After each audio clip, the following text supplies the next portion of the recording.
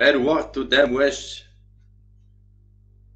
gel ambazon gel şarma keyfu hal zahmetek şema etede çe es çiçin cüyeş doğum ken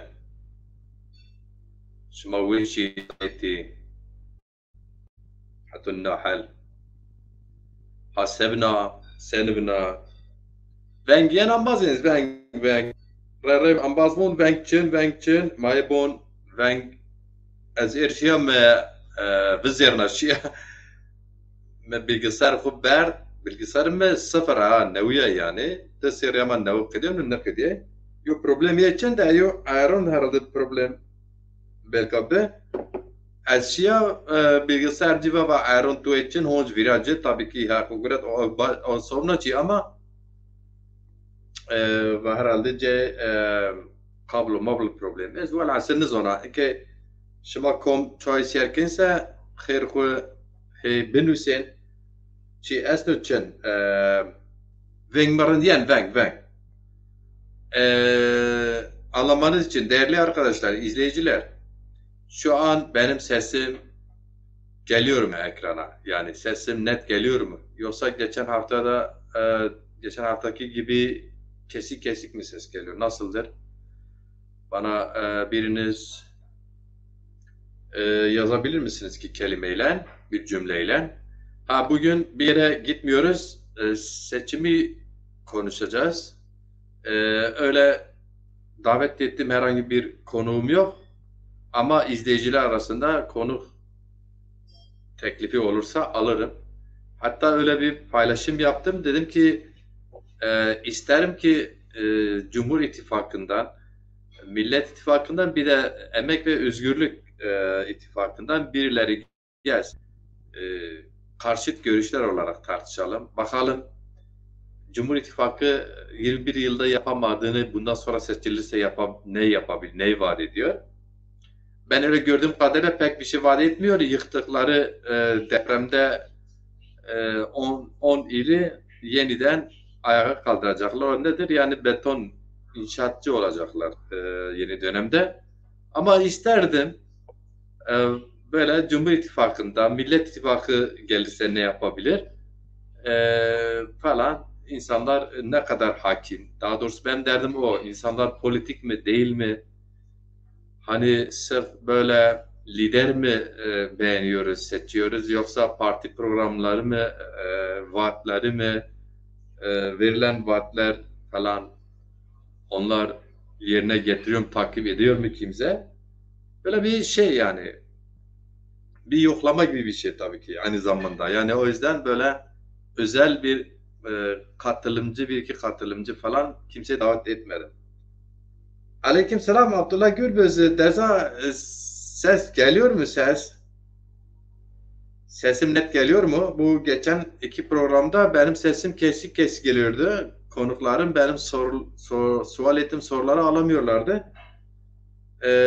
Mikrofon değişik şeyleri kullandım. Yine de o üstesine gelemedim ama mazazaki var mı sayarzana yani bilgisayarı huber nüveşkanı ve nüveş niya doktor ve bilgisayar etmediği problem çenip ve belki internet kablo diyor problem est meğer elektrik çağır onu kablo ke raşt o semed merakına. Şimdi geçen iki programda sesim kesik gidiyordu. Sual ettim sorular konuklarıma olduğu gibi suallarım gitmiyordu. Bilgisayarı hastaneye götürdüm. Bilgisayar hastanesine. Dedi ki senin bilgisayar hasta değildir. Son derece böyle sağlam, iyi bir bilgisayarın var. Olsa dedi evdeki kablolarda bir sorun var. Bugün kabloları düzelttim falan. Ek şeyler şu bu. O sebeple herhalde ses kesik gelmiyor. Abdullah Çiçek, tıkıra mı? Abdullah Çiçek hoş gelmişsin. Abdullah Çiçek bak senin telefonun varsa bende ya da Messenger'den sana link atayım gel konuş işte ben hani çağrı yapmıştım. Demiştim Cumhur İttifakı, Millet İttifakı, Emek ve Özgürlük İttifakı'nda kimse programa karşıtlar medeni bir şekilde tartışabileceklerse gelsinler.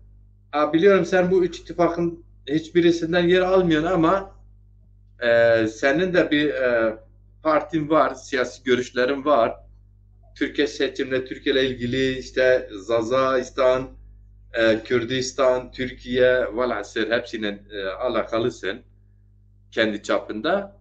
İstersen Messenger'e böyle bir merhaba de, ben o merhabana karşılık link atarım. Sen gelebilirsen alayım seni bir. Evet, ses geliyor mu Abdullah Çiçek? Ağzına sağlık diyor. Çok güzel geliyor Abdullah Gürbüz Deza. Tamam, güzel. Mehmet Budan Camak. Deza tıkera mı? Von Wenkern diyen. Tamam.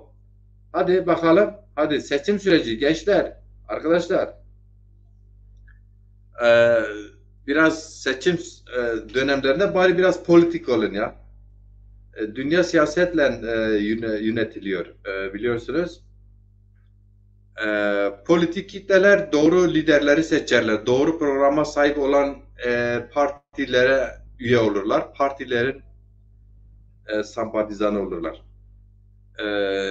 Politik olmayan kitleler duygusal olurlar. Onlar kişilere, şahıslara oy verirler. Lidere tapırlar. Dolayısıyla lidere tapmamak üzere bir çalışmanın içinde olmak lazım. Bilmiyorum anlatabildim mi? Lider değil, program, manifesto, uzun ve kısa vadeli programlar, projeler, vizyon, velhasıl. Yani bunlar önemli. Şimdi ama maalesef Orta Doğu genelinde öyle. Türkiye'de henüz Orta Doğu'da çıkmadı. Bir tarafı Asya, Orta Doğu, ondan sonra batısı Avrupa. Üç kıtanın bilmem en kritik yerindeyiz, en stratejik yerindeyiz. Ne Avrupalı olabiliyoruz, ne Doğuluyuz tam, ne Asyalıyız tam. Yani tam böyle ezogelin çorbası gibiyiz. Ezogelin çorbası da sürekli içilmez biliyorsun. Ben genelde içmiyorum ama bu geçen 1,5 aydır birkaç dişim vardı, çektim. O yüzden biraz çorbaları keşfettim yani. Çok fazla çorba falan içmem yani. O yüzden ezogelinde içmişim bilirim. Şimdi Türkiye siyaseti biraz ezogelin çorbası gibidir. Her zaman içilmez ama bizim insanlarımız her zaman çorba içiyor. Ezogelin çorbasını içiyor. Evet. Hadi. Ses geliyorsa siz o zaman buyurunuz gelin. Biz tartışalım. 2023 seçimlerine az kaldı. Biliyorsunuz dün Sayın Cumhurbaşkanı Recep Tayyip Erdoğan dedi ki 10 Mart'ta seçim tarihine start vereceğiz yani açıklayacağız ve seçim 10 Mart'ta açıklanacaksa tarihi sanırım bir de Yüksek Seçim Kurulu bu tarihi kendisine göre bir tarih açıklaması lazım ya da onaylaması lazım. Resmi gazetede yayınladıktan sonra 5 gün içinde bağımsız adaylar da 100.000 oyla başvurur ve seçim tarihi eğer 14 Mayıs'sa 14 Mayıs'a da çok fazla bir zaman kalmadı. Dolayısıyla artık depremlerin tozu dumanı arasında seçim, mitingler, şu bu. Ama gönül ister ki bu seçimde en azından millet çok pankart, partiler çok pankarta para harcamasın.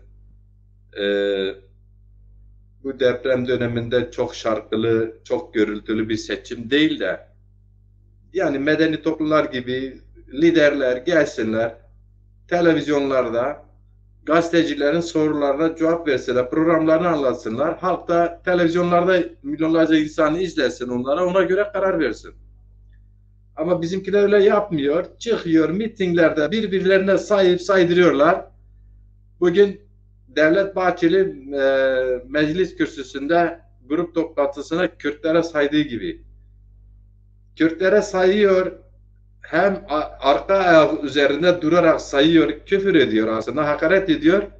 Sonra diyor ki Kürt kardeşlerim aramızda diyor şey yapıyorlar kardeşlerim. Yani önce kardeşim dediğinin bütün sülalesine saydırıyor, diziyor.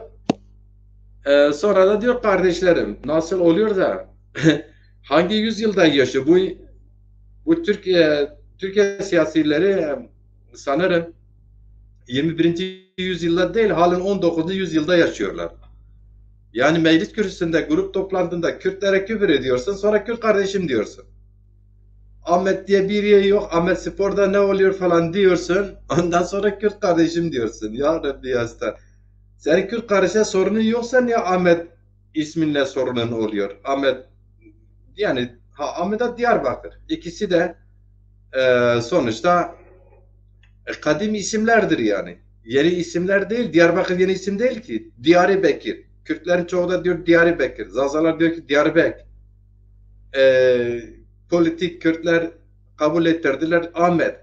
Yani şimdi sen bunu inkar ederek Kürt kardeşim diyerek kimi kandırıyorsun artık? Kandıramadın belli. Zaten uçağa binemiyorsun, otobüse binemiyorsun. Şimdi orada Bursa'da Ahmet Spor'a saldırmanın tek bir hedefi vardır. Milletçiler, biz halen partimiz var, bize oy verin. Bak işte bu Ahmet Spor nedir, Ahmet nedir diye bir şey yoktur. Bunlar bölücüdür. İşte beka sorunu falan deyip bu milliyetçiler yeniden sözüm ona kendi seçmenini konsolide ediyorlar. Seçim süreci diyoruz ya bundan diyoruz. Ya şimdi beni konuşturuyorlar. Beni çok konuşturuyorlar gerçekten. Aslında konuşmak da lazım. Ben bazen böyle konuşmayınca tıkanıyorum. Konuşmak lazım ama halk olarak konuşmak lazım. Yani kitleler politik olmadan doğru partileri seçemezler. Politik olmadan doğru lider seçemezler. Kitleler politik olmadan ülkenin sorunlarını fark edemezler. Kitleler politik olmadan, halk politik olmadan politikacıların oyunbazlığını, cambazlığını, ikiyüzlülüğünü anlayamazlar, anlam veremezler. Dolayısıyla hep böyle yanlış seçimler yapıyor o yüzden Orta Doğu halkları. İran'da öyle, Afganistan'da öyle, Pakistan'da öyle, Türkiye'de, Irak'ta öyle. Şimdi Avrupa'da ben de yaşadım. Almanya'da seçimleri de gördüm. İnsanlar miting yapıyor ama mitinge çok anlam vermiyor. Yani çok anlam yüklemiyorlar halklar. Daha çok televizyonda bir gazetecinin ya da iki gazetecinin önceden planladığı, hazırladığı bazı sorular o liderlere önceden fakslanıyor. Onlar o sorular üzerinde çalışıyorlar. Sonra programda canlı o sorular tekrar canlı soruluyor ve liderler o sorulara cevap veriyorlar. Halk da ona göre kararını veriyor. Bizimkiler hodri meydan gidiyorlar, halkı topluyorlar. Dünya kadar para bayraklara, parti bayraklarına, bilmem flamalarına, müziğe, şuna buna harcıyorlar. Kim daha çok birbirine küfür etti, kim daha çok fazla yalan söyledi, o alıyor götürüyor. O alıyor atını Üsküdar'ı geçiyor diyorlar ya, Üsküdar'ı geçen ondan sonra padişah oluyor. Ya Rabbi yastar.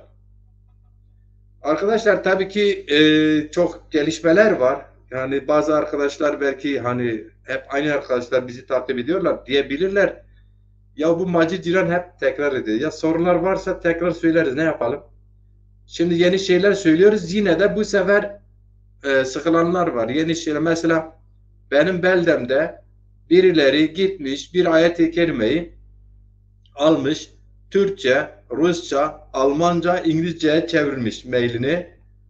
Götürmüş caminin üstüne asmış. Allah Allah. Şimdi bizim köyde Zazaca dışında dil bilen yok. Türkçe öğrenmişler. Yaşlılarımız çat pat konuşuyorlar ya da işte yani biz Zaza ne kadar Türkçe, eski Zazalar ne kadar Türkçe konuşuyorsa öyle konuşuyor. Yeni nesil düzgün Türkçe konuşuyor. Bu sefer kendi dillerini çatpat konuşmaya başlayan nesiller gelişti. Var artık. Şimdi Türkçe'ye anlam verdik. Altına bir de zaten ayetin kerimenin kendisi zaten Arapçadır. Türkçe yazsınlar. Sonra Zazaca yazsınlar. Hatta en yakın komşularımız Kürtler olduğu için Kürt de yazsınlar. Çünkü kız alıp veriyoruz. Halamiler var, gelen giden misafirler var camide. Bir de Kürtçe'de yazılsaydı güzel yani. Ama işte Rusça, İngilizce, Almanca, Allah Allah. Bizim Almancılarımız çok. Her evde birkaç tane Almancı var. Çok tatile gelmiyorlar okusunlar camide Almancayı. Birkaç tane gelinler var böyle.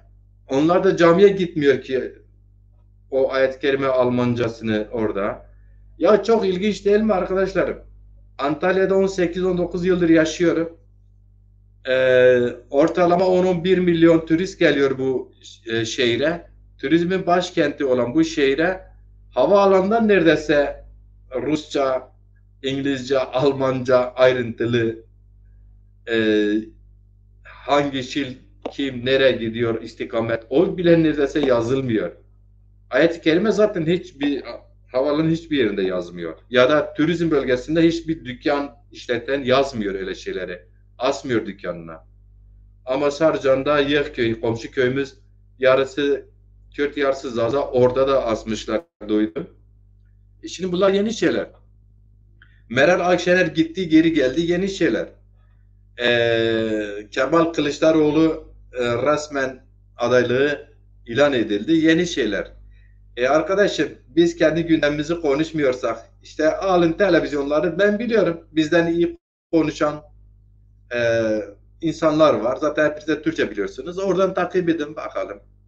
Ondan sonra da deyin ki biz kimse niye bizi konuşmuyor? Biz bizi konuşmuyoruz ki birileri de bizi ciddiye alıp bizi konuşsun. Çok mu uzattım? Uzatıyorum. Evet. Şu arada Abdullah Gürbüz demiştim. Hoş gelmişsin tekrar. Abdullah Çiçek hoş gelmişsin tekrar. Mehmet Bula Camak hoş gelmişsin tekrar. Mücahit Ateş hoş gelmişsin tekrar dostum. Giancarlo Tıkırami hoş gelmişsin. Ali Güneş hoş gelmişsin. Zerveş Teza hoş gelmişsin. Sefara getirmişsin. Ali Haydar Çatakçı hoş gelmişsiniz hocam. Cumali Karaman şairlerimizden aydınımız hoş gelmişsiniz. Nevzat Kılıç hoş gelmişsin Deza. Yılmaz Aydın hoş gelmişsin Deza. Ömer Faruk Ersöz şairlerimizden hoş gelmişsin Deza. Sefalar getirmişsiniz. Bu ara da bilgisayarda program yapıyorum.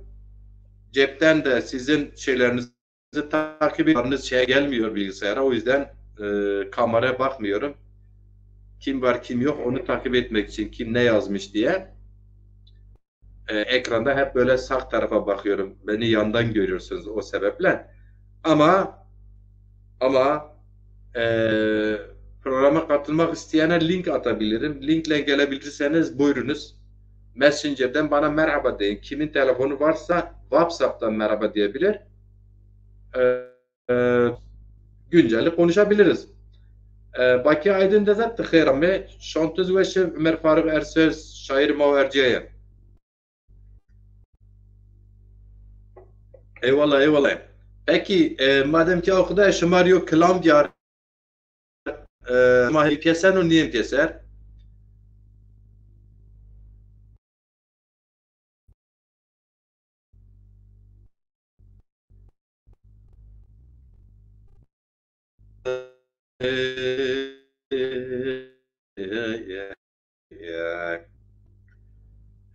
Şey vardı geçen gün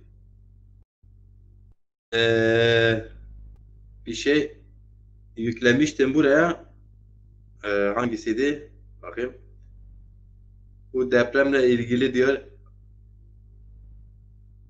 birkaç replik vardı da Olmadı mı bakayım bu kader, mudur? bulamadı mı kısmet, ha? Yapamadı mı nasip. Ne güzel dünya vallahi. Oh! Cenab-ı Hak alnımızda ne yazdıysa Cenab-ı Hak o alnınızın arkasına da bir tane beyin koymuş değil mi? Ha? Düşünün diye. Hocam, kullanamadık. Nasip olmadı beyin. Vallahi bana fenalık geliyor. Şimdi bu replikte bu eleştiri tam derlerek kitabın ortadan geliyor mu gelmiyor mu? Bana söyleyin onu. Şimdi Cenab-ı Hak diyor bize bunu rava gördü. Mantığı, bir mantık var. Bu yönetenlerin mantığı. Aslında bu yönetenler çok iyi biliyor Cenab-ı Hak'tan gelmediğini. Ama böyle söylüyorlar. Çünkü dilleri böyle kadercilikle kendi hallerine razı şükür etmelerine, tefekkür etmelerine yönlendirme derler yaptıklarından dolayı kendileri karlı çıkıyorlar. Yani insanlar hani bu umduğuna değil de bulduğuna şükür ettiği zaman rahat yönetirsin. Şimdi bütün devletler öyle dikkat ederseniz Orta Doğu'da çok daha fazla böyledir. İran zaten İslam Cumhuriyeti'dir. Dini kullanarak yönetiyorlar. Ama toplum cahil kalıyor. Bilim, eğitimler var mutlaka ama yüzeysel. Türkiye keza öyle. Sözler laik devlettir. Ne laik olabiliyorlar ne dindar olabiliyorlar. Dincilik yapıyorlar. Dincilik. Yani dindar olmak ayrı, dincilik ayrı biliyorsunuz. O yüzden bu replik tekrar getireyim. Tam da depremle ilgili bilimsel bir eleştiri ama espri katarak fazla tepki çekmesinler diye. Sanatın gücü işte. Olmadı mı kader, bulamadı mı kısmet, yapamadı mı nasip. Ne güzel dünya vallahi. Oh! Cenab-ı Hak alnınızda ne yazdıysa o. Cenab-ı Hak o alnınızın arkasına da bir tane beyin koymuş değil mi? Düşünün diye. Hocam, kullanamadık. Nasip olmadı beyin. Vallahi bana fenalık geliyor.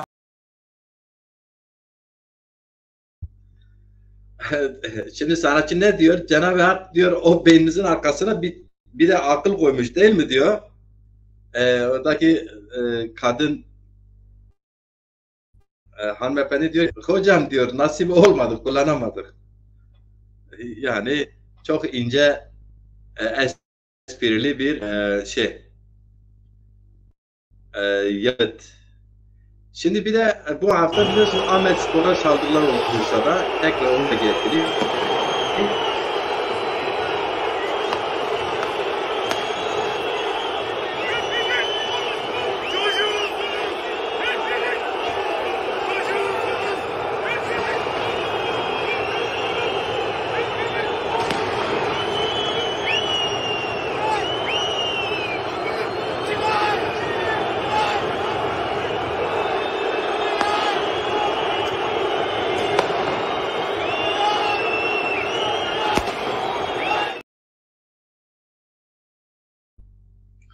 Şimdi arkadaşım bu kadar açık.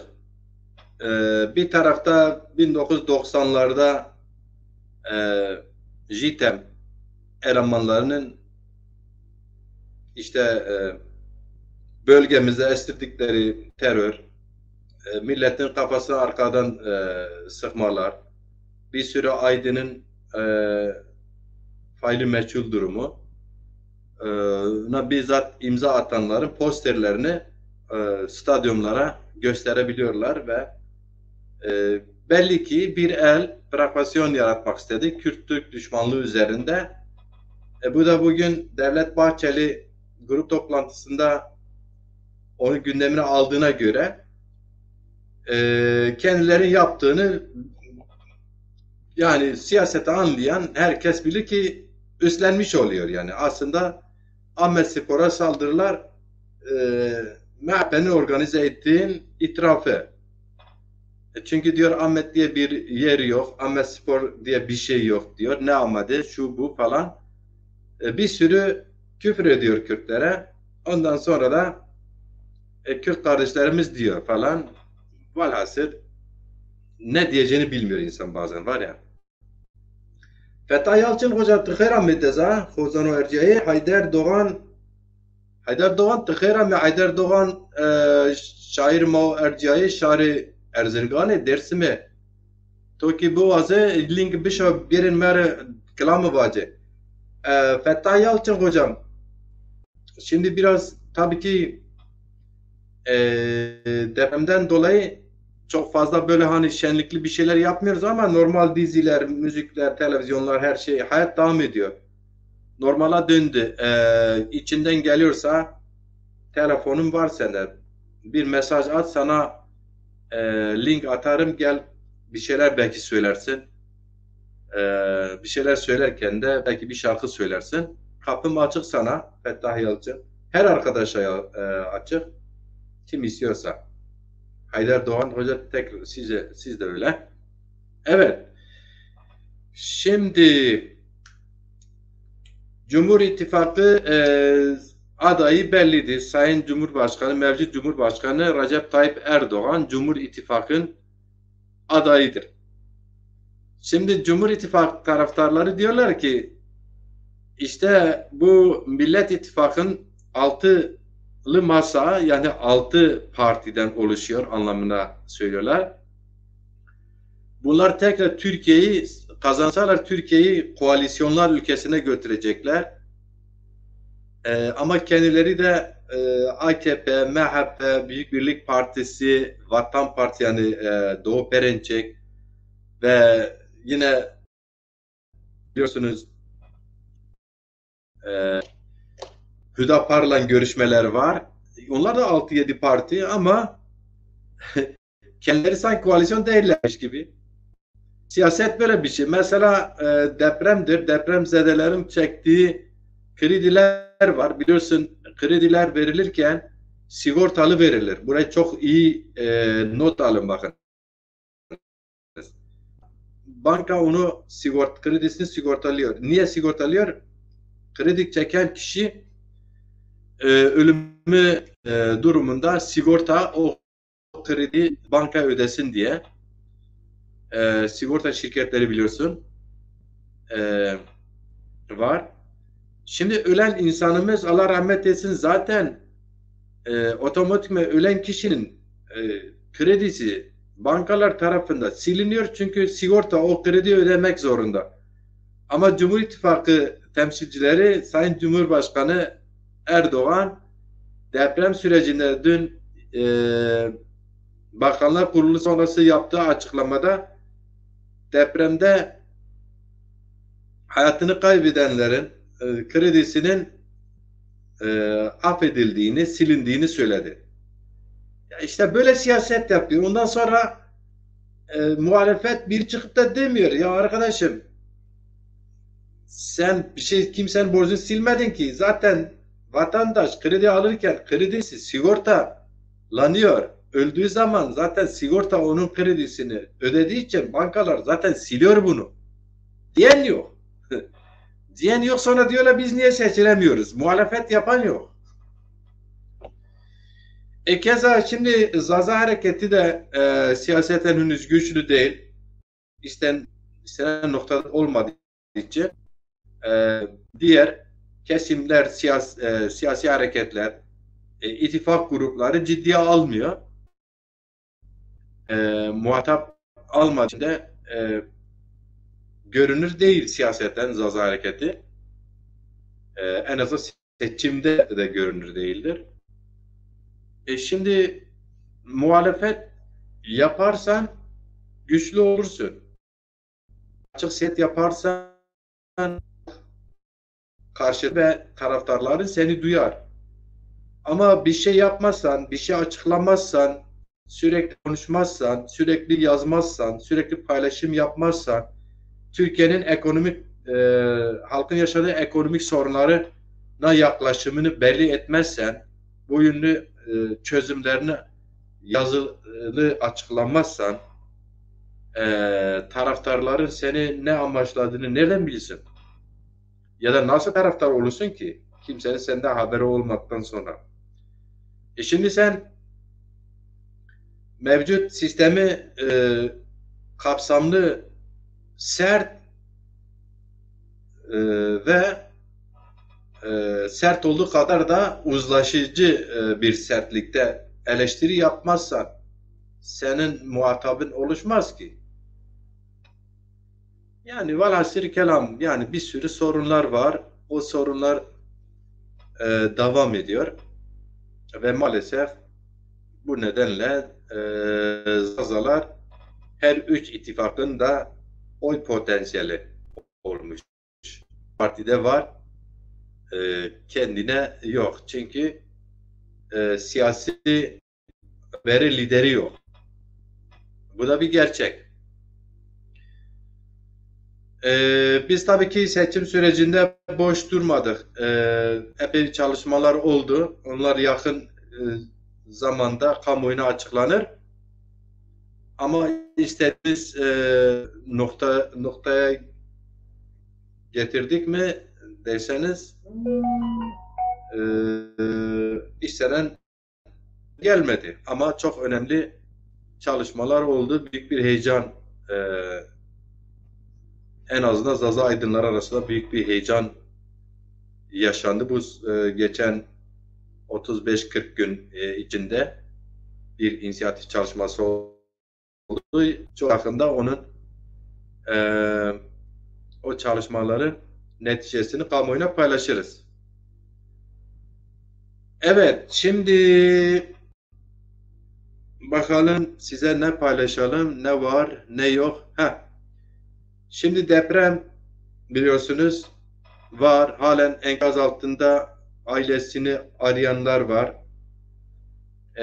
Halen kaldırılan enkazda ben çocuğumu kaybetmişim, babam kayıp, annem kayıp, komşum kayıp varsa diyen insanlar var. Büyük bir umutla en azından cenazelerini bulabilir miyiz? Bir mezar taşı olabilir mi diye. Allah kimsenin başına getirmesin gerçekten. Acı. Benzer bir olay Maraş'ta bütün aile fertlerini kaybeden bir kadın. Onu da enkazdan altında kurtardıktan sonra ambulansla İzmir'e getirilir. İzmir'de gözünü açıyor hastanede. İlk söylediği şey beni tekrar Maraş'a göndermeyin, aman Maraş'ta herkes öldü, kimse kalmadı. Ben oraya gitmek istemiyorum, beni oraya sakın kimse götürmesin. Serzenişi oluyor ve o hanede biliyorsunuz Zeynep Çetin Aş var. Kendisi ama bir Zaza tiyatrocusu. Hastanede de çalışıyor. O bunları duyuyor. Üzerinde söz yapıyor. Sevgi Yurtsever de bu söz ve bestesi Zeynep Çetinkaya ait olan şarkıyı söylüyor. Ben onu paylaşayım. Zazacadır ama çok güzel yorumlamış Sevgi Yurtsever.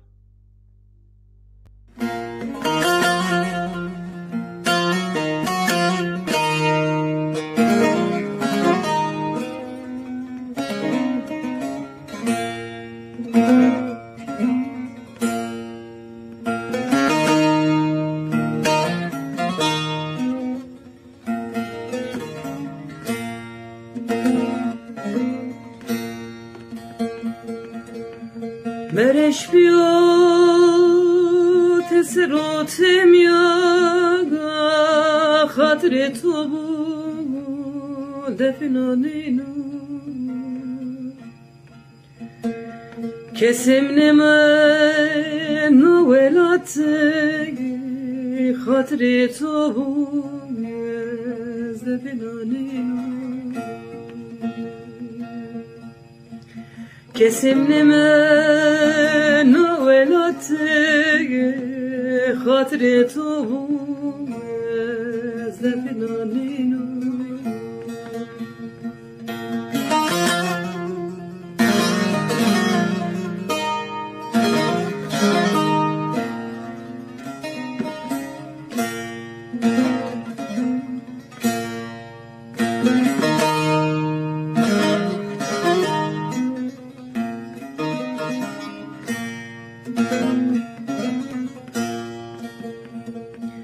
Dünya dünya haynana ye gıdarana ye zalmana Kemere kemere serde limanına Hatri tu ezde binanino Kemere kemere serde limanına Hatri tu ezde binanino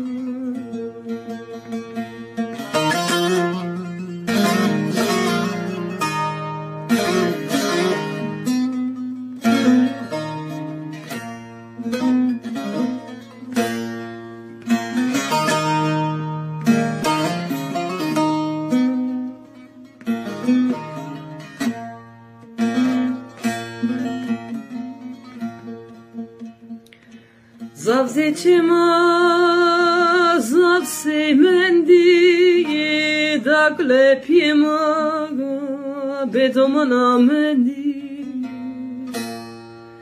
merdema pe sara merdi hatre tobu ezdefinanino merdema pe sara mendi hatre tobu ezdefinanino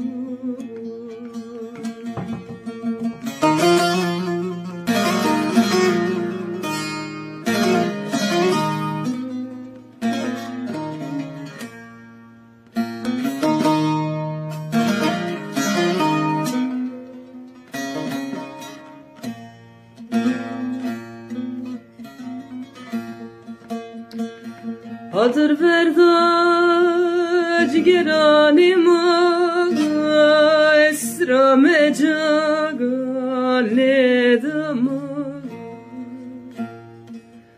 Teselyam kötana velatra hatreto ezreynanino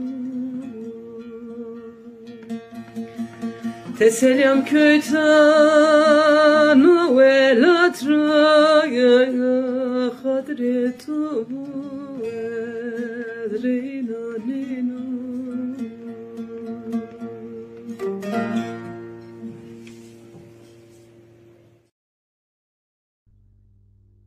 بله تسلیم کوتا نوولت را خاطر تو بو از راینا نینا İşte vatanı Maraş'ı ardlerz bimlerzak be yo cinek ben binara bon rejeş yera vatanı peynen on ben İzmir khasxonet vatanı khoraşi ya vatanı yina xwe ona çöy min men Pierre Mer min derena meberim Maraş Zeynep Çetin Kaya khasxonet yo keneka cineka zazaya şar varto çünkü iskena ene bermeş ena cinek ser ona yo beste nusina donas yursever wanana sev yursever wan goniye worship worship ambas koz bir program bir ma zazaki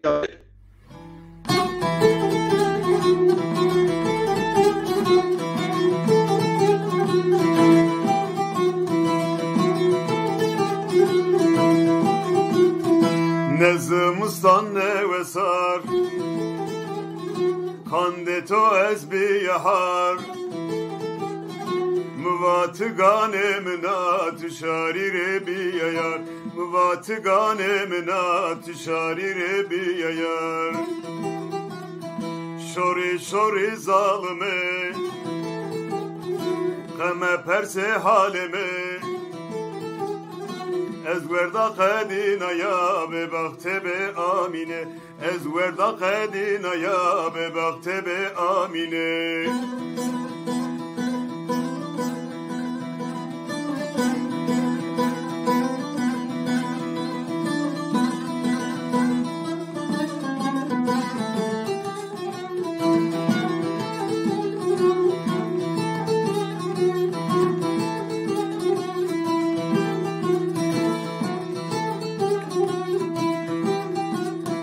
تو امرم قدینا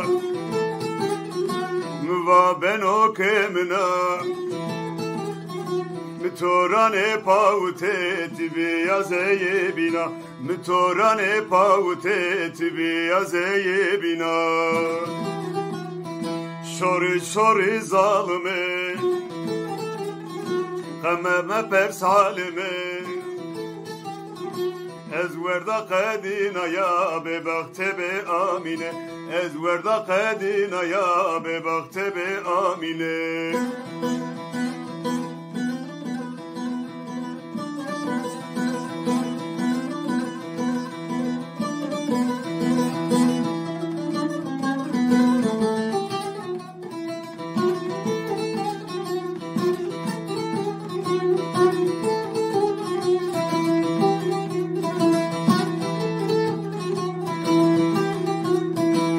شرنه آگیره canevine pa geyre Nuhaldı ezverdaya beremi ver bir geyre Nuhaldı ezverdaya beremi ver bir geyre Şori şori zalime Heme perse halime ezverda qadina ya be bakhte be amine ezverda qadina ya be bakhte be amine ezverda qadina ya be şöre ezverda qadina ya güzel etsi oğlu çıvışven na kelamız şireye Fadi Ergun Hoca nüşta Zariz veşi ve moya amirde saat veş bitiyor. Abdullah Çiçek Deza sen şey diyorsun programa katılmak istiyorum Deza tamam link atayım ama sen bana Messenger'de merhaba atman lazım. Telefonum bende yok sanırım. Yoksa ben WhatsApp'ına atardım. Bir bak eğer ki sen atmışsan söyle ki yaz bana.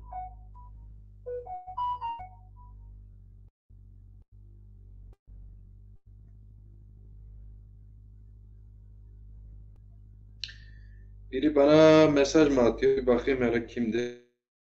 Niye? Ona da bakayım. Böyle ama bazen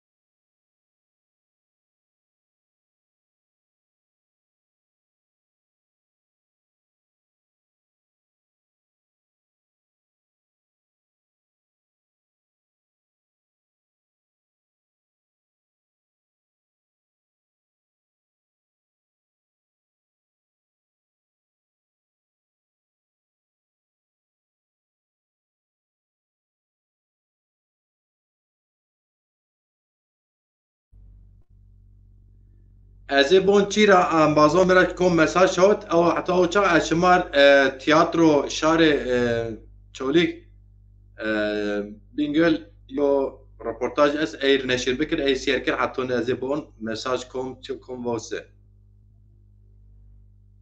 يعني خورا خباتك حتى كاش ما كاد وهم راضي بخباتك اورن دا دلالي و زافين سونوز مثلا في تياترو شهري بينغز زكي شناسنا و كاي شناسنا يعني انكرا بيزي مثلا چه خبات زكي بنا كاي زكي بنا سمد يو جامعه ملت شما دوام بك زاف بنا هو شما شهر بينغ تياترو سيركن سنين وش ماشن زاف وش ما زاف ممنون زاف قرماين زاف وش شما شهر بينغ تياترو çe nevazın Vallahi makayil daha zaf etkinlikiydi, daha geniş çaplıydı. Ma'ana vardı. Şuma şehir Bingöl Tiyatrosu seni bine. Ya vallahi pek keyif masiyerken yani maşma yapıyorsun zaf berguken oyunculuğa işime hola. Ma er aval me alaz gravma mı viste ar mı vava viz biyor ve kırmış mı vava biyor bine zazaki viz siyerek viz beserim. خیرم من تعریف شما سر الله راضی الله خیر شما قبول بکیر شما زای مادر Zaf ve şmazaf beğenke uyuşma gerçekten Türk hemen ne o hayciyer yeni zazaki mizon yeni diziyo çi uyanmış bana ilgi uyanmış bana o aşırı zaf değerli kabatışma alaşma razı mazaf teşekkür ederim ekmişime ma değerli benim Weşmaşın. Weşmaşın la. Tamam. Malum ki şma siyar bir yarışma istek. O maşmar arazi. Ma doğru o belki ha. Allah şmar arazi. Kemal şmaniye. Şehir Bingöl tiyatrosu şma serken senin weşmaşın. Zaf çelik zamema yok katkı. Çelik mar yok katkı ben zaf hol. Maşmar serken pek keyfeş ben. Allah şmar arazi davun bikerim.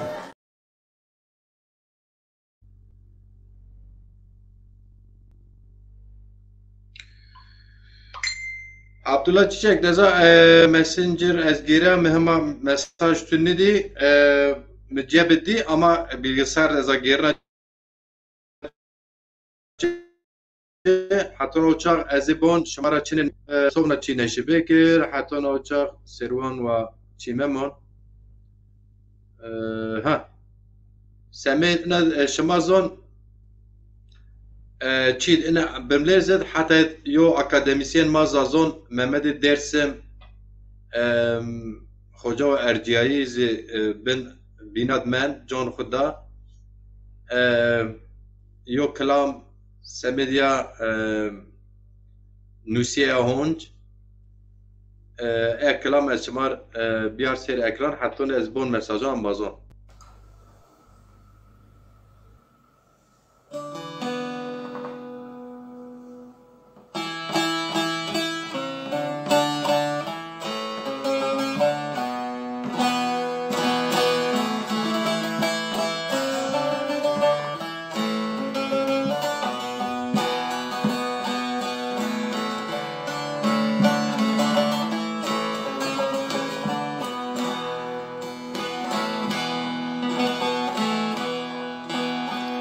Kendi tiçina, onca tiçina.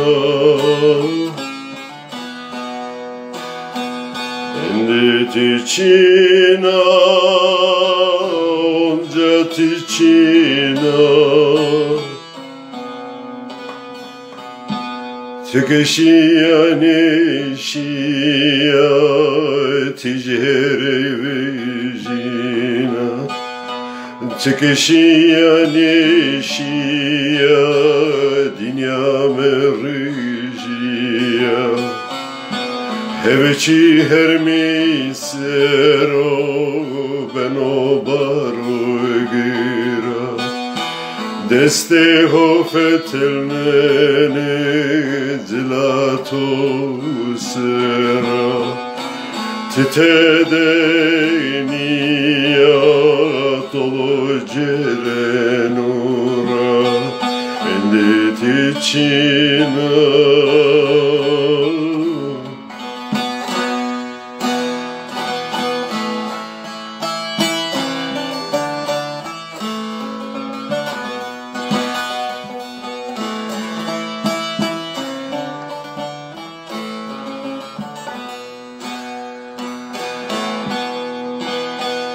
endit içine onca tiçine endit içine onca tiçine Tükeşiya neşiya vura vura nijiya Tükeşiya neşiya dünya metariya Sayke payizamo vergdarları şiya Ettome tavayin yemendo pironi vişiya Endet içine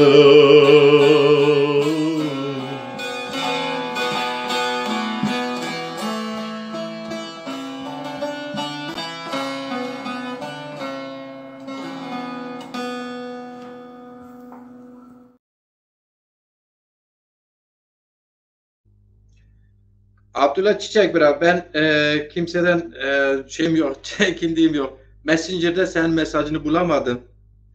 Sen numaramı yaz. Kalem varsa yanında ben numaramı söyleyeyim yazabilirsin. Bana WhatsApp'tan merhaba de ki ben sana oraya link atayım. Bele. Ale Fatma Dalgıç tıkhera mea. Çimon sera mea. Abdullah Yıldız Hoca tıkhera me sarı çimon ser. Latif aşı çal tıkhera me deza. Cengiz Gevl tıkhera me. Şıma khera me. Ali Meymandar biraz şoyt tuzveş. Ali Meymandar biraz şıma kombuaz. Fatma Dalgıç. Latif biraz şıma kombuaz. Cengiz Gevl'e programa katılabilirsiniz. Numaramı yazmak isterseniz 0500 yurt dışındaysanız 0090 531 736 0118. Messenger bulamıyorum. Niye bulamıyorum bilmiyorum. Yani Abdullah Çiçek sen numaran bende olmadığı için benimki de sende olmadığı için herhalde sen şey yapman lazım. Messenger'a dedim merhaba et ben orada bulayım seni ama bulamıyorum.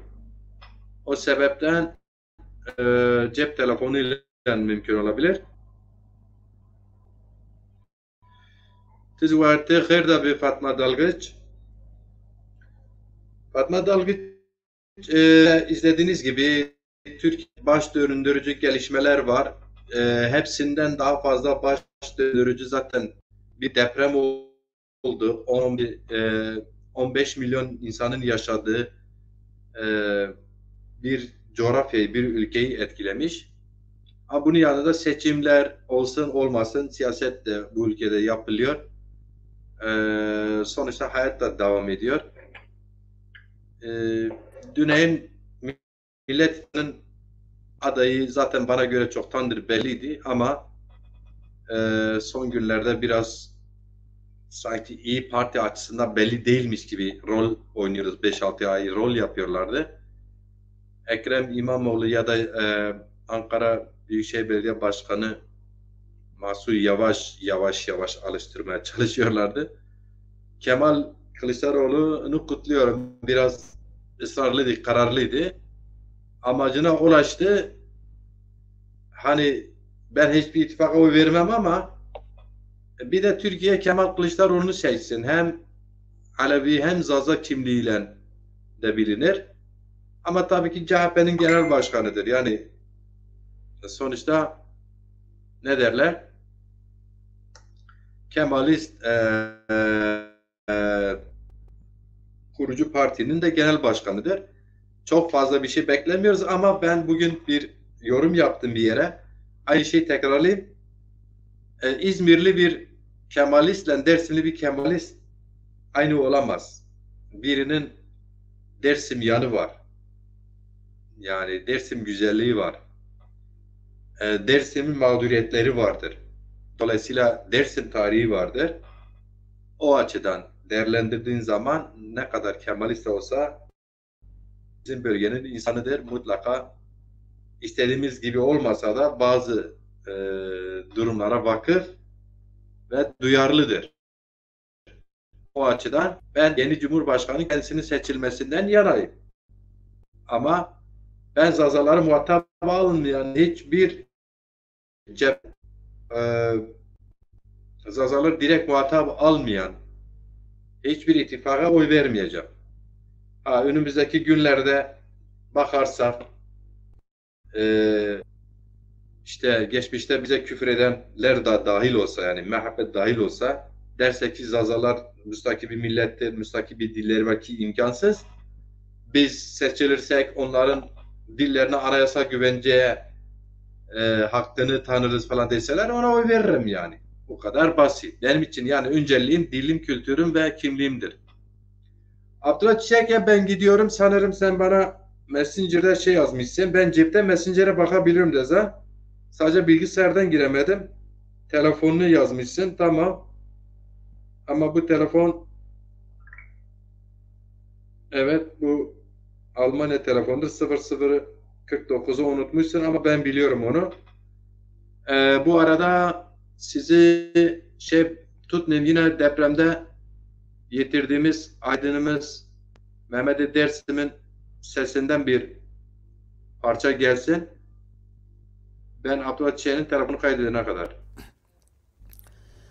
La la la o zevem la o la la la o sayirem la o قیدو ما سر مهوازه لم دسمنه ماو قیدو ما سر مهوازه سر دسمنه ماو وشیرا خو گورته آمون چه اسماو گورت کله و پانی ظالمنی ورداو ارم با حق بن گنا سر را بجیو یمن تو ده پشت سر را مریدیاو خور بیت و راره کومه دورا دورا انماو قدا سیر خو بیجرو میرد خصم کارو سخاش فاز زر و ساو و را و پرو پاو نی سایر مناتاو قیتو ونگ تونینو اکونا خبراتو گورتا اولوز خورمانا شیلجی سونه استمول اولوز قوپکانا تسرورا دومانا نکاکش استمول هو طواغن خود تکینا دانا دردو که زر دلاتو وینو ساروانو دوست جانو کانا ازو ترک تاشک ها درد روارد کنزوشونا مگولت کله و پانی مرزونا هر دانا وقت به سر و سنافت الینا دیار دور دلا خونینا خبراتو بوکه ازانی و سنا و امرنا ارم واسن جار لوکاتور سوندی بوری که خبرم نیوشی اتو رچینا بیلگ بوجی ده گوره تو هن تو مرا وشی ارزنا خوشی و یه سری و جیگر خو بوتنا یمنم بیا دست دلت ای جتار و قرسون یاره ورزنا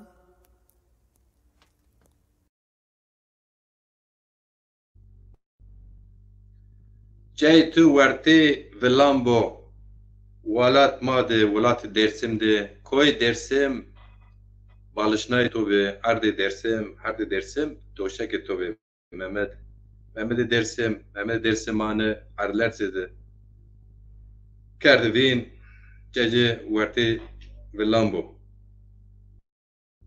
Mehmet baş handeza tixêra me Ahmet Yıldız tixêra me çimo sera me بله امبازن از که عبدالله چیچگر تلفن یه مرنوشت از طرفته جریول شوان مایبون اشکن لینک بیار لینکز این راحت نیا عبدالله چیچگ لینک این راحت نیا سیچ لینگون بیار او خود نیا یعنی ترا واجر از اتر شوانا İnşallah teşkim bir. Linkin rahat niye hatta gerek laskan koy kirbiyer. Abdullah te gerek lakaçon korun koy kir ha.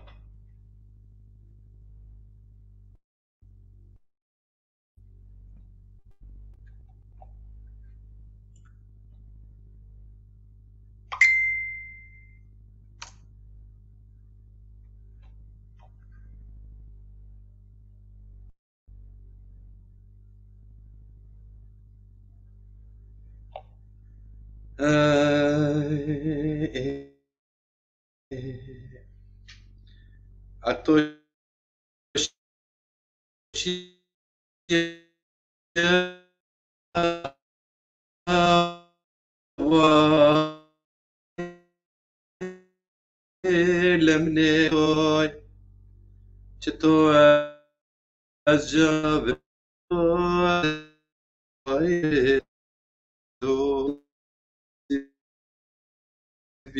بیا وحیر درد لا يحل يمانو بابا سبنو حضور بابا مرانيو سرزر مازندانو يحل يمانو بابا سبنو حضور بابا مرانيو سرزر مازندانو ارتواره و ساریه مگروت درد ساریه ارتواره و ساریه مگروت درد ساریه چطو به ما بیا شیا بیا به باشاری شیا بیا به باشاری بیا به باشاری بر تو به ما بیا شیا بیا به باشاری شیا بیا به باشاری بیا به باشاری لا يحل يمانو بابا سبنو حضور بابا مرانيو سردر مازندانو لا يحل بابا سبنو حضور بابا مرانيو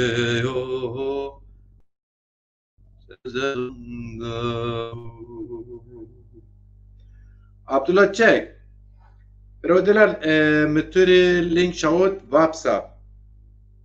لینک واتون آمد چی بکن؟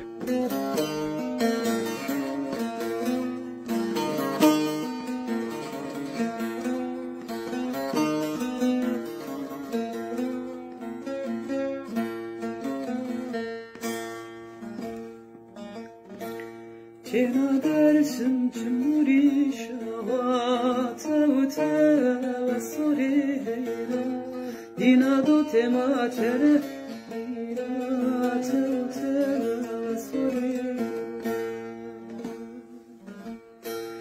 tekişona aşme berbena tavta ve sorira tijar kenar hoş didim dana tavta ve sorira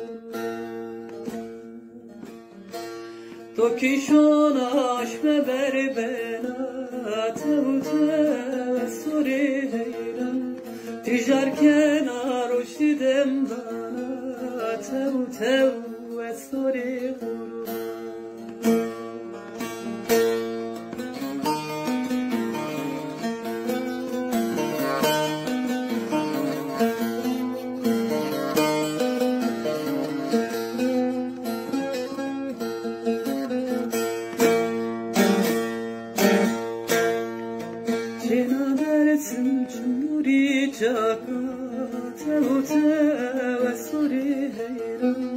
kurmanciye tori dendara tev tev esori heyra tokişona jene berbena tev tev esori heyra düşgün sonu ben o sırnino tev tev esori heyra tekişona jene berbena tavta ve suri heyran düzgün sonu sır ben onina tavta ve suri peki şuna jele berdena tavta ve suri düzgün sonu sır ben onina tavta ve suri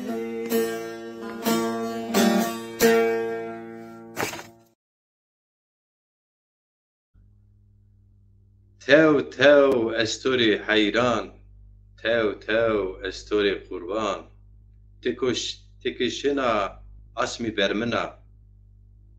Ne güzel sözler değil mi? Sen gidince diyor ay ağlar. Ne güzel değil mi? Tev tev estori kurban. Tev tev estori hayran. Abdullah Çiçek, Reza, sen ne yaptın? Seni bekliyorum.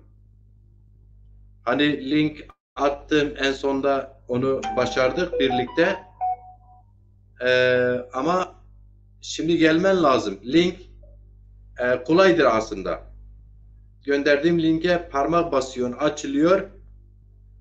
Bir ördek resmini görüyorsun. Orada mavi bir çizgi var. Oraya basıyorsun. İsmini yaz diyor. İsim soy ismini yazıyorsun. Tekrar aşağı doğru bir mavi çizgi geliyor. Ona parmak basıyorsun. Go to studio diyor. Yani stüdyoya geç diyor. Ona da basıyorsun. Geliyorsun burada aşağı. Aşağıda ben seni yukarı kaldırıyorum. Deza. Sonra canlı yayına katılmış oluyorsun. Bu kadar zor olmaması gerekiyor. Zor değil yani. Bazı arkadaşlar direkt geliyor. Bazıları böyle uğraşıp gelemiyor. Evet. Şimdi madem ki katılımcı yok, ben tekrar etmeyeyim diye şey yaparım. Katılımcı gelene kadar size şiir okutayım. İsmail Bay Temur'dan bir şiir gelsin bakalım.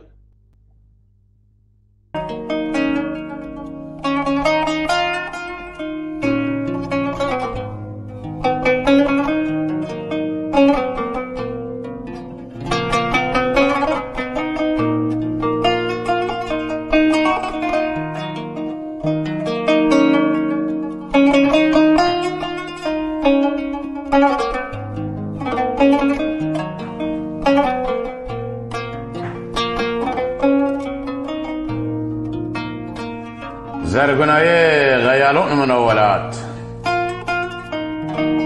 تدا كن قل فيديو صوصن تراجرين زرجو غزال تدونهن ميرچكو بلبل سي شربت موليو حلاوي قاون زرقناي غيالون منولات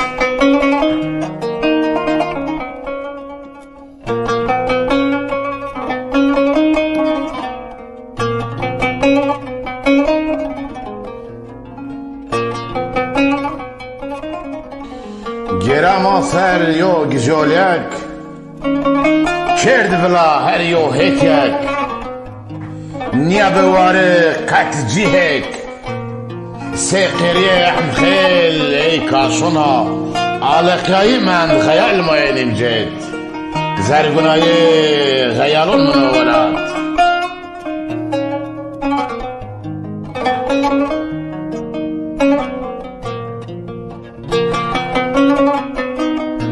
دیرشن خورا غیالون خود کچون شارید منن تاری و تنای خود جمد بستن بلحیف غریبی خود هشار بند طالی قرکی خود سه دست مگمی رشم گلول زرگونای غیالون منولات زرگونای غیالون منولات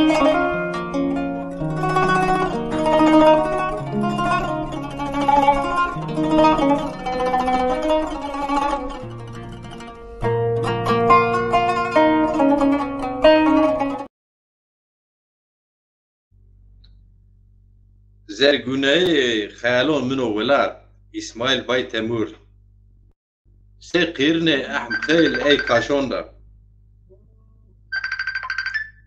Ahmet Sonay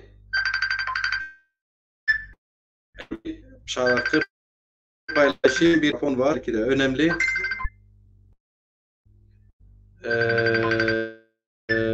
Arkadaşlar bir kendi şarkımı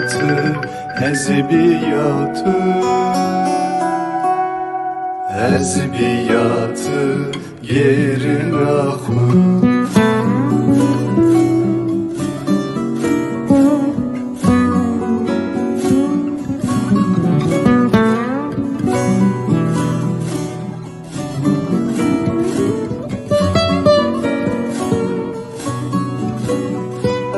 Gülü nasi xud çem fıradıt şibd cledet gerin axu gül ona sexud çem fıradıt şibd cledet gerin axu ezbiyatı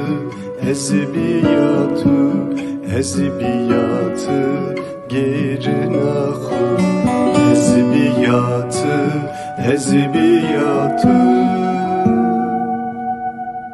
ezbiyatı gerin axu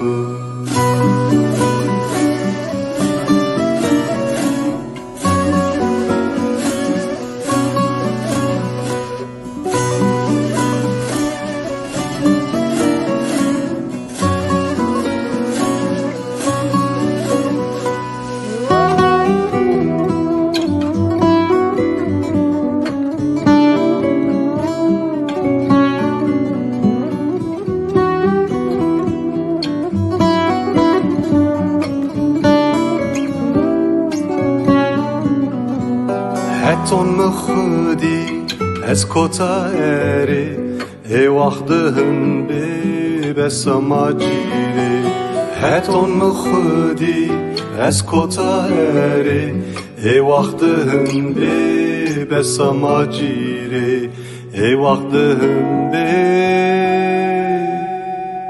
بسما جيري ezbiyatı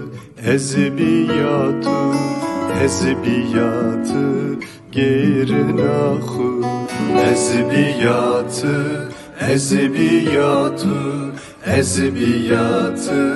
gerin axu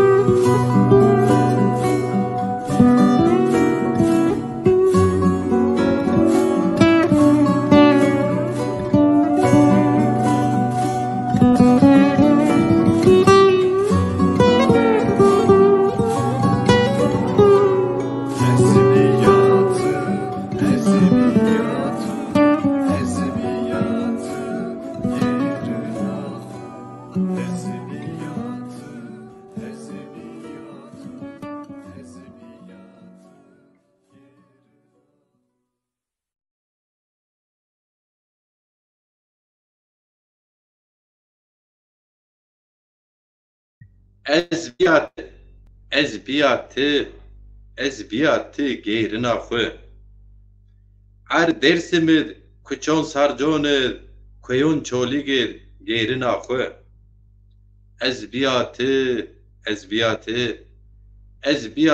gerin axu xwari tarixir qalay palidir gerin axu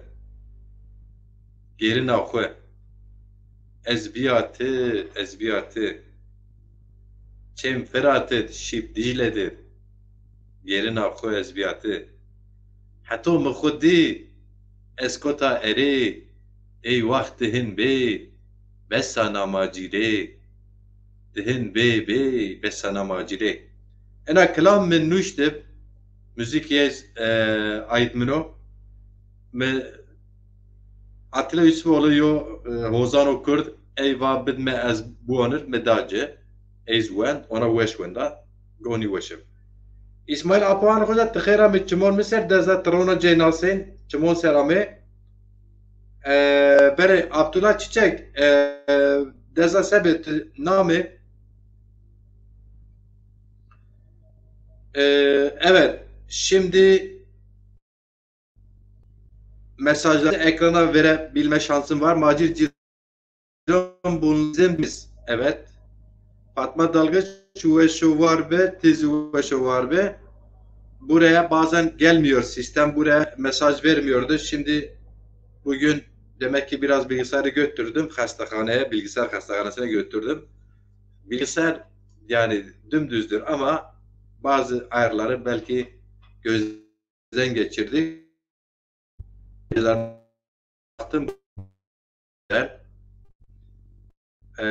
Biliyorum mesajlarınızı.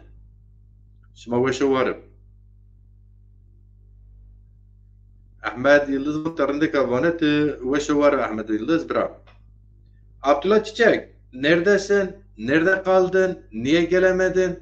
kaç programdır diyorsun Macit Ciran programa katılmak istiyorum. Tamam bak. Daha önce link falan diyordum. Daha önce konuklarım vardı. Konuk olunca yine de konuk alıyorum. Ama bugün konuksuz bir programa girdim. İsterim hepiniz gelesiniz. Hepiniz. Hepinizi özlüyorum. Fikirlerinizi seçimle ilgili, Zaza diliyle ilgili, kültürle ilgili, tarihle ilgili hepimizin fikirleri var. Gelin, fikirlerinizi açıklayın, birlikte konuşalım, dertleşelim. Bir elin nesi derler, iki elin sesi var.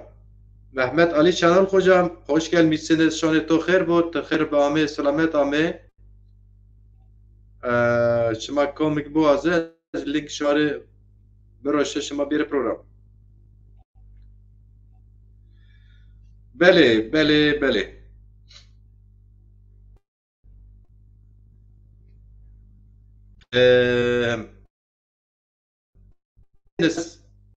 شما بونر چه است و نشر بکری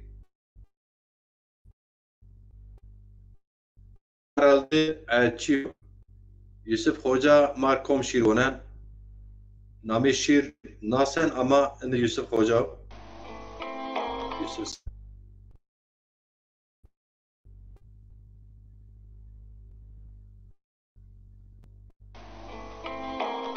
Ah nupelde. Tıkıyonu diyor böyle kasıpiya. Tıgılçe daronu diyor pelneviya. Tiyo milçik ya. Zere helin ne uçum bu kerde ba. Çünkü se şoğun siyat. Gıcık diyor kej. Sevil dara valerid. Tıbın şili vesarad pil bu kerda. Ah nupelda. Tıvılık edersin biya. Tı avki çimon munzur biya. Tı zıracı bir çemon biya. Qelb tu ser gul sur kirdena. Ah nupelda. Gwini tu dalpe rişi'ardır. Xeberi merk tura. Vori kuyon dersim halli. Velat ser tiş yabon. Azmin kevub tari. Çe munzur tudun berma. Xuda keron kaşonur. Dejhura xuda geliyon qaronur. Ah nupelda. Tutor viçviçe milçikona kekirdin. Ta oki inon serdinon şimitin. Tutor varon o pizbelikona kekirdin. Tivili vivika surbiya. Herci velatı pilhu kerdi ba.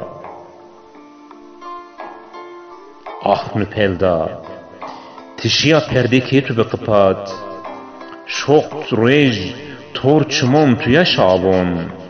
Mevind vrari xu deston xu ak. Ve hevay kuyon serdin tu ber. Xoron supiyon ser. Kuyon berzon ser.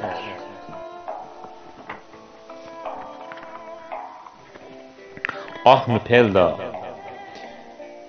Kıcvelat semet tuya bermin. Ey gül suruk tu kirdin gülon xuya. Ey gül hey bermin. Tünina vir beyiş nupelda. Vısne tu velat sermonuna. Qelb tu invaronu derzen. Leke engişti tuya kıcık.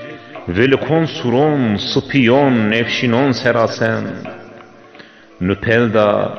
روح ما بی تو بکسمند چم ما بی تو منحسرون ادمیند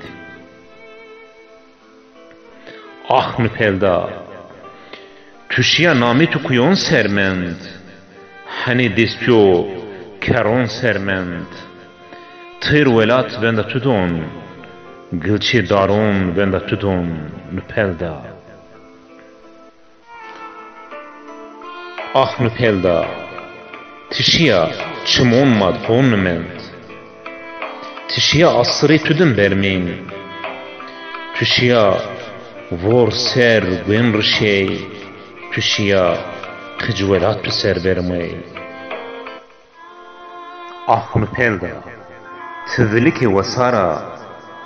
تفوری درسما تآوکی چمان منظورا تپزبلکی دشتون و کیونا تو حسر چمان ولاتا تملچکا پلشکتیا بریندارا تیو ولی جنتا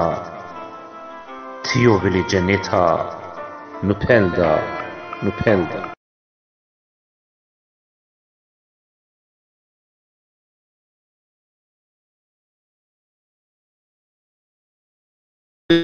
جنتا نپلدا تیو ولی جنتا نپلدا.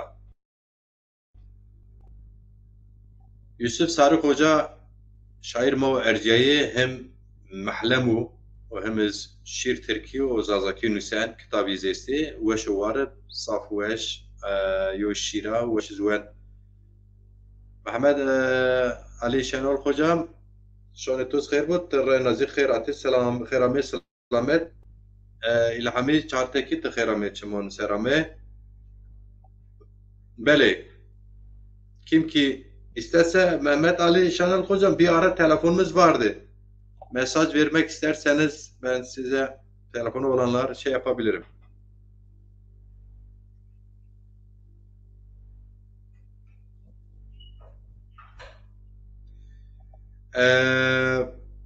Ahmet Yıldız ne diyor? Macir ciron ez tıravona ki ez zaf deran Vatona. Ahmet Brat yani o penil form ne kerton braş vacer te klamon von deron von niyo te deron vatış rahasken ija tom form ne ker yani onu bir daha yazabilirsin.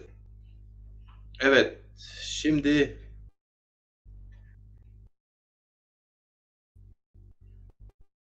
başka var mı arkadaşlar? İstek var mı?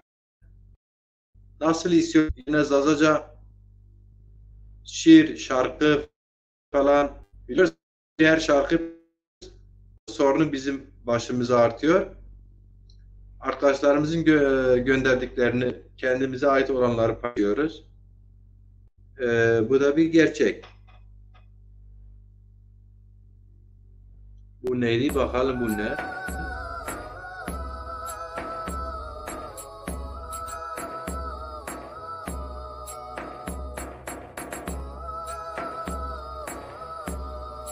حس کرده شو یوجم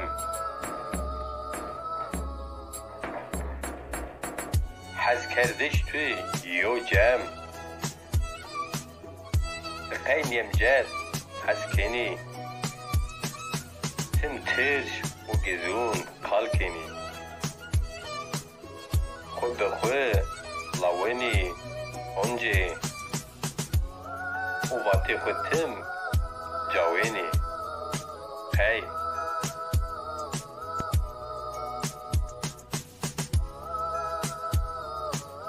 حس کردش توی یو جم یو رویج 24 ساعتا یو هفته خود رویجون رو یو یو اشما بزون و یو سرزی استا اشما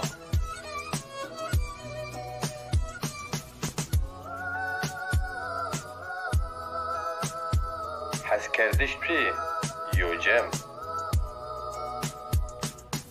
گردون شو و رج گرنا تبسنی کمی گتواجی چی کس او ای دسماجی اونا خو کردو وین زافرونا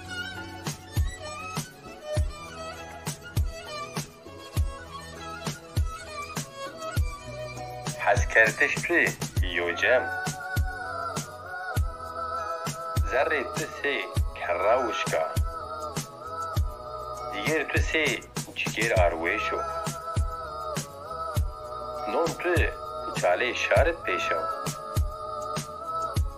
اوری تو زافرونا و زافرونا رشیو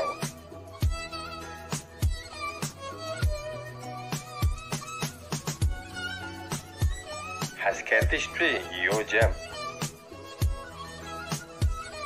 ترنه که خورا قالکنه ساره خوی مارا چارنه و تم و تم گره شارکنه و چرایزی خورا نشارمنه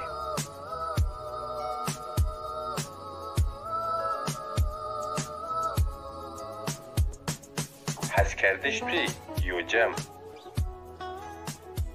كوانو تي إنسان يو جمي تشي وات حسكيني سيني علي يو عمر حسبك سي ماجير جيران هي يو جم أشخا كيخو مكر ويران يو عمر حسبك سي ماجير جيران هي يو جم أشخا كيخو مكر ويران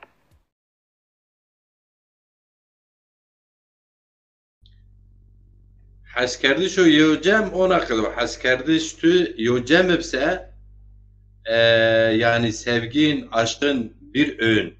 Bir öğünse sonu da böyle olur. Başladığım şiirim ekrana getirdim. Ses geliyor muydu? Beğendiniz mi? Eksik olmayın. Şu başı var bir.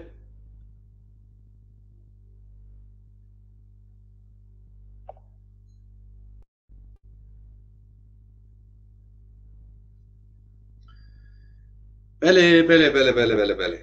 Nasıl? شما ممنونی ما سکر اون شیر دام نیو شما zaten چون نیه program valla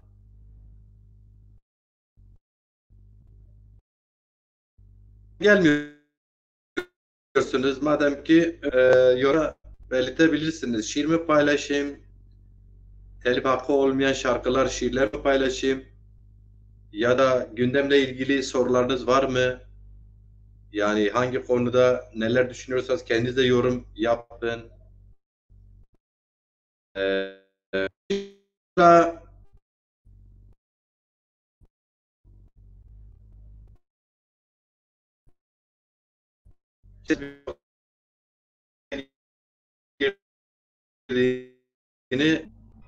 Seçim tarihi açıklayacağım diye açıklamasıyla tekrar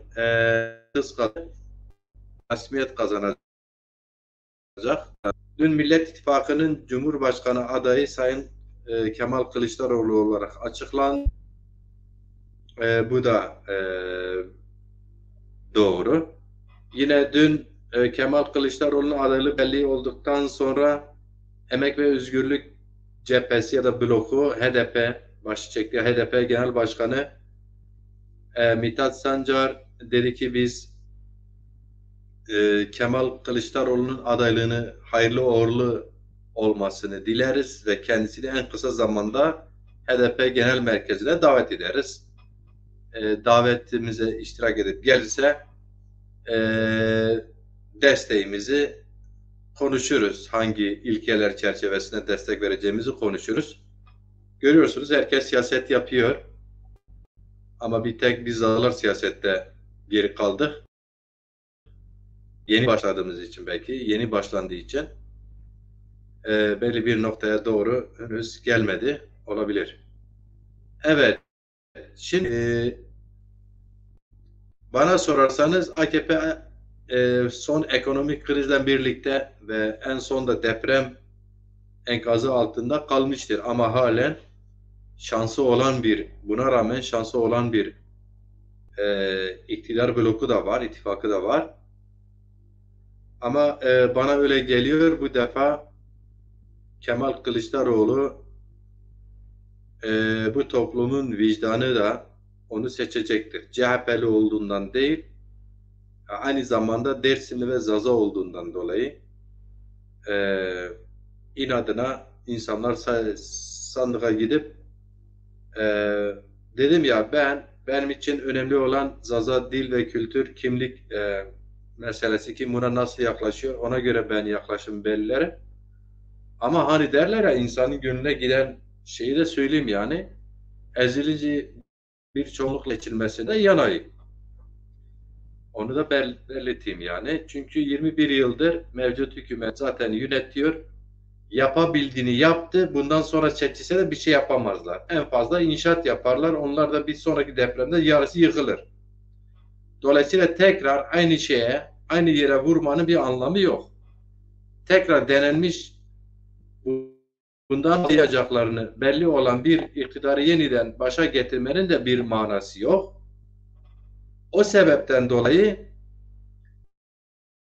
ve Özgürlük bloku da Türkiye'nin mevcut durumu öyle bir bloku adayını Cumhurbaşkanı seçecek bir durumda değil. Psikolojik olarak da o durum Türkiye o aşamaya gelmemiştir. Kültürel olarak da o aşamaya gelmemiştir. Halen Bursa gibi yerlerde Ahmet ismi Ahmet'tir diye saldırı zihniyetin komşuluğunu yapıyoruz, yaşıyoruz. Dolayısıyla bu her iki ittifakın birisinin Cumhurbaşkanı adayı seçileceği kesin. Bunun Kılıçdaroğlu olmasını dilerim. Başarılar dilerim o yüzden. Samimi olarak söyleyeyim bunu. Biz Zazalar da epey çalıştık. Çalışıyoruz. Çalıştılar. Dezapar da çalıştı. Belli bir noktaya kadar. Ama tabii ki benim tekrarlıyorum. Benim Dezapar'ın niye 42 ilde örgütlenmediğini bana sorarsanız Dezapar bu işi açık siyasetini yapamadı. Başkalarının gündemine meşgul etti kendini. 2. Dezapar açık siyaset yapmadı. Açık açıklamalar genel başkan işte başkanlık kurulu danışmanlar grubu falan açık siyaset yapabilselerdi başkaları küçük gündemlerine zamanları harcamasalardı 41 ilde rahatlıkla örgütlenirlerdi. Çünkü Orta Doğu, Türkiye gibi coğrafyalarda halk henüz Avrupa'daki gibi programlara göre parti belirlemez. Programa oy vermez. Lidere oy veriyor. Çok konuşana, çok görünenlere, çok demeç verene, çok gezene, çok el sıkana, çok bunu onun çayını içene, sofrasına oturanlara oy verirler. Bunun yanında hitap gücü de düzgün olan da oy verirler. Yani lidere oy verirler kısacası. Dolayısıyla liderler görünecek. Bana göre Dezapar bu kurtardı. Ama Zaza hareketi büyüdü. Çünkü niye? Zalar kendi ana dilinde konuşmayı çok fazla artık bir gereksim olduğunu fark ettiler. Zazalar şunu fark ettiler. Kürt hareketi içinde kendi dilini rahatlıkla konuşamıyor. Bakınız bunu söylerken gerçekten Kürt hareketin yapıcı eleştiri olarak söylüyorum. Zazaların yoğun olduğu bazı derneklerde belki insanlar konuşur. Belki der ki ya biz sırf Zazaca da konuşuruz. Bu geçersizdir. Kürt insanı, Zaza insanı Kürt hareketi içindeyse rahat bir dergi çıkaramıyor. İllahim derginin arkasında kim var? Neden dergi? Başka bir de çıkarılıyor. Neden şu bu falan diye böyle hep şüphe bakılır. Hep ellerinde gelirse Avrupa ortamlarda bir kaşık suda boğar aynı o tabir böyle yaklaşırlar. Bu konuda Kürt hareketinden 10 kat daha demokratiktir. Mesela Macir Ciran'ın Türkiye Kültür Bakanlığı onun şiir kitabını ona verir, basına da verilir, çıkar. Ama aynı Macir Ciran Kürt hareketi içinde Zazaca şiir kitabını yazarsa çıkması için çok ertelenir. Türlü bahanelerle ki ben bunu yaşadım. 92'de Sid'in Hünerkom'da altyapısı verildi. Bir 3 ay cezaevine girdim, çıktım. Dediler bu sene artık çıkmadı. Bir daha da çıkmadı. Yine ben yaşıyorum. Şu an mesela bizi izleyen eğer ki böyle değilse yazabilir, programa katılabilir. Tarih Lolo öncülüğünü yaptı. Bizim de o öncülük sırasında birlikte olduğumuz Mars Eş dergisini yıllardır büyük bir cefayla, büyük bir emekle, büyük zorluklarla çıkarıyor. Gerçekten büyük bir mücadele içinde olduğuna inanıyorum yani. Çünkü ben o süreçte varken Kürt hareketinin militan olarak kendini gösteren, en dürüst sempatizan olarak kendini gösteren, en geçmişten bu yana emeği olan kendini gösteren birçok tarafından ağır eleştirilere maruz kaldığını biliyoruz. Niye? Kürtçe bir dergi çıktığında hiç kimse, bu dediğim kişiler, bu çoğuları da zazadır ha. Hiçbiri bir eleştiri yapmaz kesinlikle. Yine açıkçası Kürt hareketinin etkisine olan insanlar, iyi niyetlimiz, bazı gruplar oluşturup bazı yayın evleri, Zazaca yayın evleri falan yıllardır emek verenler bile en iyi tanınmış yazarlar son zamanlarda düğün kartlarında, yine son zamanlarda imza günlerinde ya Türkçe ya Kürtçe yazmaya başladılar ki kendileri Zaza yazarlarıdır. Bunu söylüyoruz, bu gerçek. Bu şekilde ama Zaza hareketi çok çeşitlidir. Bazıları gerçekten öyle zannederler ki Kürt hareketi karşıtlığı üzerinde ancak var oluruz. Öyle olursak doğruyuz falan. Bunu reddediyoruz, yanlış buluyoruz. Bazıları hatta bana göre trolldur. İsmi cismi belli değildir. Burada orada bazı isimler adı altında sayfalara girip her şeyin tek sorumlusu Kürt hareketi ya da Kürtler olduğunu, Zaza meselesiyle ilgili iddialarda bulunanlar var. Son derece ince, son derece yanlış, son derece ön yargılı, son derece düşmanca. Ben onu da reddediyorum. İşte benim bahsettiğim Dezapar çizgisi, o taraf benzeri hareketi bunlardan kesinlikle ayrıdır. Ben son bir yıldır Dezapar'la organik olmak halde çok iyi biliyorum. İdeolojik olarak orada bulunan bütün şahısları da kefilim. Dezapar bu ülkenin bir gerçeği olarak, Zaza gerçeği olarak bir siyasi harekettir. Kürt halkına muhalefet yapar. Bu siyasi çizgisi gereği normal. Eleştirisini yapıcı yapar. Kürt halkının hem dostu hem Kürt hareketinin de Kürt hareketinin arasındaki mesafeyi sadece tek bir noktadır. Bizi halk olarak, müstakil bir millet olarak, dilimizi müstakil olarak kabul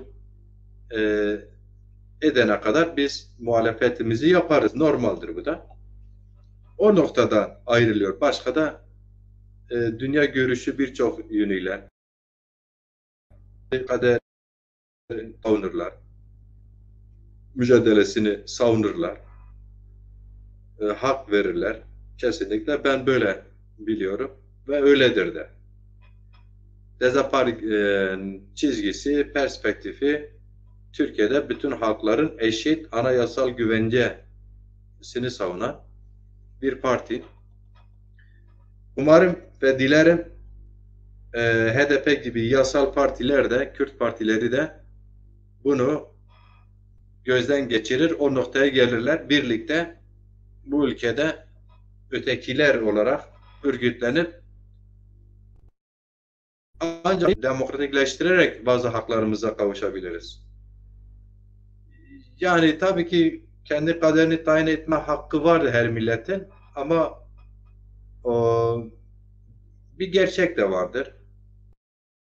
İran, Türkiye, hatta sıradan Suriye, yıkılmış Suriye, yıkılmış Irak gibiler bile ellerine gelse uluslararası onu alsalar mevcut Kürt yönetimlerini de 24 saatte yerle bir etmek isterler. Bu da bir gerçek. Dolayısıyla bu gerçeklik varken oralar henüz bir güvence altında değilken böyle Türkiye gibi Kürtlerin nüfusunun neredeyse %70'ini yaşadığı burası ve bütün Türkiye şehirlerine dağılmış. Yani bugün İstanbul'da 3 milyon Kürdistanlı ve Zazaistanlı insan yaşıyor. Bunlar nereye götürecek? Antalya keza öyledir. Antalya ben ilk geldiğimde 620 bin yazıyor tabelasında. Şimdi 2 milyon yazıyor. Bu 2 milyonun önemli bir kısmı Zazadır, Kürttür. Yani nereye götüreceğim bunları? Yani her yerin kendine koşullarına göre, kendi objektif, subjektif durumuna göre çözümü vardır. Türkiye'nin mevcut durumda bana demokratik sorunudur. Demokratikleşme sorunudur. Zaza sorunu da öyle. Dil, kültür ve kimlik sorunudur. Türkiye kim ne demiş, kim önerdi diye değil, doğrusu da odur. 7 eyaletli bir ülkedir. Konfederal bir devlet olabilir. Bunu savunmak daha gerçekçi geliyor. Yani mevcut sınırlar içinde konfederal bir ülkeye, mesela Dezapar bu konfederal ülkeye konusunda biraz nettir. Dezapar örgütlenemedir ama yerelde kendini yöneten, böyle ikiden biri yok otonomdur, yok şudur budurdan ziyade konfederal bir ülke olabilir Türkiye. Ama bu bir süreç meselesi. Önce örgütleneceğiz. Önce halklar olarak mecliste gruplar kuracağız. Tek grubun baskı geldiği bir meclis değil. Bütün grupların eşit olmasa da söz sahibi olduğu bir meclis. Giderek bu ihtiyaçlarına göre yasal düzenlemeler. Bu bir süreç meselesi. Birçoğumuzu görmeyiz ama er geç Türkiye'nin geleceği nokta orası. Türkiye 20 yıl erteliyor, Kürt sorunu demokratik çözümünü erteliyor. Ekonomik krizlere giriyor bu sefer. Siyasi krizlere giriyor. İş yürümüyor. Dolayısıyla bu aklın yolu birdir. Bu yürümez. Bir tarafta Kürtler hiçbir örgütlüğü yok, bazı Kürt partilerin hiçbir örgütlü gücü yok. Yok ben bağımsızlık isterim. Bunu söyleyerek aslında Kürtler hiçbir şey istemediğini söylemeye çalışıyorum. Yani sen bütün sorunlarını şimdiden hiçbir şey yapmadan bütün sorunlarını bağımsızlık gelirse hal olur demenle bağımsızlık getiremezsin. Çünkü öyle bir gücün yok. Peki dernek yönetemeyen gruplar bağımsız ülke istiyor. Tamam tek insan da bağımsız ülke ister de istemek ayrı. Onu o isteği yerine getirmek ayrı bir şey. Bunu söyledikten sonra tabii ki az önce bir mesaj geldi. Bir bakayım izninizle. WhatsApp'a katılımcı olmak isteyen mi vardı acaba? Bir mesajlara bir bakayım.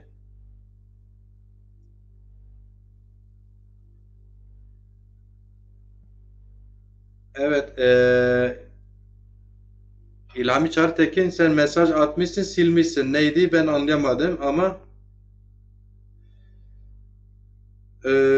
yine Abdullah Çiçek Deza ben sana Messenger'den WhatsApp'tan mesaj attım sen dedin.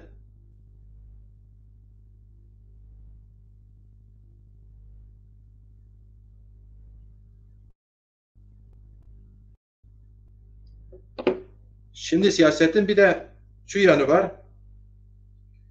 Mesela diyelim ki Kürt hareketlerinde onlarca parti var. Ya hiç örgütlenemiyorlar. Halka inemiyorlar. Geçmişten ben çok iyi biliyorum. işte HDP geleneğini kendine engel görüyorlardı. Kendilerine. Yurt dışında illegal diğer o anlayışın temsil kendilerine önlerine engel görüyorlardı. Bunların hiç yani örgütlenemiyorlar. Örgütlenemiyorlar. Sürekli de birlik üzerinde yoğunlaştıklarını iddia ederler. 5-6 parti bazen bir araya gelir. Her partinin aynı renklerde farklı flamaları var. Yan yana getirilir. Biz birlik mesajı verirler. Ama yine de birlik olamıyor. Çünkü güçleri yok. Ya Avrupa'dan ki fonlardan ya işte Avrupa'daki yurtseverlerin yardımıyla ayakta ya da güneyde Berzanilerin yardımlarıyla ayaktalar. Kürtlere de bağımsız ülke talep ediyorlar. Şimdi aynı çevre bir de şeydir, Türkiye'de seçimleri küçümser, parlamentoyu küçümser. Demiyorlar biz örgütlenemedik, seçime katılma yeterliğimiz yok. 41 ilde örgütlenemedik. Yani Türkiye'yi boş verin, Türkiye partisi değilsiniz, Kürdistan'ı partilersiniz de hadi Kürdistan'da 41 ilde örgütlenin de bakalım seçimlere nasıl katılırsınız? Yani diyeceğim o ki örgütlenemeyenler sürekli kendilerine bahane ararlar. Dezapar da yeni olmasına rağmen bu anlayışta biraz. Benden başka eleştiren de yok yani. Yapıcı eleştiren. Hakaret edenler var da yapıcı eleştiren yapıcı eleştiri yapıyoruz. Yapıcı eleştiri yapıyoruz. Sen nereden çıktın diye tepkiler alıyoruz. Ben ne bileyim yani. Her zaman konuştuğumda lehine konuştuğum zaman da uzun uzun konuştuğum zaman başkalarını eleştirdim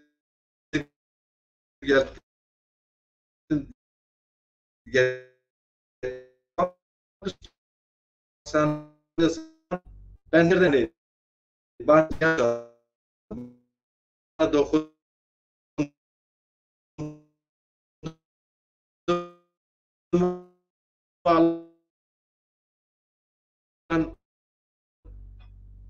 görüyorum Ahmet Ünal'ın duygularını dile getiren bu yorumu ile size iyi akşamlar diliyorum. Ahmet kimde? Sayın Ahmet Ünal'ın duygularını dile getiren bu yorumu ile size iyi akşamlar diliyorum. Bir bakayım Emin Aslan Dezazi bunu ezeşkine boner Kemal Kılıçdaroğlu Türkiye'de herkesin adayı olduğu belirtirken kayyumla görevde alınan 90 belediye başkanının dili ve eğitimi yasaklayan varlığı inkar eden Kürt'ün de adayıyım siyasi sebeple içeriye alınan milletvekillerin işkencede, zindanda ve sürgünde ya da yaşamak zorunda bırakan yüz binlerce Kürt ve Kürt aydınlarını yalnız bırakmayan Türkiye aydınlarının da adayıyım diyemedi. Türkiye Cumhuriyeti Devleti vatandaşlık bağlı olan herkes Türktür tanımına değişmez madde olarak gören bir namzet benim olmaz. Namzet benim adayım olmaz. Benim adayım olmaz. Anladım. 100 yıldır inkar edilenlerin 100 yıllık katliamlarda evini, yurdu ve varlığını kaybedenlerin de adayıyım diyemedi. Bunları diyemeyenin biri benim ve Kürt halkın adayı olamaz. Bu sistemin temsilcileri benim adayım olmaz. 100 yıllık zulüm ile hesaplaşmayan biri adayım değildir. Ben kendi adayımı Ahmet'te arar bulur, seçerim. AK Parti ile Kürtlere karşı birlikte hareket eden CHP'dir. Ne diyor? AK Parti ile Kürtlere karşı birlikte hareket eden CHP'dir. Bu açıdan mini farklar üzerinde durmuyoruz. Bu sömürgeci partiler resmi ideolojide birdirler. Rehberleri şart islahat planıdır. Hepsi aynı ailendendir. Kılıçdaroğlu Türk şüvendir. Kılıçdaroğlu laik değildir. Kılıçdaroğlu Cumhuriyet adı altında Kemalist devlet diktatörlüğünün savunucusudur. Kılıçdaroğlu Kürt Ermeni Pantos'la soruna karşı sessiz kalarak demokrasi, adalet ve eşitlik savunacak durumda değildir. Kılıçdaroğlu 17.000 faili meçhul ortaya çıkarmaya yanaşmayacak kadar Meral Karamollaoğlu eski MHP Parti ile yol almaya devam edeceği için helalleşme söylemin samimi olmayacaktır. Kılıçdaroğlu hep sağ ve faşist siyaset ile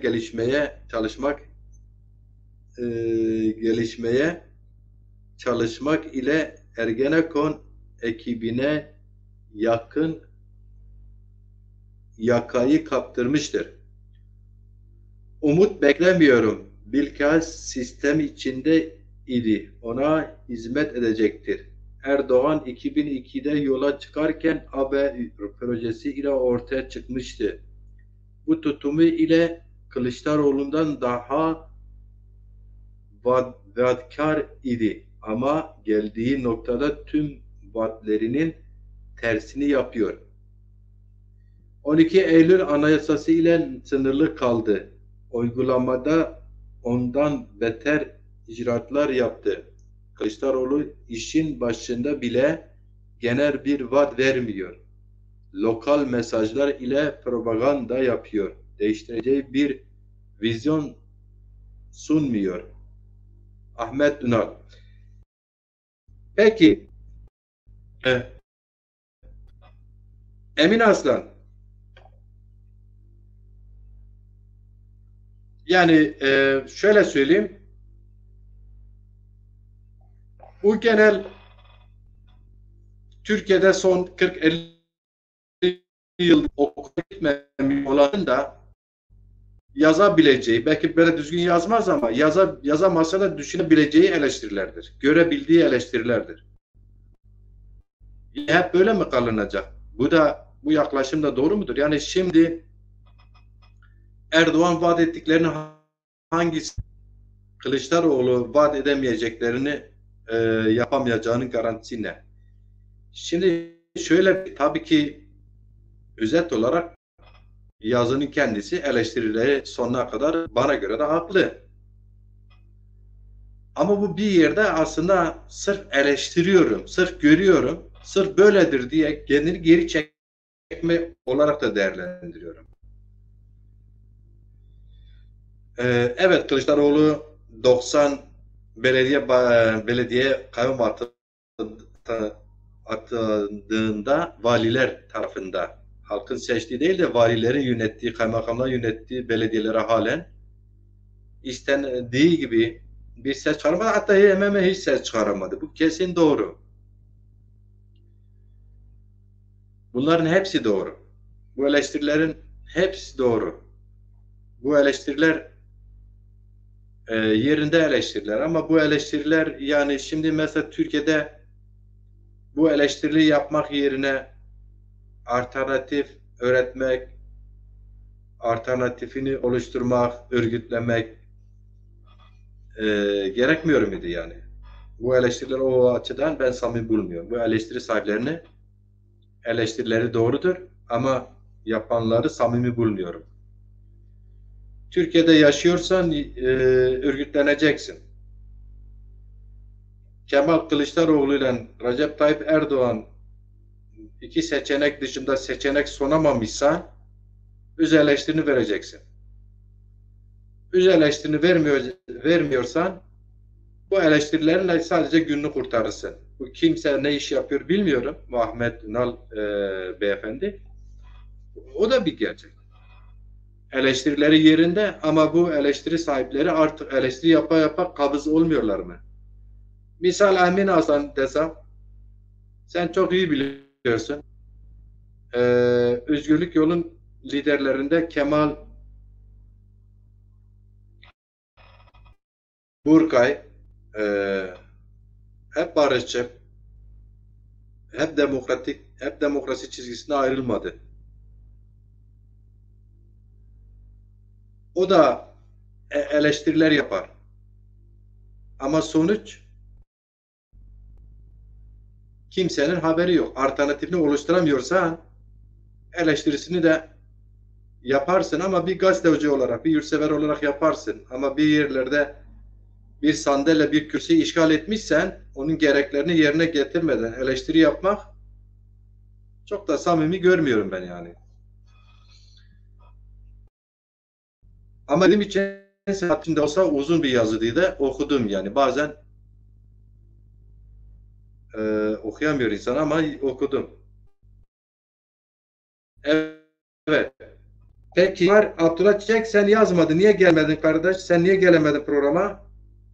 Link de attım. Niye gelemedin? Burada mısın halen?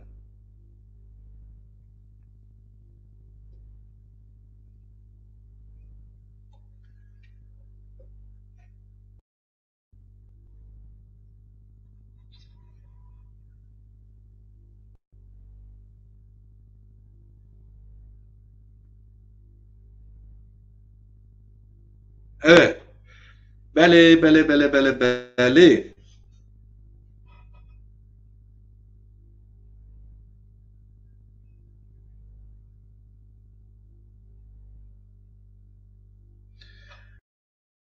Zaza YouTube'da sen o Reis Cumhur Zaza vallahi kimsin biliyorum YouTube'a. Ki de Zaza aydınlarından biriysen biz geçen dönemde bir 40 gündür çalıştık.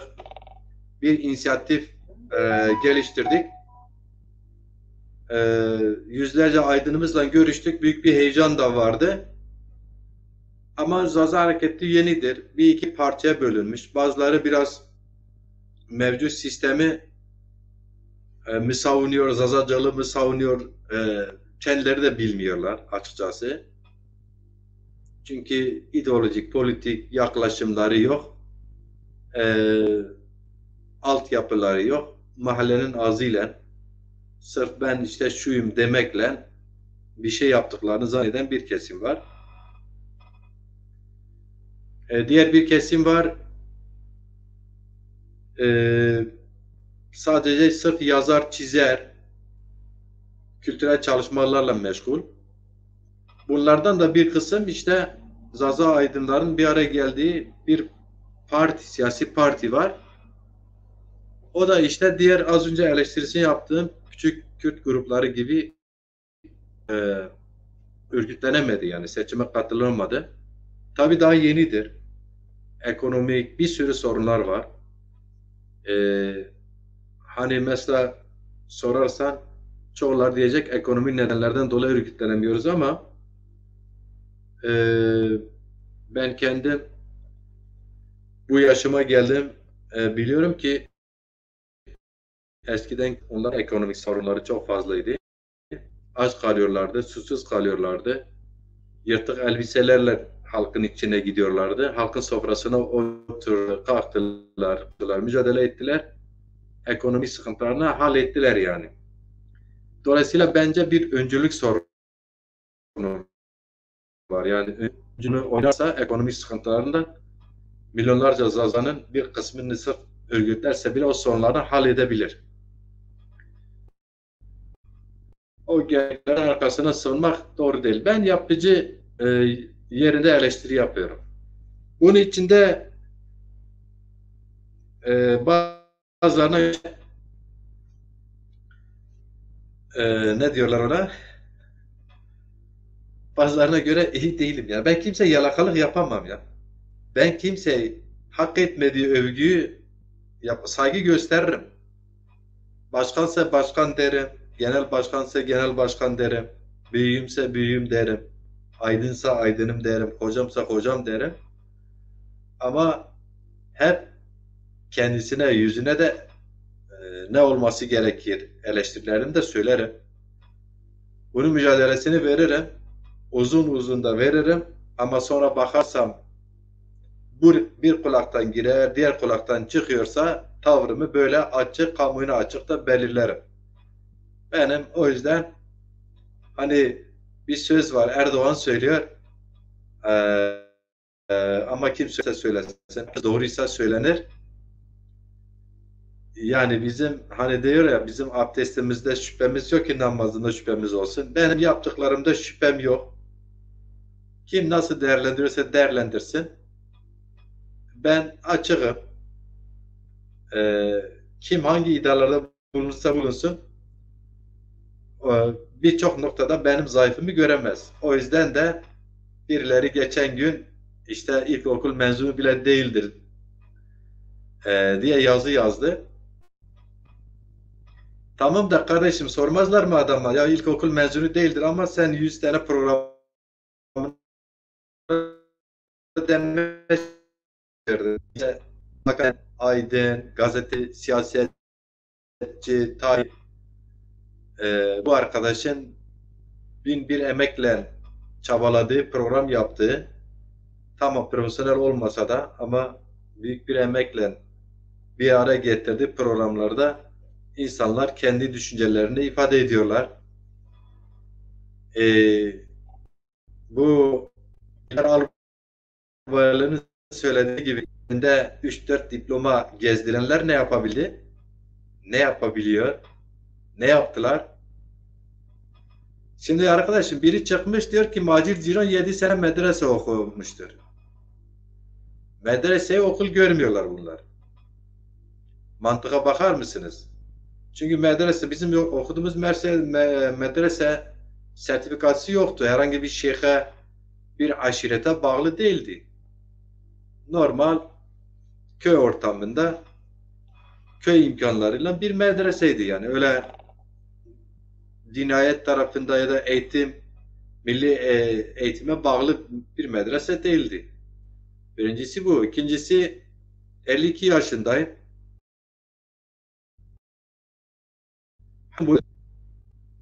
En önemlisi, birincisi aslında ben zaten profilimde yazıyorum.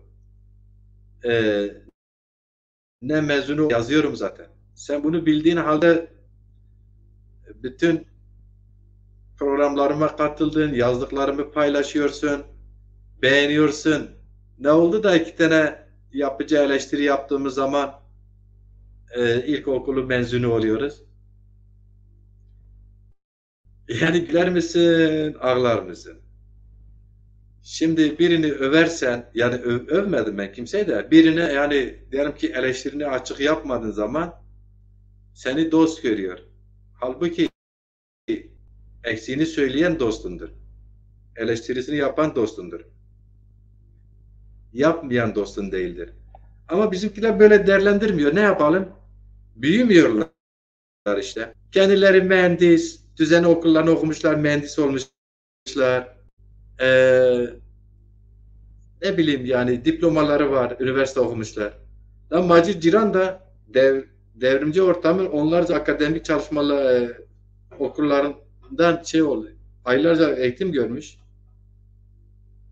Ben bu ülkede, Türkiye'de yaşıyorum. 4 yıllık üniversiteyi bitiren, cebinde tapu gibi diploması olan, sırf benimle tek farkı diplomasıdır. Ve yazdığı yazıyı düzgün yazabilir. Çünkü onun eğitimini görmüştür. Onun dışında ne siyaseti biliyor, ne ideolojiyi biliyor, ne dinler tarihini biliyor. Ne sınıflar tarihini biliyor, ne toplumlar tarihini biliyor, ne insanlık tarihini biliyor. Bildiği de 3-4 kelime yüzeysel. Bunlar okumuş işte. Bizde de öyle okumuşlar çok. Adam 2 tane keçi güdemiyor. 2 tane keçiyi birlikte dere tarafından karşı tarafa götüremiyor. Götürmeye çalışsa bile çayda her iki keçiyle birlikte çaya düşer, boğulur, gider. Macir Ciron eleştiri yaptığında başka eksiklerini bulamıyor. İşte okumamış olarak, cahil olarak gösteriyor. Cahiller, okumuş cahillere bak.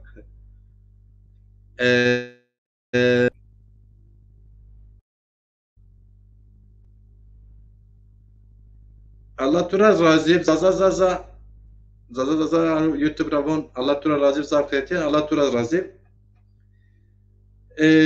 Emir Arslan ne yazmış? Macir Ciran Sayın Kemal Burka aktif siyaseti bırakalı yıllar oldu. Biliyorum Deza ama ömrü aktif siyasette geçti. Bırakmış olabilir. Niye bıraktığı da biraz sorgulanmalı. Ona bağlı olan geçmişini düzgün görenler. Biliyorsun siyaset öyle bir meslektir ki yaşlı oldum diye bıraktım diye bir kayda yok. En fazla yaşlılar sarılıyor siyasete. Saygı duyarım ama hakikaten saygı duyuyorum Kemal Burk'a. Örnek verdim yani.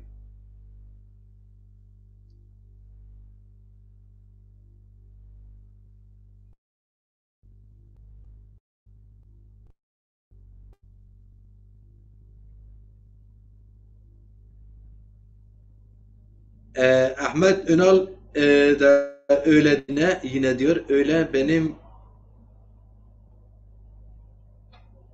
kilo kadar da kitapları var.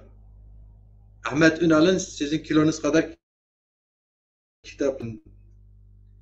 Emin Bira, bu bilgiler için teşekkür ederim. Zaten yazıyı hepsini baştan sona kadar okudum. İnşallah ses geldi. Oraya bir not düşmedi. Uzun bir yazıydı. Yani böyle internette öyle bir yazıyı okumak kolay olmuyor. Uzun bir yazıydı. Okudum. Herhalde anlaşıldı falan. Güzel bir yazıydı. Ama ben diyorum ki yani yıllardır hep aynı noktadayız. Eleştiri, eleştiri, eleştiri.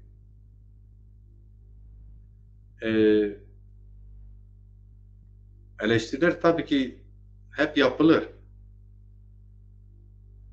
Ama gereklerini yerine getirmiyorlar. Gereklerini yerine getirmek lazım. Sorun var. Murat Özçelik. Tıkhera medeza çimoser. Abdullah Çiçek. Tindin Hüseyin. Tıkhay name. Tıvalling bişom bişavut. Te virenci tıneşki biriz. Ramazan Özdemir tıkhera me çimoser. Eğer şıma çiğkense az şımar şöyle klamon biyar mayu da hep klamon no şiir begerci bilir şımar neşir bekir niyaz bar bekir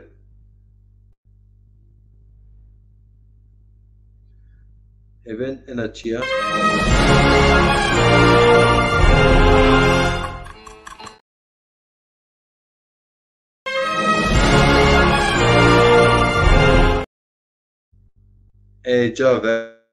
Ecave Sovna Çinez Şuma kompara name seftara serbek de derwiş ma neşirker aslında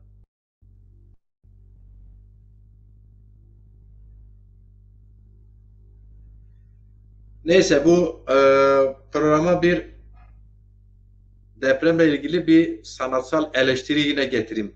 Program başına getirdim ama yine getireyim. Tam yerinde sanatsal bir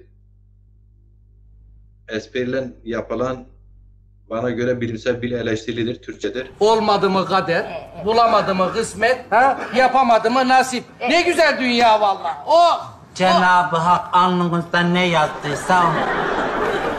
Cenab-ı Hak o alnınızın arkasına da bir tane beyin koymuş değil mi? Düşünün diye. Hocam kullanamadık. Nasip olmadı beyin. Vallahi bana fenalık geliyor.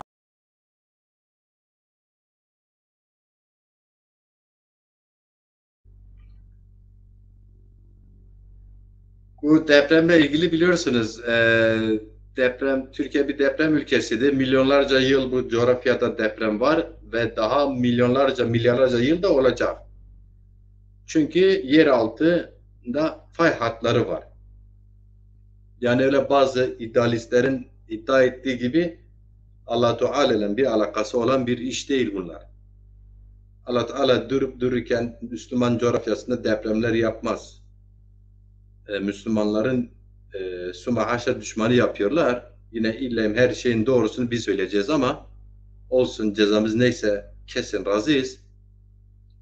Yani bilim gelişmiş, bilimin yolu var. Dünya bundan diyor. İnsanların diyor ki falan tarihlerden bu yana falan yerde deprem olmamış. Bilimsel olarak 300 yılda bir tekrar, 10 yılda bir tekrarlanan tam kırılmamış fay hatları var. 3-4 yılda tekrarlanan var. Çünkü deprem olmuş ama hattı kırılmamış. Zazaca hezaz diyoruz ya, o sürekli kendi içinde hezazdır. O da yaşanacak deniliyor. Sen buna önlem almıyorsun. 10 yıl oluyor. Diyorsun ki Allah'ın takdiri. İşin içinde çıkıp gidiyorsun. Dolayısıyla ona yapılan bir sanatsal eleştiridir. Ben bu eleştiri çok yerine buluyorum. Ne diyor? Bak bir daha getireyim. Olmadı mı kader, bulamadı mı kısmet, yapamadı mı nasip. Ne güzel dünya vallahi. Oh! Cenab-ı Hak alnınızda ne yazdıysa o. Cenab-ı Hak o alnınızın arkasına da bir tane beyin koymuş değil mi? Düşünün diye. Hocam kullanamadık. Nasip olmadı beyin. Vallahi bana fenalık geliyor.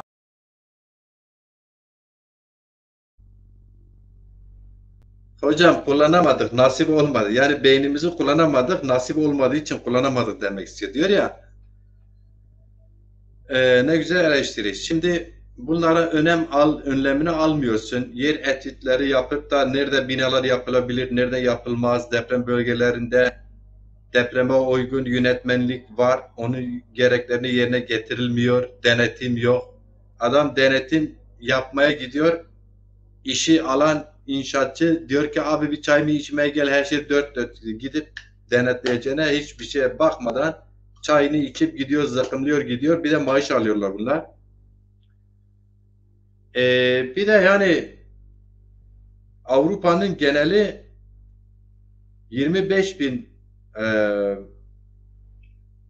ne diyoruz ona? Mühendis var, inşaat mühendisleri var. Ama Türkiye'de bunun 440.000'dir sayısı. Şimdi her önüne gelen de inşaat yapıyor. Mesela ben Antalya'dayım. Biliyorum ki birçok insan çevremde Antalya'da para kazananlar daha sonra kazandığı, turizmde kazandığı parayı gidip inşaatçı oluyor bunlar.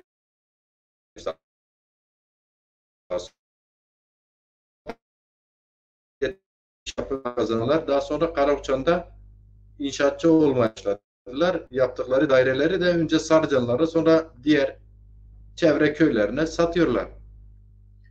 Şimdi böyle doğru dürüst bir denetim olmayınca ne oluyor? Bu kadar yıkım oluyor. Zaza kardeş, sen hoş geldin. Zaza kardeş, ben gündüz bir paylaşım yaptım. Ya dedim ki bir program yaparım. Akşam canlı yayın açarım dedim. İsterim ki Cumhur İttifakı'ndan birisi, Millet İttifakı'ndan birisi, bir de Emek ve Özgürlük İttifakı'ndan birisi gelsin, benimle birlikte tartışalım.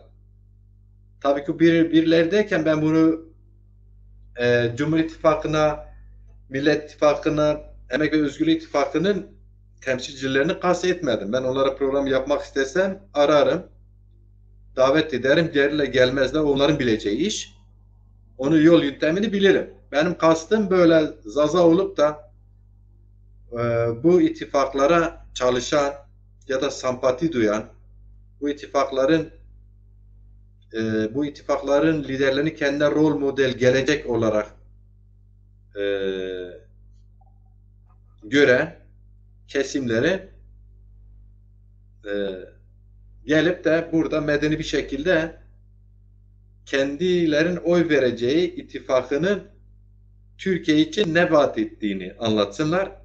Ben de biraz onları soru suala tabi tutayım. Ama kimse cesaret edip gelmiyor. Yani cesaret edip gidip oy veriyorlar. 20 yıldır, 21 yıldır oy veriyorlar desa. 21 yılın sonunda 11 ilimiz yerle bir oluyor depremlerle. Şimdi mesela Kemal'i büyük ihtimalle seçerler. Bence de seçsinler. Bir şey demiyorum. Çünkü bir değişime de ihtiyaç var. Kemal ne yapabileceğini de pek de bilmiyorlar. Sırf işte diyelim ki mevcut sistem değil de mevcut iktidar değilsin diye Kemal'i seçecekler. Çok önemli bir kesim böyle. Bunu bildiğim için dedim ki işte Millet İttifakı'nda Emek ve Özgürlük İttifakı, Emek ve Özgürlük İttifakı da kendi ilkelerle çelişiyor. Onlar da Kürt dil ve tarihini anayasal güvenceye kavuşturma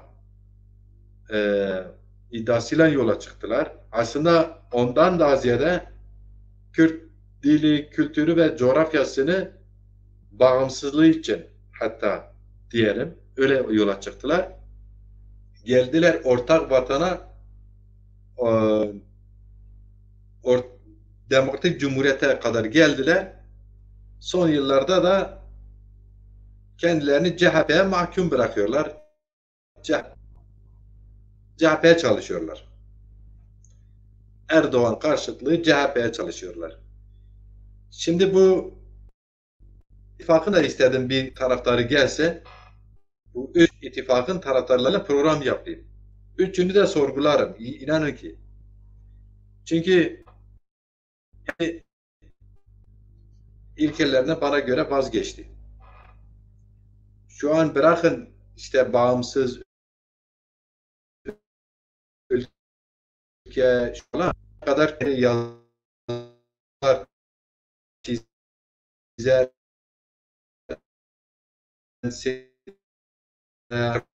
hepsinin fotoğraflarını kendi kurum kuruluşlarına kaldırdılar. Basın yayınlarında yer vermiyorlar. Kürtçe diye bir dil konuşmuyorlar kendi aralarında. Kürtçe diye bir dilde yazıp çizmiyorlar ama Kürtçülük yapıyorlar. Bu işin bir tarafı. Diğer tarafı İslamiyet'i kullanıp 21 yıldır İslam dinini suistimal ederek ülkeyi yönetenler ilk başta Kürt ve Zaza halkının İslamiyet'in çerçevesinde hak ve hukukunu yerine getirmediler, tanımladılar. Öbür tarafta Kemalist CHP tek ulus, tek millet, tek bayrak, tek diye bugün Erdoğan da defalarca tekrarladığı o 4 tane tekin ilk temsilcileri CHP, ülkenin kurucusu olan CHP'nin bir taraftarı gelse de, bu Millet İttifakı'nın taraftarı gelse de onu da sorgulardım. Siz bu ülkede ne dinarlığı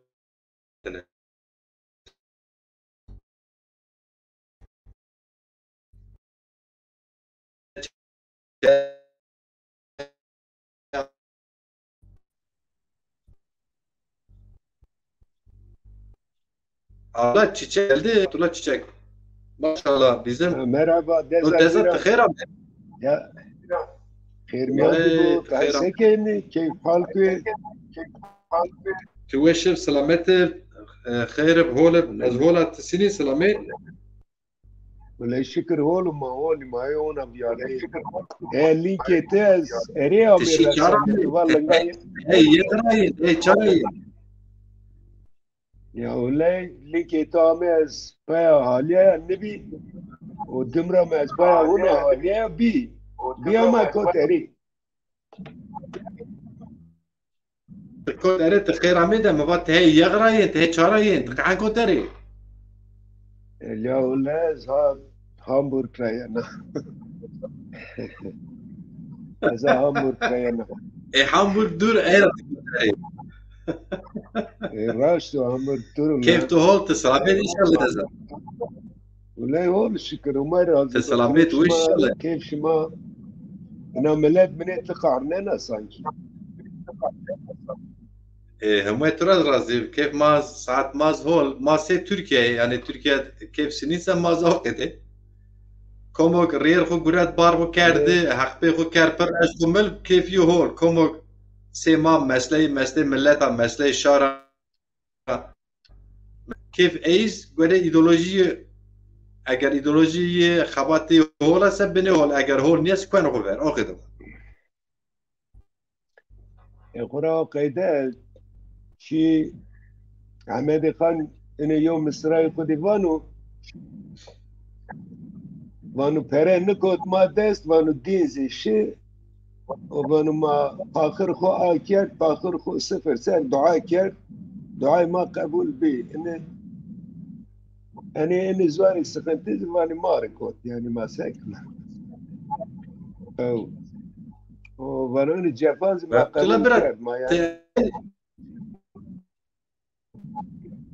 Eşken telefonu uygulama tam ekran dedi. O döndürme sahnesi yok mu? Döndürme, ekran döndürme şeyi. Ben ekranda benim gibi tam ekran mı oluyor? Şimdi sen tam ekrandır. Siyahtır söylüyor. Döndürmeyi kapatar mı yoksa böyle şey yapayım? Telefonumu böyle yan indireyim. Ha böyle oldu işte. Bak ne güzel. Tamam. Böyle oldu. Tamam da ben iyi. Ha böyle Ahmet Beren neyse ben çok konuştum. 2 saattir konuşuyorum. Sen ne yaptın? Şimdi sen kendini az önceki gibi yap. Az önceki. Ters çevirdim kendimi. Yok yok az önce sen tam ekran yaptın ya öyle yapsana. Ya bir bilsen bunun nasıl olacağını bu teknik.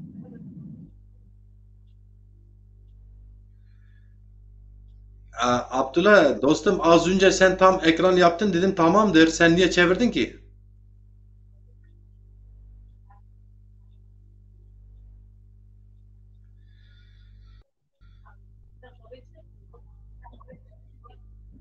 Abdullah sesimi alıyor musun Dezan? Ya sesini alıyor.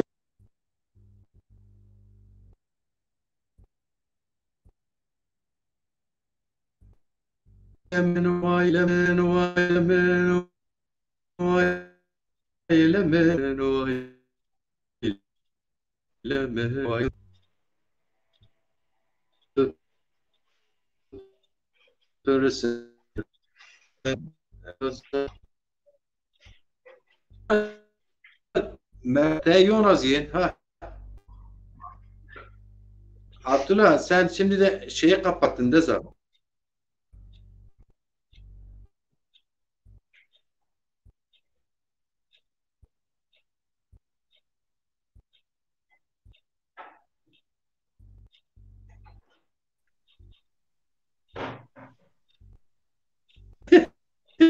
Abdullah sen çifte geldin maşallah. Vallahi bilmiyorum. Tekrar o linke girdim ha. O düzenledi o görüntü. Zaza diyor ki Macit İran çalışmayı ne zaman sen o ilk geldiğin kapalı olanı kapat yankı yapıyor dese onu kapat. Zaza diyor ki Zaza diyor ki Macir Ciron çalışmayı ne zaman açıklayacaksınız? Yarın öbür gün açıklarız hocam. Yarın öbür gün açıklarız. Bir terslik olmaz. Son şeyinde yarın öbür gün açıklarız. Abdullah.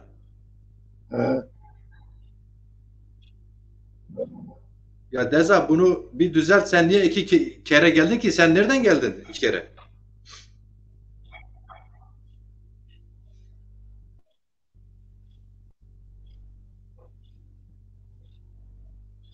Ya bana attığın linkten geldim ha.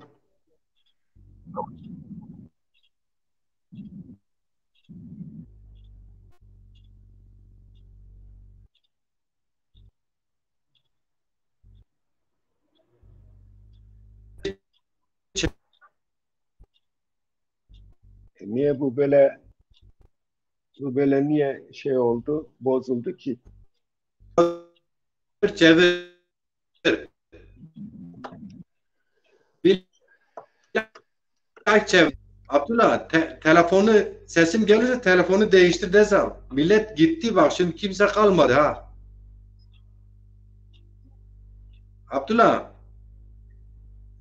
Abdullah Çiçek.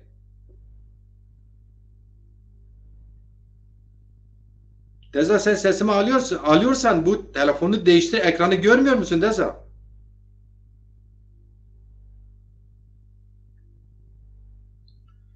Neyse ben seni göndereyim, bir daha gelirsen düz gel.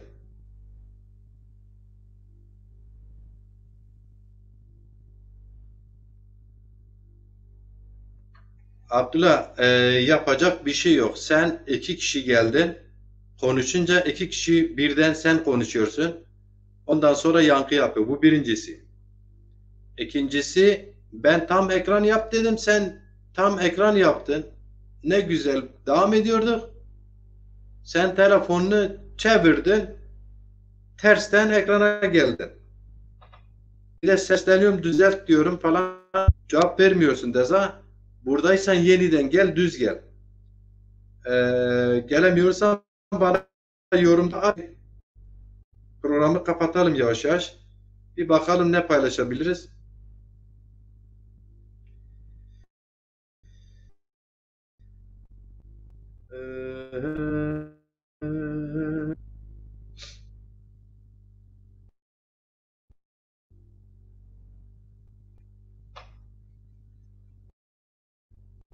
Dur ben size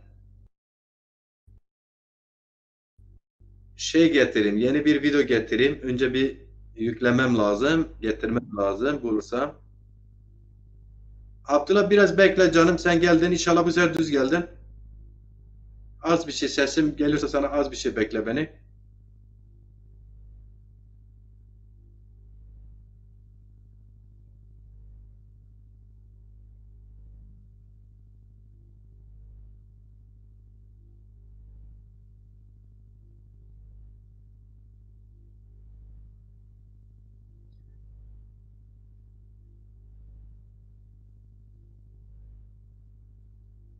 Neyse bulamadım. Heh Abdullah böyle iyidir. Deza sana bir şey söyleyeyim. Deza weg mi yent be Abdullah? Ben gel weg. Alo. Ya Deza yarım saattir seninle bir türlü programa giremiyoruz. Ben gel weg.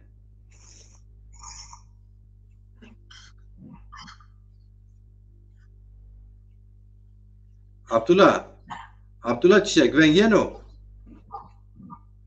Sesin geliyor ama çok az geliyor. Tamam o kulaklığı kullanma canım. Yetlidir ses. Kulaklık boş iştir. Sen sesim geliyor mu sana? Biraz önce sesin iyi geliyordu ama senin sesi az geliyor bana. Yok sesi net geliyor. Şimdi iyi mi? İyidir iyi. Tamam Deza sen şimdi çok geç geldiğin için 2,5 saat oldu program. Sen hazırlık yap, artık bendedir.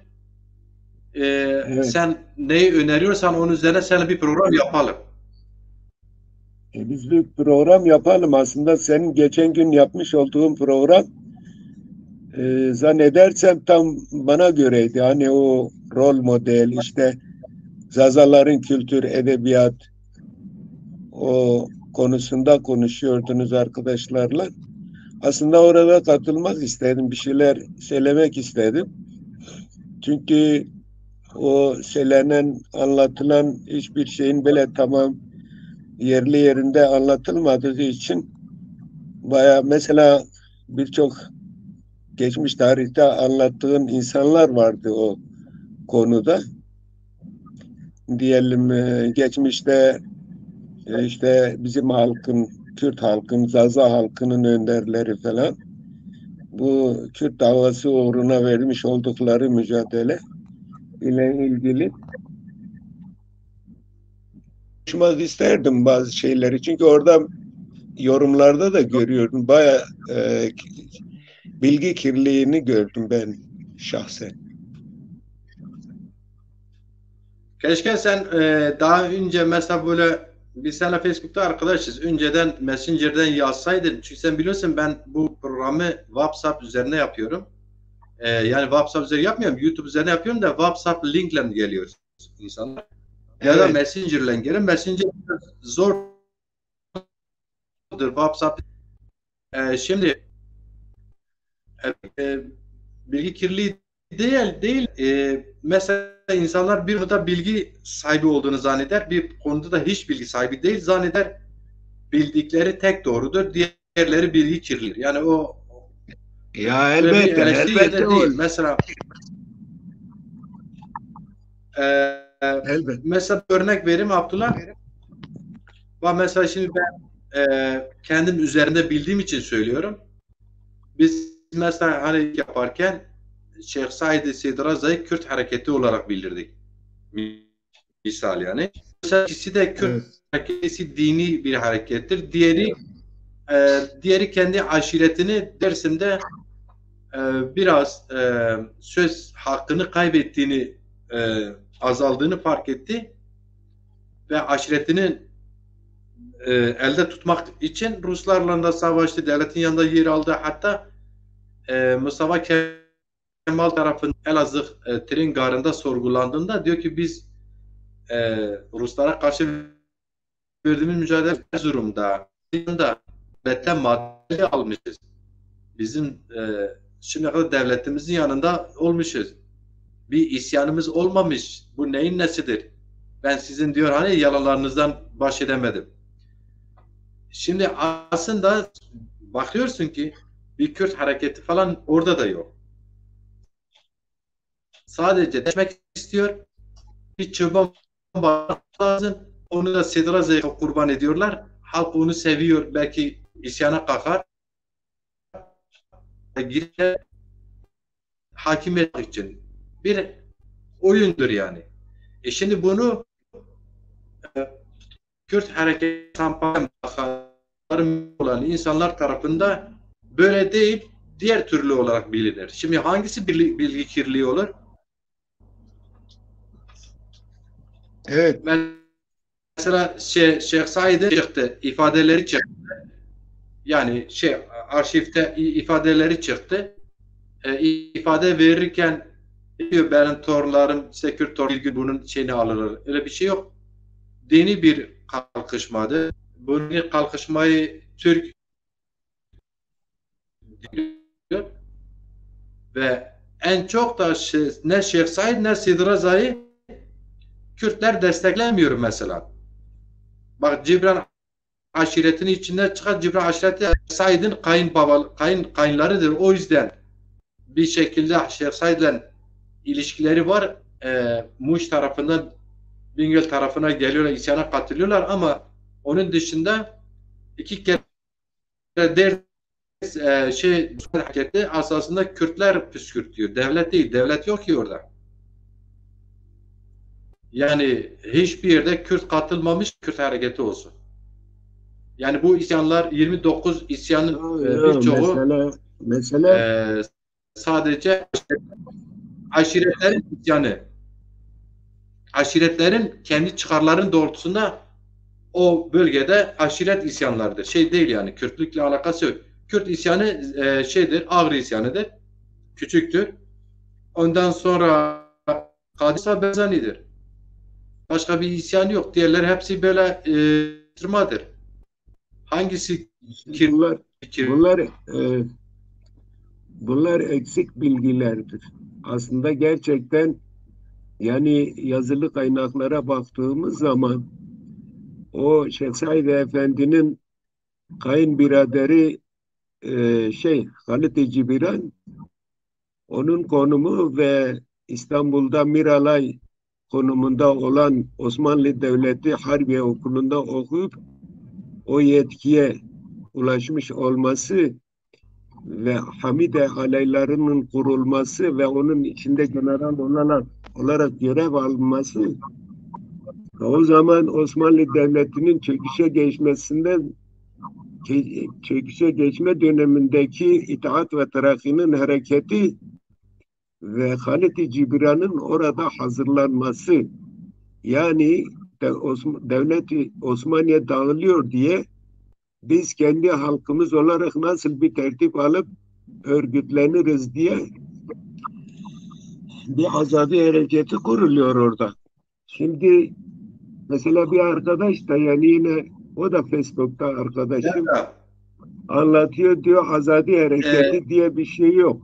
Vardır, biz bunu nasıl yok? Onun başka gün konuşalım mı? Nasıl? Desem, biz bunu başka gün konuşalım mı? Biz bu program başka gün yapalım. 3 saat program, şimdi ne izleyici var, tamam. Başka bir şey.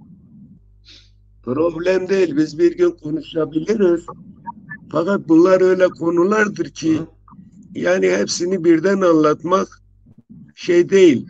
Yani mesela dini anlamda bizim alimler, yani bizim Zaza dilimizi ilk kaleme geçiren, yani yazılıya döken, ben en yakın gördüğüm mesela yine Ahmed-i Hasi'dir. Ahmed-i Hasi kimdir? Hangi ekola bağlı? Yani bu fikriyatını nereden öğrenmiş? Yani bu Zaza dilini kendine dert edinmiş bir adam, böyle bir halkın, bir kitlenin, bir halkın Zaza olması ve bu dilinin gün be gün yani bir kuruyan bir ağaç gibi gidip yok olmasına tahammül etmemiştir. Yani burada kendini sorumlu görmüş. Neden Kürt dilinin, yani Kurmancı dili bu kadar ilerlemiş, neden Zazaca dili geri kalmış? Yani bunu konuşmak lazım.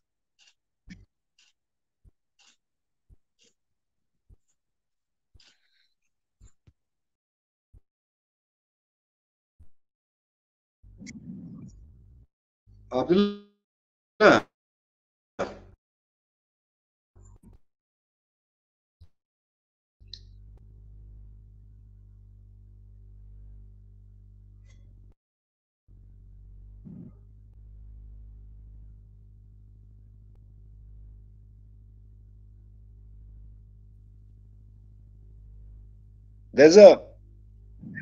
Deza, şimdi ben diyorum ki bunu başka gün yapalım.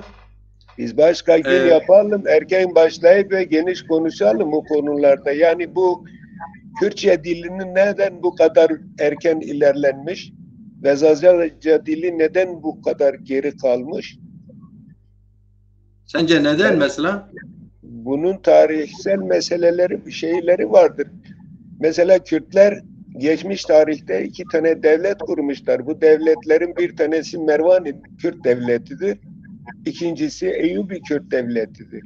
Yani bazıları bunlara Kürt Devleti demese de bunların tarihsel meselesini ve baş kaldırarak, örgütlenerek devlet kurma amaç edinmeleri ve devletin hangi tarihçi bunu söylüyor? Nasıl? Hangi tarihçi söylüyor böyle? Ya kaynakları elimizde var yani. Mesela Mervani Kürt Devleti ile ilgili İbni Ezrak vardır. Bu elimdeki eser. Bu Mervan-ı Kürt Devleti ile ilgili bütün tarihini yazan 800 yıllık bir tane eserdir yani bu. Ve Eyyubi Kürt Devleti mesela bir adam orada çıkıyor yorum yazıyor diyor Selahaddin Eyyubi aslen diyor şeyli diyor. Neydi ismi? Ya bu Suudi Arabistan'ın sınırındaki Yemen diyor. İşte aslen Yemen'dir, Arap'tır. Geçenlerde birini diyor Selahaddin diyor İmadeddin Zengin'in yeğenidir. Nureddin Mahmud'un amca çocuğu. Yahu dedim böyle şey mi olur ya? Selahaddin Eyyubi Azerbaycan bölgesinde Dil kentinden gelmiş bir Şedadi'nin ailesidir. Şadi'nin ailesidir. Ve orada tarihte Selçuklu döneminden kurulmuş Şedadi devletinin adamlarıdır. Onların devletini yıkan Selçuklular ondan sonra yalnız kalıp ailece yükleyip kabilesini alıp şeye gelmiştir. Tigrit, Irak'ta Tigrit'e gelmişler. Bu uzun bir meseledir. Yani adam götürüp hemen çok kolay yani yok Yemenliymiş. Kaynaklı şeyle bu kaynaklar. Nasıl?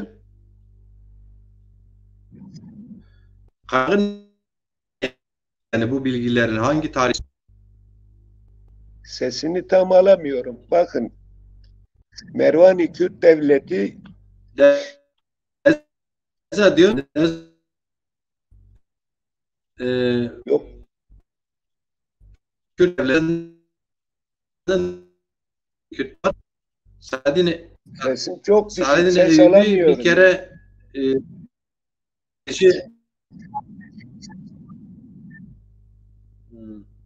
biz neyse biz programı başka gün alalım, tamam? Abdullah. Ya biz bu programı başka gün alıp net konuşursak şimdi aslında tarihle kültür, dil meseleleri bunları ayrı ayrı konuşmak lazım. Öyle hepsini karışık konuştuğun zaman bir şey anlaşılmıyor. Eğer Selahaddin'in, Eyyubi'nin nereden geldiğini ve nasıl hareket ettiğini ve nasıl devlet yani bir Eyyubi Kürt devletine yani Atabeylerin devleti nasıl bir Kürt devleti, Eyyubi Kürt devlete dönüştüğünü onu cennet konuşmamız lazım. Mervan-ı Kürt devleti kimler tarafından kuruldu ve bu hareket nereden örgütlenip geçti ve o zaman Kürt bölgesini Araplar, Abbasiler yönetiyordu Büveyoğulları. Onları baştan konuşma, öyle parça ortadan, yandan, kenardan anlattın mı anlaşılmaz bu meseleler. Bir de ondan sonra Büveyler kimler? Nezat. Dur. Büveyler kimlerdir? Büveyler kimdir? Ya bunlar Arapların Abbasi koludur bunlar. Diyarbakır'ı, Meyaferkini, Musul'u, Van, Bitlis'e kadar yönetmişler adamlar. İslam istilasından sonra şey yapmışlar, yönetmişler ve oradaymışlar. Bu neyse Arap yönetimi. Büveyler yani bu tarihe hiç girme, tarihle ilgili yani tarihçi insanların Büveyler Arap değildir. Bak sen az önce Büvey Arapları dedin. Büveyler Zazadır. Mervaniler Kürt Zazaları değil. Sonra Osmanlılarla işbirliği yapıp Zazaları bu devletin içinden pasif hale. Neyse biz tarih konuşalım. O senin bilgi verdiğin tarih belge dediği şeyler siyasiler yazmış. Siyasilerin yazdığı şeyler tarihler de yalan olur. Mesela Türk egemen devlet yapısı da tarihini yazmadı. Kemalistler yeni bir tarih yazmak istediler. Resmi bir tarih var. Yazarlar da tarihçiler değildir, siyasilerdir. O yüzden Kürt hareketi de Kemalizmi takip ediyor. Tarihçi olmayanlar tarih yazmış. Bunlar hepsi iddialardır. Bak Büveyler Zazadır. Mervan-ı Kürt devleti dediğin Zazalarla birlikte kuruyor ama Osmanlılarla birlikte Zazaları o devletin içinden atıyorlar sonra. Neyse bunu geçelim. Biz Ya bunlar böyle ayrı mesele. Bak benim anlattığım olay daha Osmanlılar nerede? Benim anlattığım bu Mervan-ı Kürt Devleti 950 yıllarında kurulmuş. Bu tam 94 sene, 98 sene tam devlet yönetmiştir. Ondan sonra Selçuklular gelmiştir. Bu devleti işgal, istila etmişler. Türkmenler orayı yönetmişler ta ki İmadeddin Zengi'ye kadar. İmadeddin Zengi Atabeylerin oğludur. Atabeyler İmadeddin Zengin bir gün kendi sefere çıktığı zaman kendi kölesinin kendisini gece çadırda öldürmesinden sonra Nureddin Mahmut şeye geçiyor. Nureddin Mahmut da Selahaddin'in arkadaşıdır. Babası Necmeddin İmadeddin Zengi'ye yıllarca komutanlık yapmıştır. Necmeddin Eyyub'un oğludur. Eyyub Şadi'nin oğludur. Şadi Azerbaycan Div kentinden gelmiştir. Bu Div kenti şu anda viran bir şehirdir. Yani yerleşim değildir. Ve onlar o zaman Şedadi devletini yönetmişler. Daha Selçukluların oraya hakim olmadan önce. Bu süreçler hep böyle başlayıp geliyor. Ta ki Selahaddin'i gidip Mısır'da sultan olması, Kudüs'ü etmek de Kürt padişahı olması, bunlar hep böyle süreç devam ediyor. Mesela arkadaş anlatıyor, diyor Selahaddin diyor Mahmud Nureddin'le diyor amca çocuklardır. Bu kadar saçma bir şey olur mu ya? Selahaddin ne zaman gidip Türkmen oldu? Selahaddin Eyyubi babasıyla tartışırken Mısır'da, yani biz Mısır'ı artık kendi devletimiz yapalım dediği zaman babası hem bir komutan hem de çok siyasi stratejik bir uzmandı. Bilgili bir insan olduğu için orada evde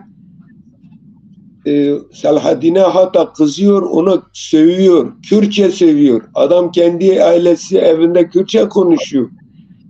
Ve bu Kürt dilinin gelişmesi, yazıya dökülmesi, Mela-i Cizir'in çıkması, Fakih Tehran'ın ortaya böyle bir yeni bir Kürt dilinin yazıya dökülüp edebiyatın gelişmesi oradan başlıyor. Ama o dönemde Zazaların hiçbir şey yazılıya geçmemiştir yani bu devletler döneminde.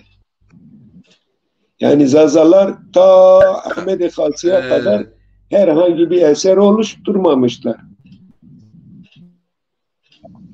Bir de ayrıyeten şeyi bilmek lazım. Müsaade et, ben diyorum ki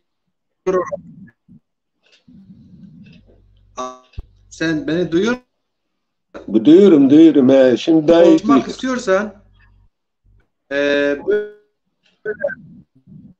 dur bak, böyle bir şey konuşmak istiyorsan ben böyle alan bir programdır. Bir de izleyicisi olmayan bir program yani. Şimdi bu insanlar sorsun, başka senin iddialarını, bunu yanlışını söyleyeceğim. Birincisi bak, sen kendin de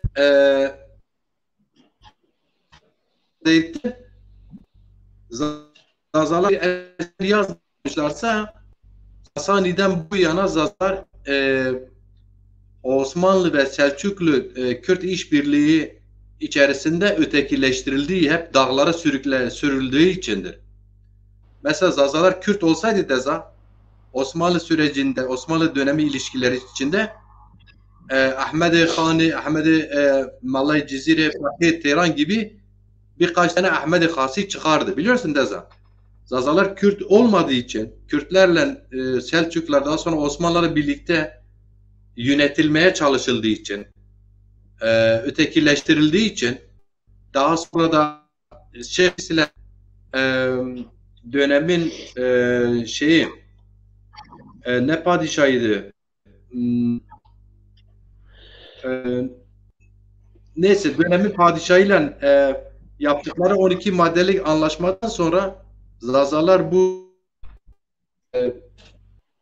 Batman Bitlis tarafından Bingöl'e sürükleyip ders duruyorlar. O süreçte 75 katlediliyor İdris Bitlis'i döneminde.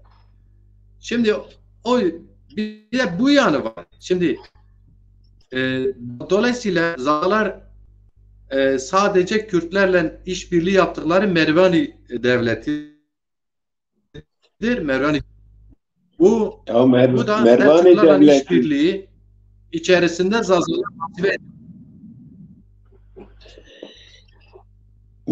Mervani Kürt Devleti hareketini örgütlemesini başlayanlar Maden bölgesindendir. Bu kişinin adı Bad bin Dostik'tir. Bunlara bazıları Baz bin Dostik diyorlar. İsmi Bad bin Dostik'tir. Ve bu örgütlemeyi yapar. İşte ben de diyorum ki o süreçte Zazalarla Kürtler birlikte bir devlet kurdular. Doğru. Ama 10 yıl sürdü bu işbirliği. Zazalar 10 yıl sonra Selçukluların Kürtlerle yaptıkları işbirliğinde Zazaları yönetimden pasifize ediyorlar. Normal halka dönüştürüyorlar. Tamam mı? Yönetim erkinde Zaza'yı bulundurmuyorlar. Zaza dili peki bugüne kadar nasıl geldi? Büvey Zaza devleti var. 150 yıl sürdü. Bu Bağdat sınırlarında. Deylim'den gerilerken. Tamam mı? İlk Deylim'den geliyorlar. Biliyorsun Sencar, Ova oralarda Bağdat gidiyorlar. Büvey devletini kuruyorlar. Sonra Arap İslam istilası döneminde oradan göç ettirilip Dicle, Ferhat havzasına geliyorlar. Bazı tarihçiler diyor ki Zazalar zaten Dicle, Ferhat havzasında onların ata yurdudur. Buradan oraya diyor bir Deylim'den gelmişler. Önce Büvey devletini kurmuşlar. Sonra Araplarla bu Büvey devletini Türklerin birlikte kendini korumak için Cüdiye oradan yavaş aşağı geldikleri topraklara geliyorlar. Neza. Şimdi o yüzden bu Zazalar Osmanlı 600 yıllık süreç içinde Osmanlılarla da olmadığı için Neza kendi dilinde medresedir, okuldur, yazmadır, şunu bunu edinemiyorlar. Çünkü kendilerini o zaman Türklük yoktu. Yani Selçuklu, Hanedan, daha sonra Osmanlı, Hanedan bunlar ırk değildir yani. Şey de öyledir. Yani Eyyubi devleti de ırksal bir devlet değildir. Dini bir devlettir. Bak Mervani Kürt devleti doğru. Ama Eyyubi bir Kürt devleti değil. Kürtler uyduruyor onu. Şimdi böyle bir durumda Zazalar ne oldu? Hem Selçuklular daha sonra Osmanlılarla Kürtlerin abulkasında kalmıştır Deza. Zazaların ata yurdu Dicle Ferhat havzasıdır. Zaten coğrafi birliği de var. Zazalar mesela bir grubu Suriye'de, bir grubu Irak'ta, sizin iddia ettiğiniz Kürdistan 4 parça mesela. Burada değil. Yani ki ana yurdu Dicle Ferhat havzası. Dolayısıyla o tarihçi olmayıp da Türklerden esinlendirdiği için, etkilendikleri için Türkiye öyle uydurma bir şey yazan kişi kendin o kitabı yazan aydındır. Okumuş ya eğitmendir ya şudur ya budur ya avukattır. Tarihçi değil yani. Tamam mı? Ya bu tarihçi. Hacı dediğim adamlar tarihçi de dediğim adamlar bu Türkiye Cumhuriyeti bana işte o tarihçinin kitabını tarihçinin kitabını ben sana gösteririm. Bu tarihçi kitabı Mervani Kürt. Bak Deza bu sana Mervani bir şey söyleyeyim. Dil bilimcisi tek bir tane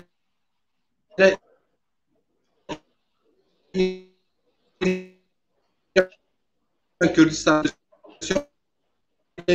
orada yazılanları getirip tarih olarak millet şey yapıyorlar. Ya Deza benim elimde olan bahset. Benim elimde olan kaynaklar onun bunun değildir. Benim kaynağım ben sana dedim İbni Ezrak'tır.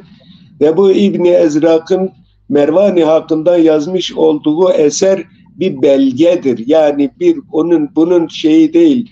Adam gözleriyle görüp bizzat yaşadığı ve güçlü kaynaklara dayalı olan Mervani Kürt devletidir. İkincisi Ciğerkun'un Mervan'a itiraz etmedim. Mervan'a itiraz etmedim. Biz şimdi bak konuyu bu Eyyubi Kürt devleti hakkında Seyda Ciğerkun'un yazmış olduğu Kürtçe kitabından ben defaatla okumuşum ve bu Seyda Ciğerkun'un da dayandığı en güçlü kaynak İbni Esir'dir. İbni Esir de Selahaddin'in halasının oğludur. Selahaddin Eyyubi'nin. Ve bütün bu bilgileri, bu tarihi tek tek sorular Selahaddin'le yaşayarak, Selahaddin'e sorarak bunu kayda geçmiştir. Yani bu öyle bir Türk avukatı dediğin gibi ya bir Kürt kendini tarih. Leza.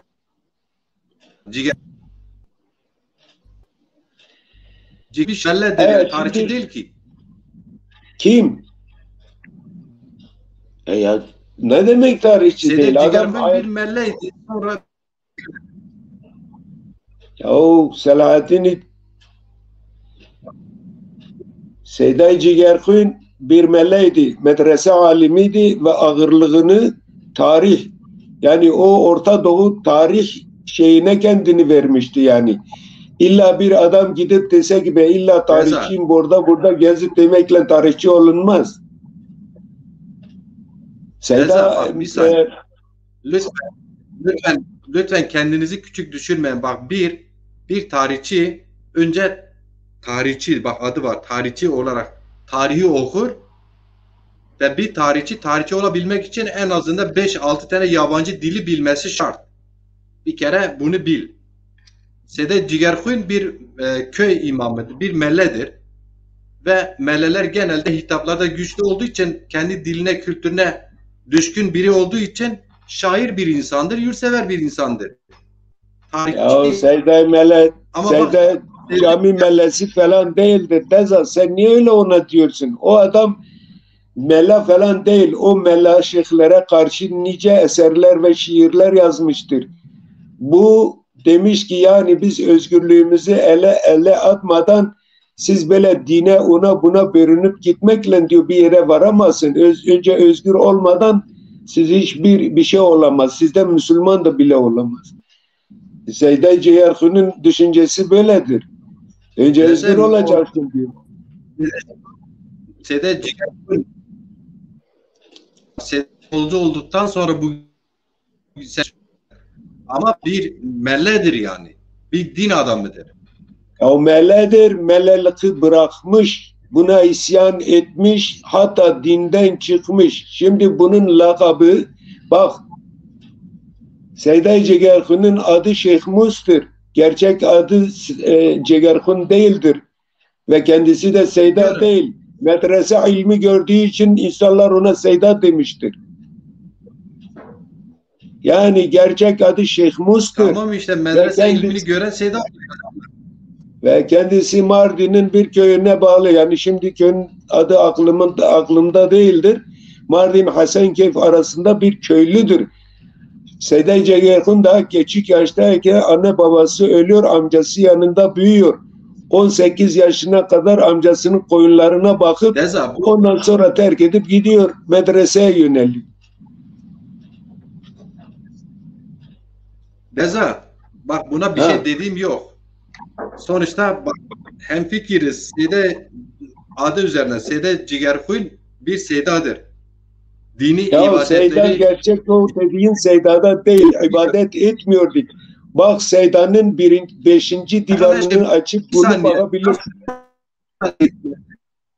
Nasıl? Abdullah Çiçek ne kadar inançlı. Diyorum ki sonradan ediyordu. Önce ediyordu sana.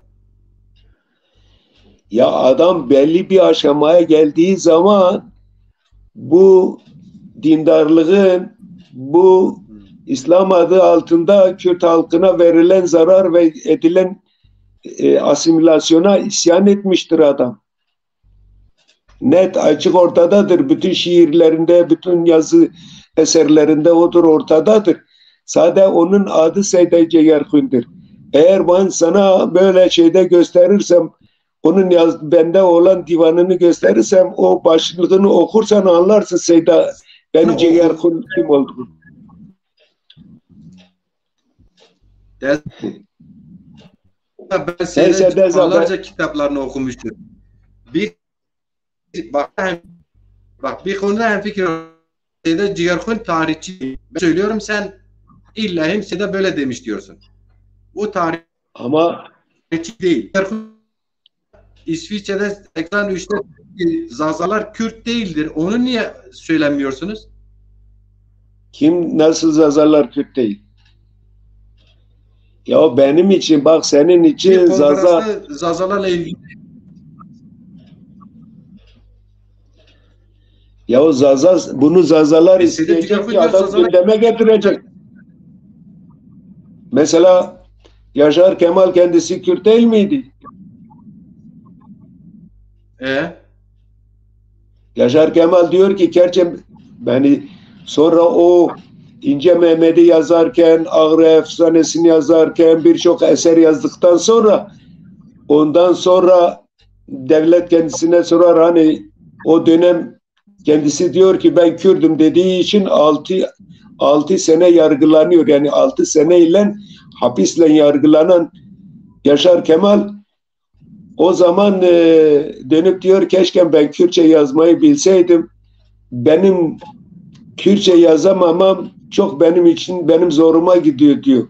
Ben şimdiye kadar Türkçe yazmaya vakıf olduğum için, ki Yaşar Kemal yani büyük bir edebiyat ustası, yani adam aslında Orhan Pamuk'un almış olduğu ödülü kendisinin hakkıydı.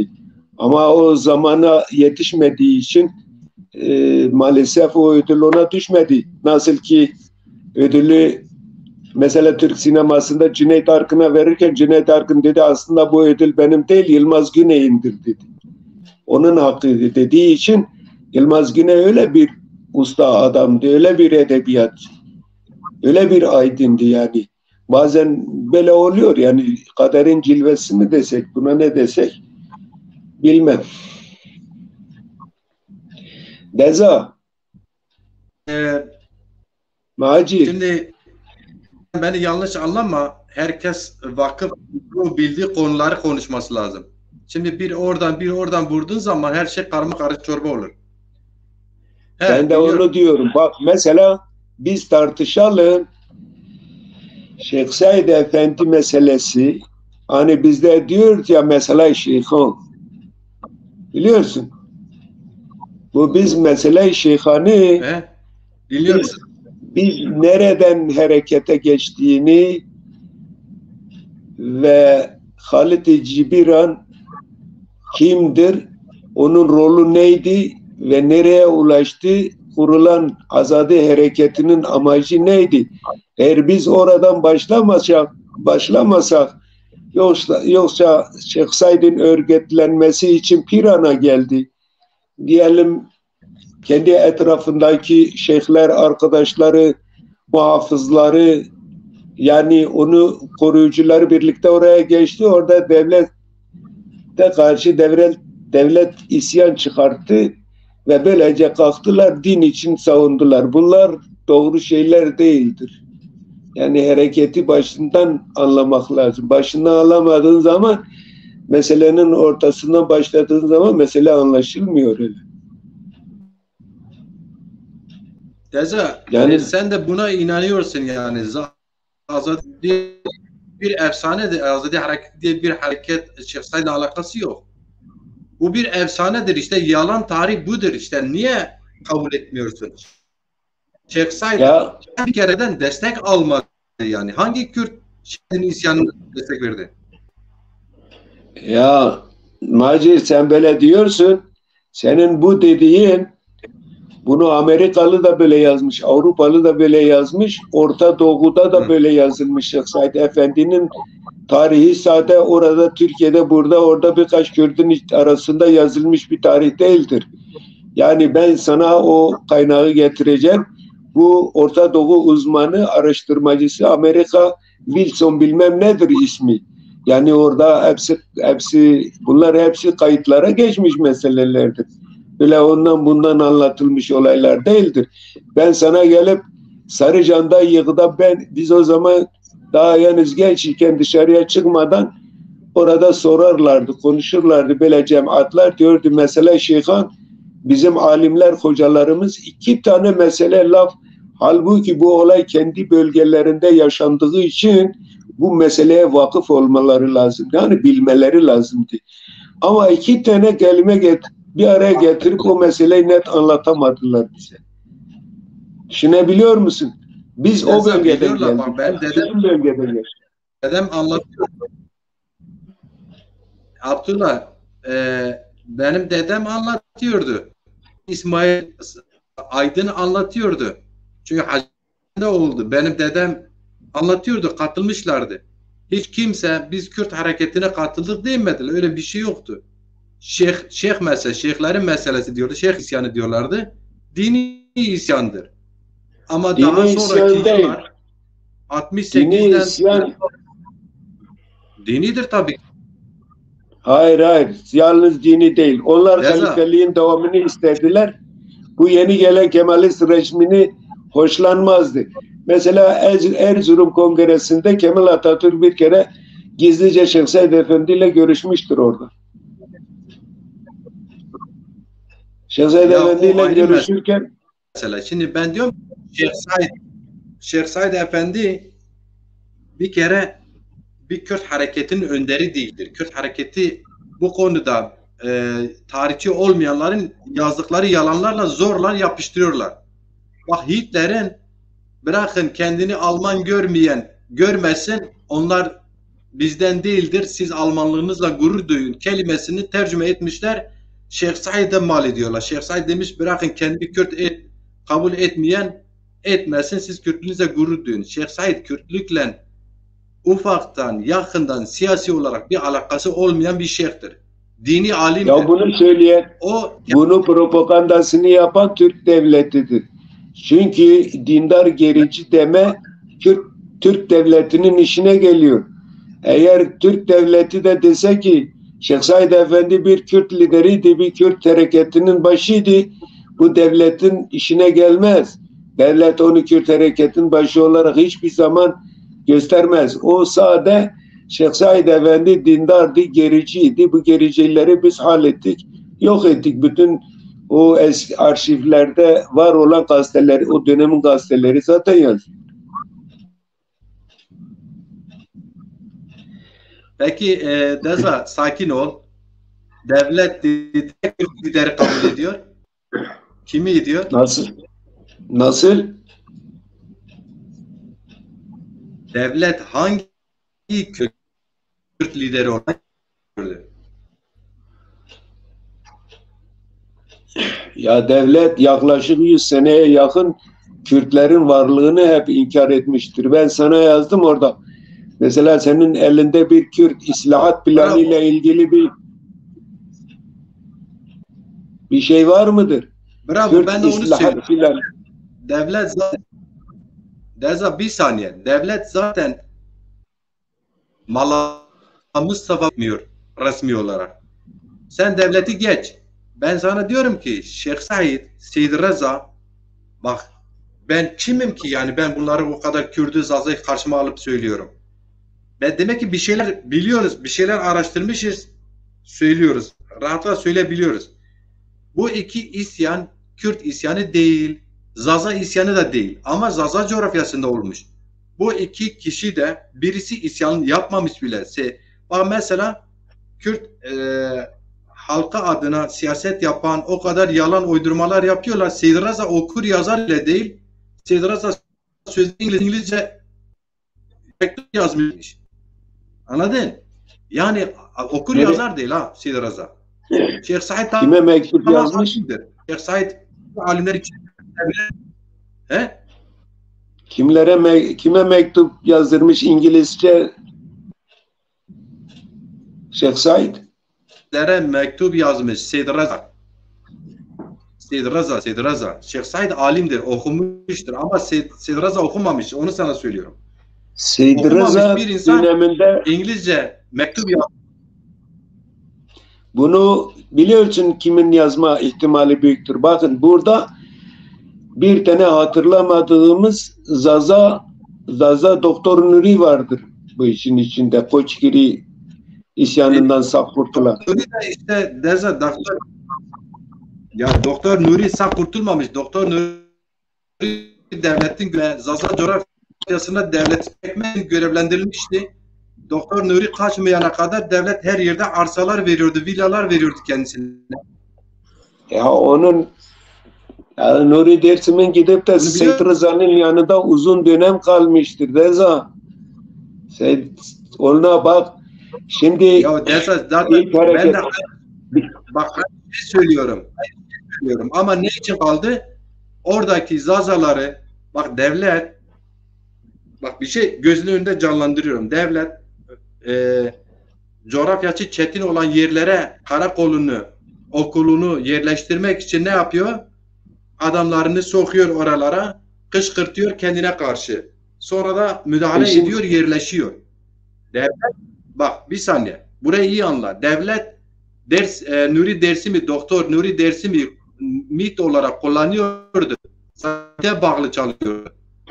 Ne zaman ki çıkarları ters dönüyor, Suriye'de Demokrat Kürt Partisi'ni kurdu. Ondan sonra Kürtçülük yaptı. Daha önce Zaza coğrafyasına devleti yerleştirmek için görevliydi o. Yok ben öyle bilmiyorum. Ben Nuri O sebeple Dersim'i Seyd Rıza'nın bilmiyorsun işte. Çünkü yalan bir tarih yazdırılıyor size. Ona olduğu gibi kabul ediyorsunuz. valla bilmiyorum. Bize mi yazdırılıyor, size mi yazdırılıyor? Sizin aldığınız kaynaktan.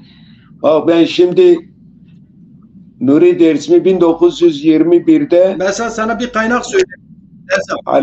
Alişer Zarife Hanım'la gösterdiği Said. Ya Alişer Zarife Hanım tamam onlar devrimciydi. Onlar gerçekten ayrı mesela. Ama 1921'den 37'ye kadar gidip Dersim'de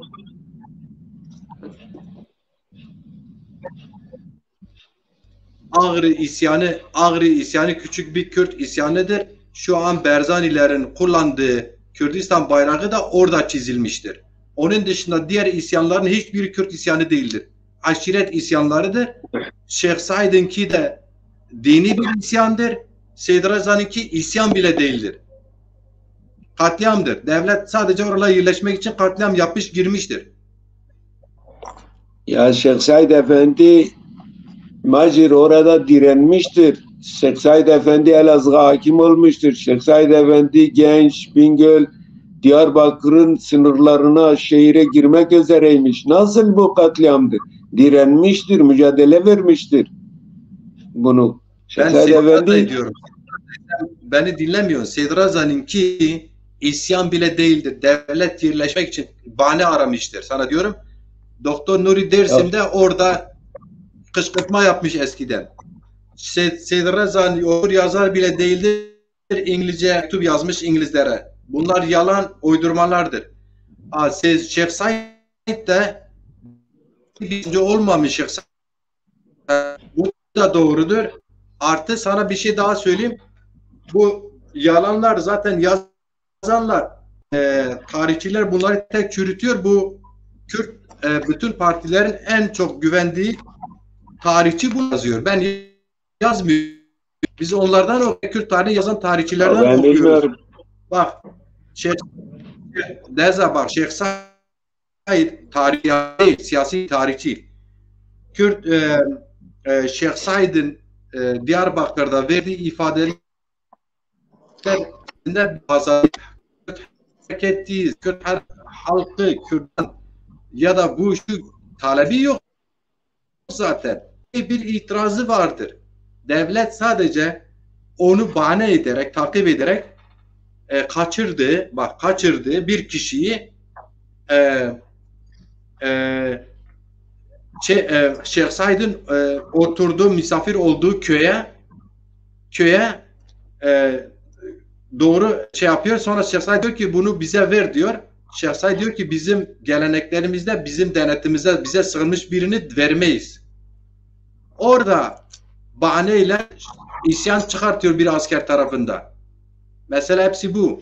Ama tabii ki Şeyh Said bu bağlı devletin bak müritleri, Şeyh Said'e bağlı olan müritlerle birlikte laik düzene karşı bir örgütlemesi vardı, diniydi. Kürdistan'ı değildi yani. Eğer başarılı olsaydı kadar belki yine başta İstanbul olurdu. Ya bu ağırlıklı Kürt davasıydı. Bu ağırlıklı olarak Kürt davasıydı. Şeyh Said Efendi Erzurum bak Şeyh Said Efendi Hindistan hareketle Piran'a gelene kadar devlet onu takip ediyordu.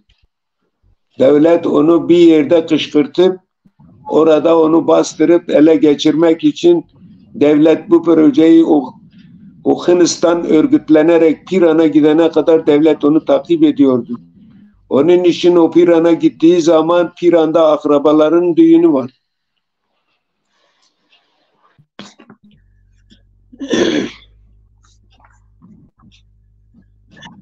Deza. Aynen. Deza. Bak. Program etti herhalde zaf derbi emanetiz katne kemal saat desa. Ez neqif lena ez sene mevaş torpiya o program ona dedivon Tom Washid Brazer ben sana önem verdiğim için dedim ki bir program bu uzamış gitmiş seyircisi kalmadı. Sana bir program yapalım. Sıfırdan mesela önceden ilanı veririm derim ki Abdullah Çiçek'le bir program yaparız. Ama konumuzu belirleriz. Biraz rastgele olmaz. Bir oraya, bir oraya. Bir Eyüp'i Kürt Devleti, bir Mervani Kürt Devleti, bir Şeyh Said Kürt Devleti, bir Seyraza Kürt Devleti ile olmaz. Böyle bu kulaktan duyma, siyasilerin yazdığı tarihle de tarih anlatılır. Hayır. Kulaktan doyma değil. Kesinlikle kulaktan doyma değil. Bu meselelerin aydınlanması lazım. Mesela eğer sen Halit Cibiran'ın kim olduğunu iyice yani onun kim olduğunu bilmezsen Şeyh Said'in de neye için hareket ettiği, hangi zaman harekete geçtiğini anlayamayız yani. Onu demek isterim. Yani Reza Halit Kürttür. Önemli bir şahsiyet. Buna bir şey demiyorum. Zaten İslam tamam mı? Bedel ödeyen bu ailedir. Bu da Şeyh Said'in kayınları olduğu için bak kayınları Kürt yoksa yine Şeyh Said'e destek çıkmazdı. Kayınları Said'in akrabaları var. Şeyh Said'e destek çıkıp göster kimmiş ya. Ya biz tamam şimdi bu Halit Cibiran'ı ben neden anlatıyorum? Bakın Halit Cibiran Sultan Abdülhamid II bu Hamidiye alaylarını kurarken Halit Cibiran'a da bir rol veriyor. Kendisi o dönem bir alaydır. Bir alay. Deza. Anladım. Deza. Hamide alaylarını kim kurdu, niye kurdu? Ya o Hamidiye alaylarını Sultan Abdülhamid II kurdu bunları. Onun hedefi Kürdistan'da onu hem Kürtleri terbiye etmek hem dış güçleri Rus cephesinden terbiye etmek. Bir savunma gücü ama sade Kürtlerden. Hamidiye alayları sade Kürt halkından olmuş. Ve bir de Hamidiye alayları normal askeri alay gibi yaşamıyordu. Adamlar seçilmişti, listeleri yapılmıştı her köyden, her bölgeden. Onlar sade acil durum olduğunda ayda bir kere eğitim görüyorlardı. Ayda bir kere bir araya geliyorlardı. Bu eğitimi Hamidiye alayları görür. Deza. Hamidiye kontra çalışmaları gibi. Sadece kurul bölgede Ermenisini, Keldanisini, kendi Kürtlerini herkes. Tamam. Tamam. Bir saniye. bak bir saniye. Bu devlet iki tane halkı sonlarda kendini var etti. Biri Kürt'tür, biri Ermeni. Arada Zazaları da ezdi. Zazalar Şia ile Sünni karakterlerden dolayı kendi coğrafik üstünlükleri var. Dağ, kendi savunabildikleri için ayakta. Onları da silerlerdi. Bu Hamide alayları sadece ki gayrimüslimleri bu topraklarda silmek için ganimete koyup Osmanlı Devleti'ne aktarmak için kurulan bir... Ya onları Sultan Abdülhamit şey yapmadı. Onları sürmek için bir planı oluşturmadı. O Hamidiye olaylarını oraya kurup yani adı üzerinde Hamid, Sultan Abdülhamit alayı 50.000 kişiyi hedeflemiş Kürt halkı, Kürt Müslüman halkında hedeflemiş, oradaki kontrolü elinde sabit tutması için. Eğer herhangi bir Ermeni ya da kendi Kürt'ü hareket edince onları böyle terbiye etmek için, yani sürekli terbiyede tutmak için bunları kurmuştu.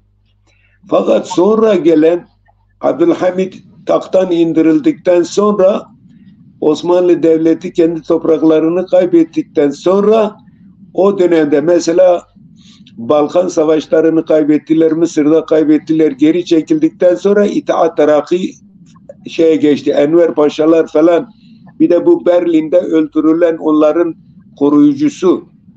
Yani tarihe bakmam, ismini biraz aslında aklımda değil ismi. Onların estirdiği, terör estirdiği katliam Ermenilerin üzerine çıkaran ferman onlardı. Abdülhamid'in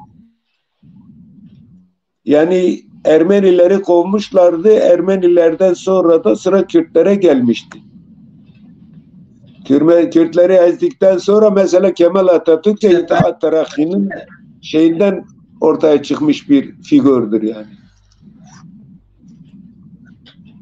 Sonuçta üzet nedir desem? Üzet Hamidi alayları Ermenisini, Yahudisini, Keldanisini, Asusini, bu asıl toprakları yani buranın yerleşi olanlar temizlediler.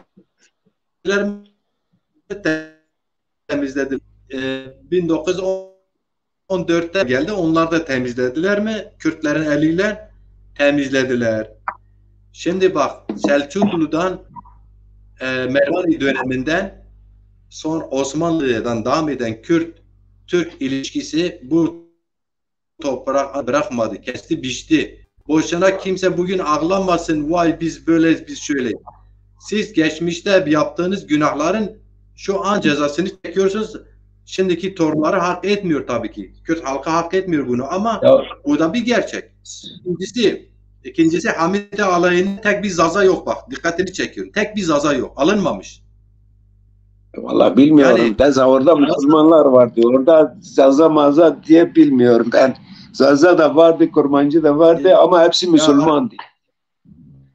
Sadece Müslümanlar alır. Tek bir zaza yok çünkü Hamide alayı tek bir zaza yok çünkü Hamide alayları kurulduğu coğrafyada zaza yok zaten. Nasıl yok? Tamam mı? Zaza bütün yok. Bölgede vardı. Bütün Kürdistan bölgesinde nerede Hamide alayları nerede görev yapıyor? Ya Hamide görev Diyarbakır, Urfa, ondan sonra yukarı Bitlis'e kadar. Bak sana bir soru sorayım. Bu Kürdistan ismini nereden geliyor? Kim verdi? Yok, Kürdistan ismini Selçukluların döneminde verilmiştir. Yani Türkler verdi o ismi. Türkler, o zaman Türkler diye bir şey yok. Orada Selçukluların hakimiyetinde genellikle Türkmen vardı yani orada. Hakimiyet Türkmenlerin eli. Selçuklar Türkmenlerdir. Onlar Kürdistan ismini verdi. Tamam Kürt ama o Ekrat Araplar diyor. Araplar Ekrat diyor. Selçuklular buna Kürt diyor. Daha geçmiş tarihte bunlara Kardi denilmiş, Kurdi denilmiş bir sürü isimleri vardır tarihte yani. Bunu Kürtler yazmıyor bunu. İşte yani Deza Bunu işte ben Yunan de tarih- demiyorum Kürtler yazıyor. El-Kırat'ı Araplar veriyor. Kürdistan ismini de Türkler veriyor. Şeyh İdris Bitlis'le yaptıkları anlaşma bir coğrafik isim olarak Kürdistan ismini Osmanlılar veriyor bu ismi. Ya bu mesele bu Kürdistan ismini çok Osmanlı Devleti'nden çok önce Selçuklular belirletmiştir. Orası bir eyalet olarak, bir devlet olarak değil. İşte bak ben de onu söylüyorum. Devlet zaten Kürdistan devleti falan olmadı. Kürt halkının yaşadığı bir coğrafyaya ismi Kürdistan dediler. Tamam, eyalettir. Eyalet olarak olmuş. Onlar Mervani veyahut Eyüp devleti gibi bir devlet olmamış Kürdistan yani. Ben sana onu diyorum. Yani bu ismi yine yani temelleri bazen diyorlar ya Zaza ismini vermiş ya şey yapıyorlar da zaten birini ismini birileri veriyor. Baştaki seni ben size mesela sen tek başına istediğin kadar da yığılı olamazsın ki. Muhakkak ben Senin ismini belirliyor. Yığılı ismi oturtmuşsa odur yani hangi isim oturmuşsa odur yani. Sen toplum tarafından ne kabul edilmişse sen Deza sen bilgilerini tazele. Sen böyle siyasilerin yazdığı tarih görme. Seydem Cigerkuyun çok değerli bir aydındır. Çok değerli bir yurtseverdir. Kürt halkı için çağdaş bir şairdir. Ama tarihçi değildir. Öyle benim için çağdaş atılmaz. Benim için Seyde Cigerkuyu'nun çağdaş olduğu yönü sadece millidir. Yoksa mesela Seyde Cigerkuyu o diğer tarafta da çok Marksizmi, Leninizmi övüyor. Ben ise onu övmüyorum. Ben hani diyoruz Kürtçe'de netevi. Yani netev bir düşünceyi o süreç öyle. O süreç öyle değil. O süreç. Ya orada bir sosyalizm rüzgarı esmişti Orta Doğu'ya. O normaldi. Ben onu ayıp diye şey yapmıyorum ki. Ayıp etmiş demiyorum ki. Ben de onu diyorum. Bak Kürtlerin ilk siyasi hareketi şeydir. Bu sorunları kurduğu neydi? İlk onlar kurmuş. Onların bütün marşları eskiden dinle. Ey Rakip de, Her Nefeş de, diğerleri de bu Kürtlerin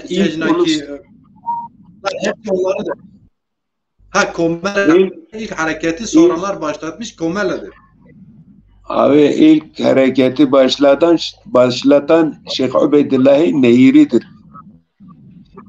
Şeyh Ubeydullah Neyri neyse yani mesela diyelim o bölgede Kürdistan bölgesiyle İran arasında Nehir bölgesinde geniş bir alanı özgürleştirmiştir yani.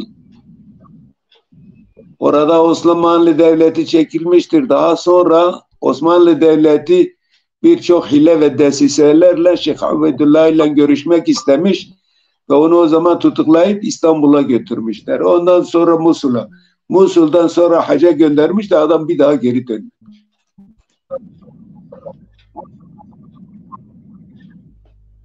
Ve ondan sonra neyse, şimdi biz seninle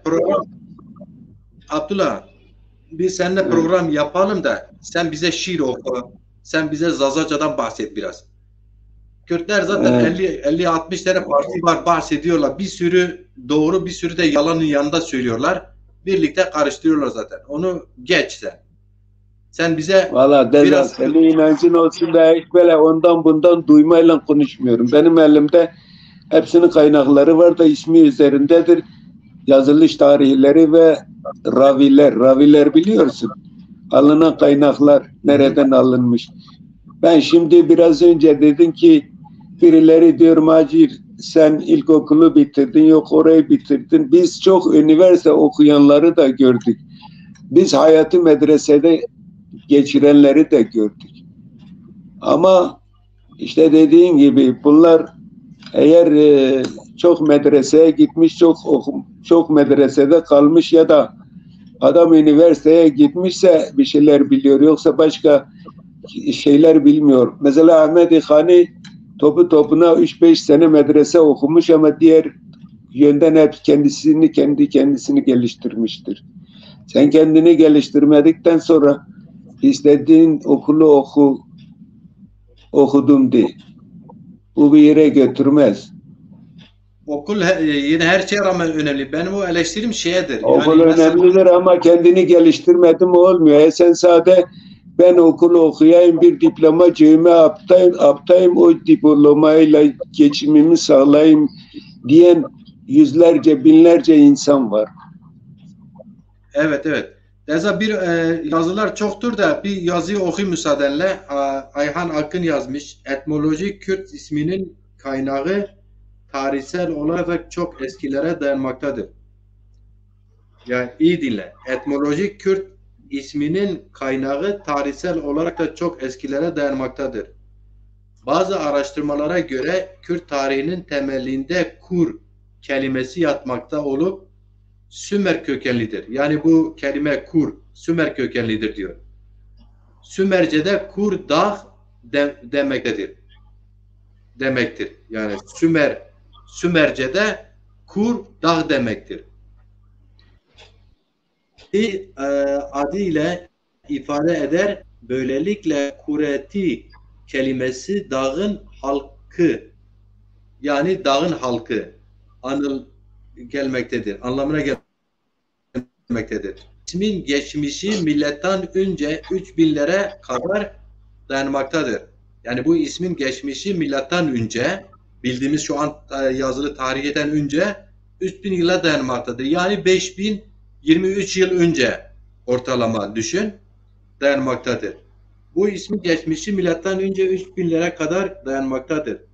Kürdistan coğrafyası bilindiği gibi dağlık bir bölgedir.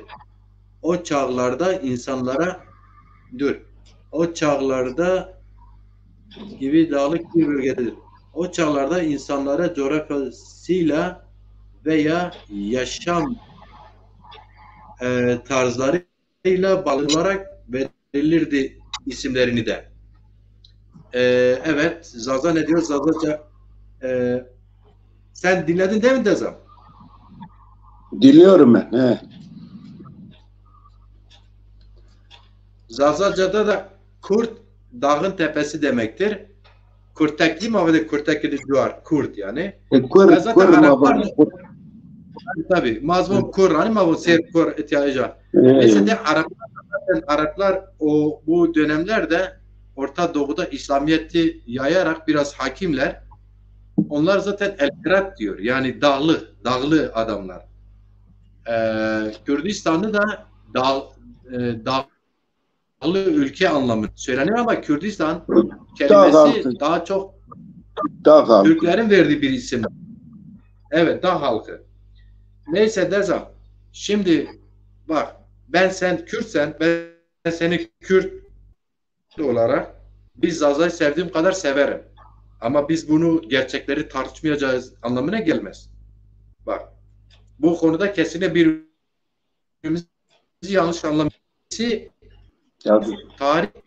Tarihçilerin öğrettiği bir tarih değil, siyasilerin verdiği bir propaganda tarihidir. Dolayısıyla propaganda tarih olmaz.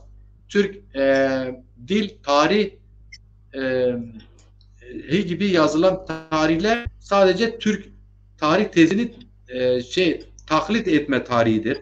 Bu da Kürt halkına örgütlüyorum adı altında yalan, yanlış, öykülerle, efsanelerle bir tarih yazıldı maalesef. Bunlar gerçek değil. Yani tekrar ediyorum. Seyyid Raza bir Kürt isyanı değil, Şeyh Said de bir Kürt isyanı değil. Kuzeyde tek bir Kürt isyanı var, Ağrı isyanıdır. Ağrı isyanı bir Kürt isyanıdır. Diğer isyanlardır, 29 isyan özellikle Türkiye Cumhuriyeti Devleti Osmanlı'dan bu yana mahsustan söylüyor. Sırf bunu niye diyor Kürt isyan? Bir tehlike var. Sürekli tehlike var. Ona karşı önlem almak için baskıcı sistemini Ermeniler sürdürebilmek için bir bahane. mesela bir demokrasi projesi mi gelecek? Ya bu Kürt sorunu var, insanlar ikiden bir burada orada huzursuzluk çıkarıyor. Ne demokrasisi? Ertele. Kürt sorunu bugün de öyledir. Çözülmesi mi gerekiyor? Ana dilin anayasa güvenliği alması gerekiyor. Ne var? Önce dağdaki teröristi bir indirelim ya da yok edelim, ondan sonra konuşuruz. Misal, Milli Selamet vardı. Bir ara yerde Sarcan'da çok oy alırdı. Sarcanlar benim gibi yurtseverler Hamburg'da, burada orada bir soru sorduğumuzda kovulduk. Biz diyorduk ki bu Kürtlük yapıyorduk tabii ki. Kürt sorunu nakışınız nedir?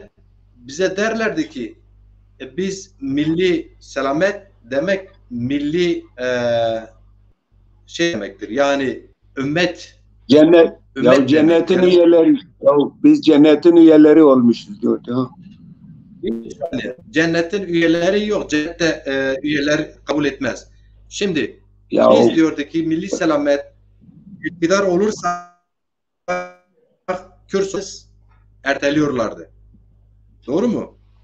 Çünkü biliyor ki 30-40 yılda iktidar olmaz ama onu öyle. Ya Deza sen o zaman şeyi görmedin mi? Milli Selamet'in o dönem anıtlarını görmedin. Onların logosu, sembolü. Evet, bak Zaza ne diyor? YouTube'da diyor ki kimdir tanımıyorum gerçekten. Belki de hani Facebook'ta burada orada belki arkadaşımızdır ama YouTube şeyini bilmiyor diyor. Bizce diyor bu diğer diller Zazacan'ın lehçesidir. Bu da bir yaklaşım. Yani ama Zaza sana bir şey söyleyeyim. Şeyin oyununa gelme. Türkçe mi? Kürt milli oyununa gelme. Onlar da diyor ki Zazaca Kürtçenin ana kök dilidir diyor. En eski Kürt dili diyor Zazacadır. Ama diyor maalesef unutuldu falan. Bu yalanı da söylüyorlar. 100 tane televizyon var, bir televizyon vermiyorlar. 150 tane radyo var, bir radyo vermiyorlar. Yüzlerce gazete var, bir gazete vermiyorlar. Eğer ki biri burada orada bir dergi yazıyorsa ona karşı da Türk MİT ajanların çıkardığı dergi deyip suçluyorlar. Geçmişte Ebubekir'den tut diğer dergi çıkaran Zaza yurtseverlerine suçladıkları gibi suçluyorlar. Tek sözüm ona tek millet ortaya çıkarmak için bir ulusal proje almış gidiyorlar. Ne yazık ki bir yere de varmazlar yani bu gidişler. Neyse Deza bir şey diyecektim. Seni dinleyeyim. Sen bu programı böyle ya şimdi benim fikrimi sorarsan ben Zazasıyla Kürdüyle aynı halk olduğuna inanıyorum. Tamam mı? Ben aynı halk aynıdır diyorum. Ama ben uzun zamandır Zazaca dili üzerinde yazı yazıp tercüme edip çalışıyorum kendi gücüm nispetinde. Tamam mı? Şimdi bu bize böyle dindar hoca diye böyle şey yutturmaya çalışan birçok çevre vardır. Onların ezberlerini mesela dini yönden Kur'an ile ayet ile de onların böyle önüne koyuyorum. Diyorum verin bana bunların cevabını. Anlatabildim mi? Evet. Ben Zazaca dili için uzun süredir kendi çapımda çalışıyorum. Görüyorum. Ben bu çalıştıklarımı da insanlara anlatmaya çalışıyorum. Bakın ben şimdi mesela 1400 yıldır anlatıla gelen bir şey vardır. Hepimiz Müslümanız. Kur'an okuruz ama anlamıyoruz. Nereden anlamamız yani hani anlamak istersek nereye başvururuz? Gidiyoruz Türkçe'ye başvururuz ya da Kürtçe'ye. Kürtçe'de daha yeni çıktı. Ama bugün elimizde Kur'an-ı Kerim vardır. Meali Zazacadır. Bakın şöyle Kur'an-ı Kerim kim yazdı Deza? Yaratıcı. Deza kim yazdı? Kim yazmış? Neyi? Kur'an-ı Kerim'i Zazaca mailini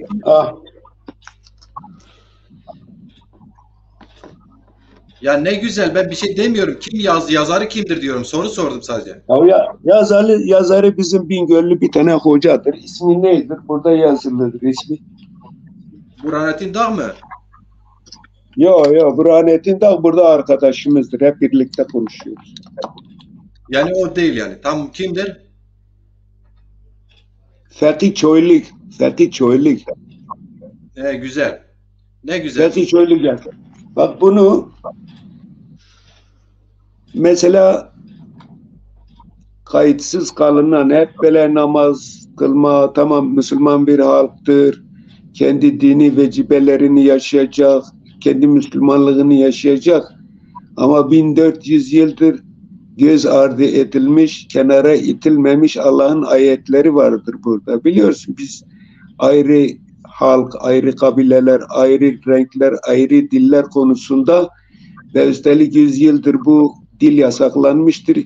Biri çıkıp ortaya bunu açıkça dindar kesimden dinlendirilmesi, bu davayı savunulmaması bu tamamıyla bir eksikliktir. Bu uğurda Ahmed-i Hasi mücadele vermiştir, direnmiştir, yüksek sesle cemaatine anlatmıştır, çevreye anlatmıştır, kurmanç olan seydalar melelerle tartışmıştır ve en sonunda devlet onu sürgün edip Rodos'a göndermiştir. Ve o eser bırakmıştır. Mevlid-i Şerif diye, Zazaki diye bırakmıştır. Ve o Mevlid-i Şerif'in yarısını ben ezberlemişim onu. Yani senin geçen hafta anlattığın rol model kim diye sorarsan, mesela Dersim'in diyalekt zazası farklıdır. Diyarbakır biraz daha Dersim'e yakındır. Fakat biz Bingöl tarafı bizim zazamız biraz daha ortadır.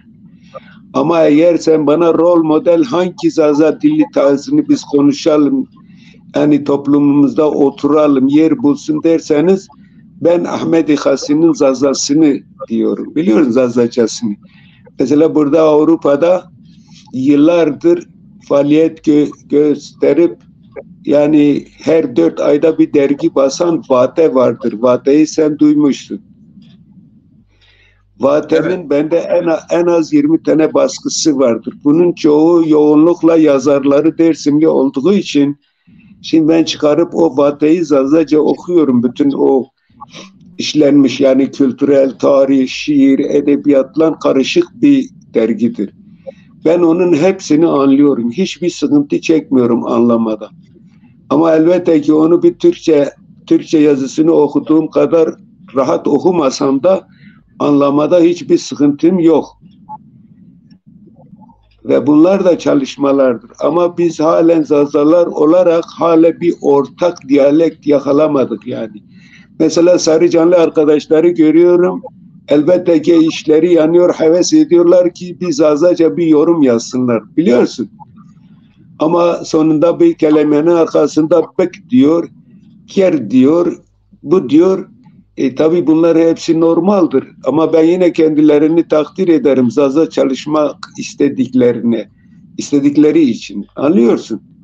Bunlar gelişmedir. Bunlar gelişir. Bunlar açılır yani bunlar. Bunlar iyi gelişmelerdir. Ama biz zaman gelecek o ortak paydada buluşup Zazaca dilini bir diyalekt üzerine resmi olarak oturtmamız ama her bölge yine Dersimci konuşur. Bizde halk ohivan ya biz de öyle konuşuruz. Diyarbakır Milyan bölgesi en Zaza ağırlıklıdır. Onlar da kendi diyalekti. Yani bu diyalekt dil değildir. Diyalekt bir dilin diyalektidir yani.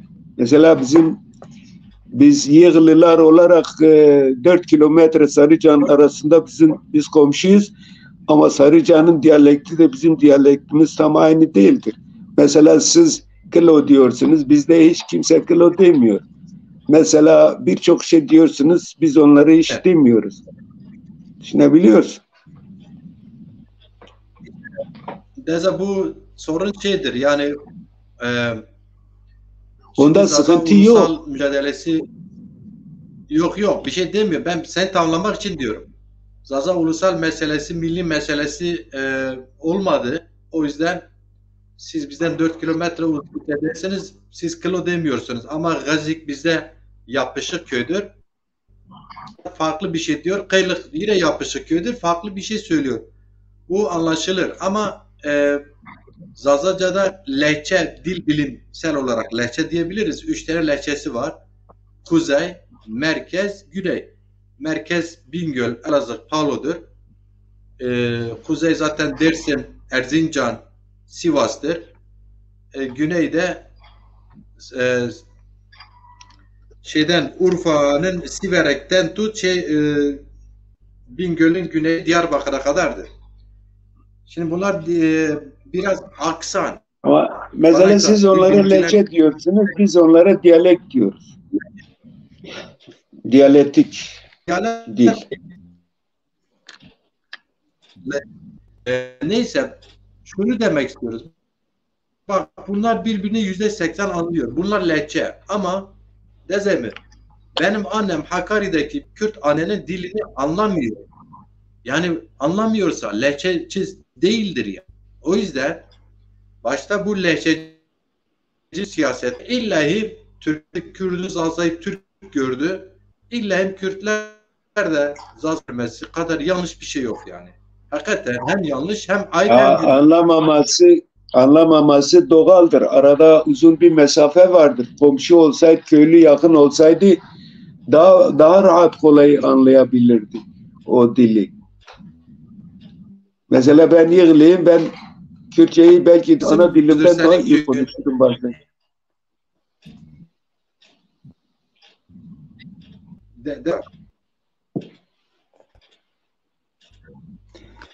Neyse biz bu dükkanlarımız yan yana ama bir saniye bir yerli Kürtler benim annem Zaza birbirini anlamıyor. Yani sen Hakkari'yi de boş ver.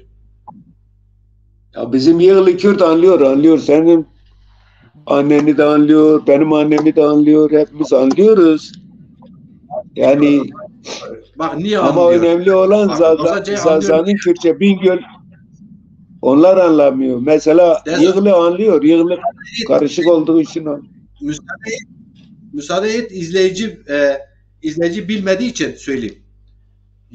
Bir kere Sarcan kendi bölgesinde egemen bir köydür. Yığılılara da baskı gelir, Kıyık'a da baskı gelir, Okçan'a da baskı gelir. Neredeyse Karakuçan'a baskı gelen bir köydür bizim. Zazaca'yı öğrenmiş. Benim annem köy bilmiyor. Anladın mı demek istediğimi? Eğer güçlü olduğu gibi annem de Kürtçe yani öğrenmek o dile ait olduğun anlamına gelmez. Sen Almanca öğrenmişsin. Ben Türkçe öğrenmişsem, konuşuyorsam odur. Benim için değil, öğrenmiş olduğum için konuşabiliyorum. Hani ben kastım o. Eğli bir anne Kürt. Hani orada bir tane aşiretten Kürtler yerleşmiş ya. Onlardan bir anne, benim annemle beraber bir eve gelseler, tercüman olmasa da birbirini anlamıyorlarsa dil biliminde bu ayrı dildir anlamına gelir. Öyle ya muhakkak ayrı dildir. Karar muhakkak ayrı dildir. Ama bizim çok kelimelerimiz birdir yani.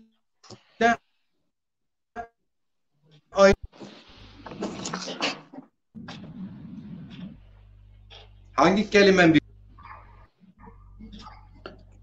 Neyi birdir? Kürtçe'de de Zazaca'da da bir çok ortak kelime vardır bunda yani. Almanca ile İngilizce'de de ortak kelimeler çok. Ama birbirine diyalekt olarak benzemiyor. Bak Deza, bizimki Zazaca ile Kürtçe'nin hiçbir diyalekti birbirine benzemiyor. Almanca ile yani İngilizce Almancadan alınmış kelimeler vardır, bükülmüştür. Ama Kürtçeden Türkçe'ye, Kürtçeden Zazaca'dan Kürtçe'ye geçen kelimeler bükülmemiştir. Yani bu orijinallığı öyle net duruyor. Mesela adam Alman kelimesini bükmüş, İngilizce yapmış. Kısaltmış. Zazaca bozulmamış. Zazaca az bozulmuş bir dil. Bak, niye? Çünkü şehirleşmedi. Ticari alanlanılmadı. Kürtlerle, Selçuklarla Osmanlılar bırakmadılar zaten ticareti, sanatı öğrensinler. Hep dağda kendimizi savunmak zorunda kaldığımız için dilimiz de öyle eski haliyle kalmıştır. Şimdi ama sen eğer Farsçayı biraz bilirsen, Kürtçenin neredeyse %45'i Farsçadır. Ama Kürtler kendini Fars ya da Farslar, Kürtler bizim lehçemizdir demiyor. Farslar Kürt değildir. Onlar Fars'tır. Onlar Hint.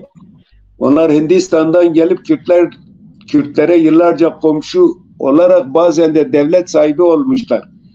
Onlar zaten yani görünüşlerinden bile bellidir renkleri yani. Onlar Hindu karışımı bir halktır. Kürtlerden de karışmış içine yani. O ortaya çıkmış dil Farsçadır. Bugün Afganistan'da dilleriyle nasıl? Doğru. Doğru diyecektim. Doğru değil de yani neyse bak sana bir şey söyleyeyim. Zazaca'da Ayhan Hoca yazmış.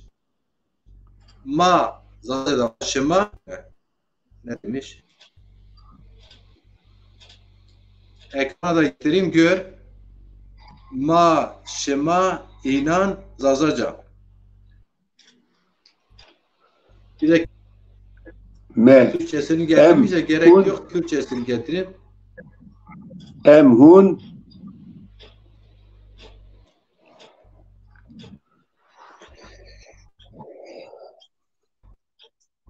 ve ev Kürtçe.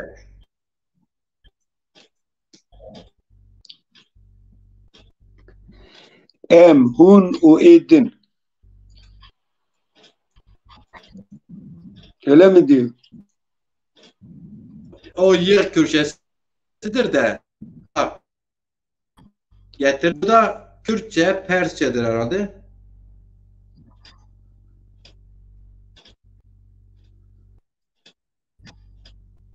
Tabii ki konumuz değil. Sen programınla ne kadar tabii ki o Kürtçe birileri yapışıktır. Sarcan'da en azından 10 kız almışlar. Sarcanlar onlardan 10 kız almışlar gelin. Bak. Ve oraya Beritan aşireti artık dağdaki çatışmalardan dolayı yayla gidemediği için toprak alıp ev yapmışlar Kürtler. Onlardan birisi benim babamın evine gelirse annemle Kürtçeyi anlaşamazlar. O da Zazaca'yı bilmez, anlaşamazlar. Dolayısıyla dil biliminde diğer bir dilin lehçesi olabilmesi için %65 birbirini anlaması lazım. Yani Dersim Zazacası ile Sarcan Zazacası gibi birbirini %65 en azından anlayacaklar. Tamam Deza. Eğer anlamıyorlarsa bu ayrı bir dildir, ayrı bir millettir anlamına gelir. Bilim bunu diyor. Biz bilimin yoluna mı gidiyoruz? Yoksa sırf biz işte bazı Kürtlerle bazı Zazalar birbirine kız almış vermiş diye bir millet mi olacağız? Bak mesela Sarcan'da örnek veriyorlar. Türkler söylüyor, biz demiyoruz. Türkler diyor kız almış vermişiz, kardeşiz.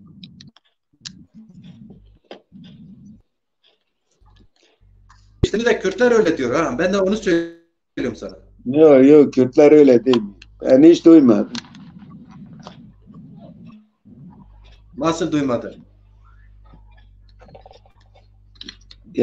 Zazalar, kurmacılar kız alıp vermişler ama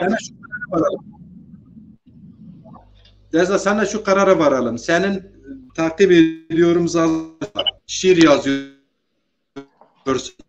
Biz konuşalım. Ben rol model ben birçok konu konuşurum.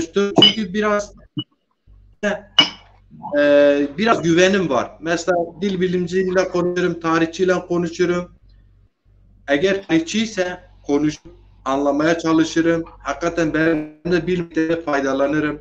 Dil bilimciyse faydalanmaya çalışırım. Halkımıza onun bilgisini aktarmaya çalışırım. Siyasetçiyse siyasetini gelsin yapsın diye halk dinlesin, aktarmaya çalışıyorum. Kendim de bir şeyler almaya çalışıyorum her seferinde. Şimdi şairse duygularını gelsin okusun halkımız, ben faydalanan bunu duygularından kendimizi bulalım, biraz mest olalım diye getiririm. Sanatçıysa yine aynı keza, tamam deza. Ama lütfen herkes kendi mesleğinin hakimi ise o meslekte konuşsun. Bakınız ben mesela normalden söz yazarı, şiir yazarım, şarkı söylerim. Bu enstrüman çalmadığım için bu mesleğimde biraz mahrumum. Onu yapamıyorum o yüzden. Geçmişte hareketi bırakmadı yapayım. Mesela laf açılmışken Berzan ile benim kasetimi yasakladılar. Halen de Zavko'da yasak olarak duruyor. 12 tane parça. Kardeşlerimin gönderdiği parayla yaptığım halde müsaade etmediler. Ben çıkartayım. Onların aleyhine tek şarkı olmadığı halde. 3 tane de külünde olduğu halde. Tamam. Neye? Sırf ben onlara hizmet etmediğim için, boyun eğmediğim için yasakladılar. Ama eğer ki boyun eğmek de şöyledi. Bu kasette bir Berzan üzerine bir şarkı olacak. Olursa biz sana ev veririz, cip veririz. Bir tane cip de veririz altına. Bekarsın evlendiririz. Ben reddettim bunu. Şahitlerin yaşıyor. Biri de Aziz Veysi'dir bak. Onların generali Aziz Veysi'dir. Ben reddettim. Diğer şahitlerim de var şu an Avrupa'da. Bir gün bu konu olursa biri çıkar beni takip çoğular benim arkadaşım çıksın desin ya Macit Ceylan sen yalan söylüyorsun. Evet. Üzerine mal büyük yapmaz. Ben ısmarlanat yap. Tamam kardeşim. Baklar sabit senin yanındalar Hamburg'dalar. Git söyle Ebu Bekir'e, Ahmet'e, Ömer'e para gönderdiler. Onların parasıyla yaptığım kaseti bana çıkartmadılar. Niye? Çünkü Zazaca hizmet ettiğim için. O televizyona 3 tane klip verdim. Zagros ve Kürdistan TV klip verdim. Kendi paramla yaptım. Bir kuruş para da almadım. Mevcut Başkan Berzani beni arayıp kutladı.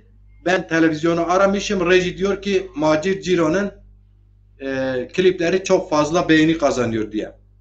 Ama benim kasetimi engellediler. Tamam mı?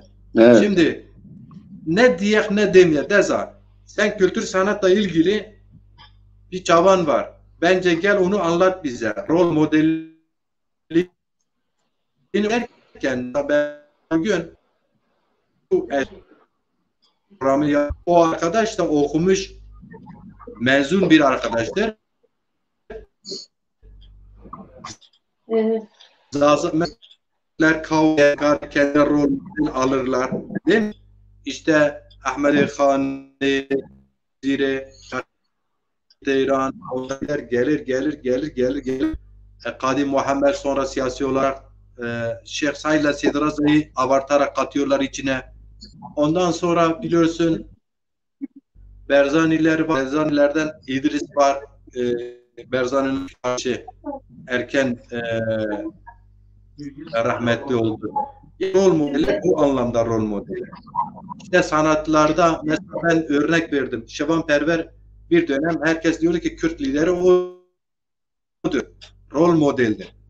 İşte bizim hocandır mesela Ahmet Hasi'den başlar. Biz bunları konuştuk. Sen onu yanlış hocandır. Mesela Yılmaz Güney bir sanat, bir sinema dünyasının rol modelidir yani. Türkiye'den çıkmış. Bunlar herkes kendi alanında rol modeldir. Yani bunları hepsini bir kerede konuşmak şey olmuyor. Yani bu konuları eğer birisi siyasi ise onu hakkında konuşma. Eğer birisi dil, kültür ise onu konuşar. Biri eğer dini meselede insanlığın yeri yani dini konuda neyse onu ayrı tartışma konuşmaları. Bunlar hepsi birbirinden ayrı ayrı dallardır yani. Bilimdir, sanattır, kültürdür, edebiyattır. Bir yazı var müsaadenle okuyayım. Mesela burada bir örnek veriliyor. Zazaca K kardeş Kürtçe'de listik. Yani bu oyun anlamında. Türkçe'de oynamak. Zazaca'da paç, Kürtçe'de paç kardeş, Kürtçe'de amustan, Türkçe'de öpmek. Zazaca'da kısek kal, Kürtçe'de evin akıftın. Denk Zazaca'da bence kal konuşmak. şey değildir. Kal kısadır. Kürtçe'de bir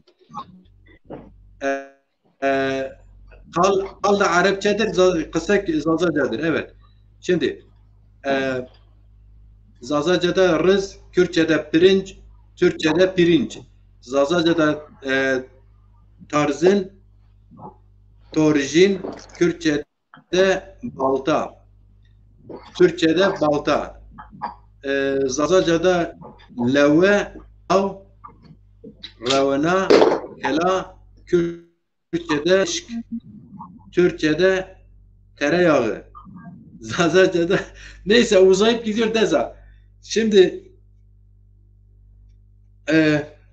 sen ne diyorsun? Biz seninle bir programı kültür sanat üzerinde yapalım. Sen biraz çalışmalarını anlattırsın.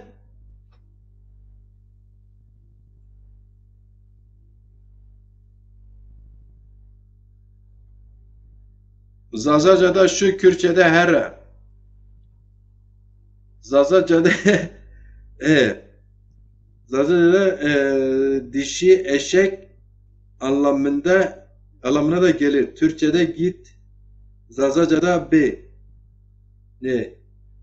Türkçe'de git, Zazaca'da B. Kürtçe'de vere. Türkçe'de gel. Tamam. Biraz eksik şey olduysa da kusura bakmayın.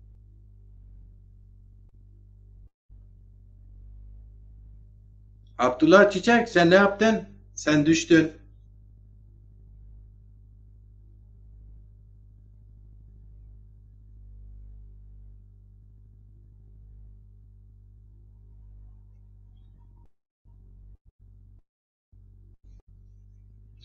Şimdi Zaza sen geçen gün bir şey söyledin, ben onu hala anlamış değilim. Dedin ki bin yılda bir çıkan bir yurtseveri var, ona da ne yapmışsınız?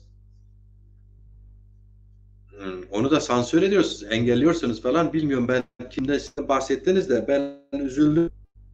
Hakikaten yani öyle bir şey bilmiyorum yani. Açık da söylemediniz. İsmini verebilirdiniz. Ben gerçi sizi de tanımıyorum. YouTube'da takip ediyorsunuz hocam.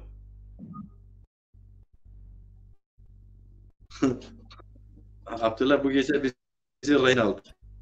Abdullah. Deza kısırcımı ne ya? Merabat vapil te zayıf vaki zayıf biya hiri saniye. Ez hatta nifaz da eşya mefişar kapat. Tamam mefhum کرد تفاصيل ما program tu telefon met esen ma pia kalke ma yoraj program şiron khumar bonler ما bu anı ما beni bahs ini gurum bahs kültür sanat bekir yani ما beni dini ser zval zazaki ser mesela zeşken atri kutbe khatır vaştiş zazaki bu anı ini tabi için ne o mesela ni alimama destiyes ni melama destiyes ama inu khutbe kura Arapki amıyormuştuş Arapki ra çarna kurmancı razımız çarna zazaki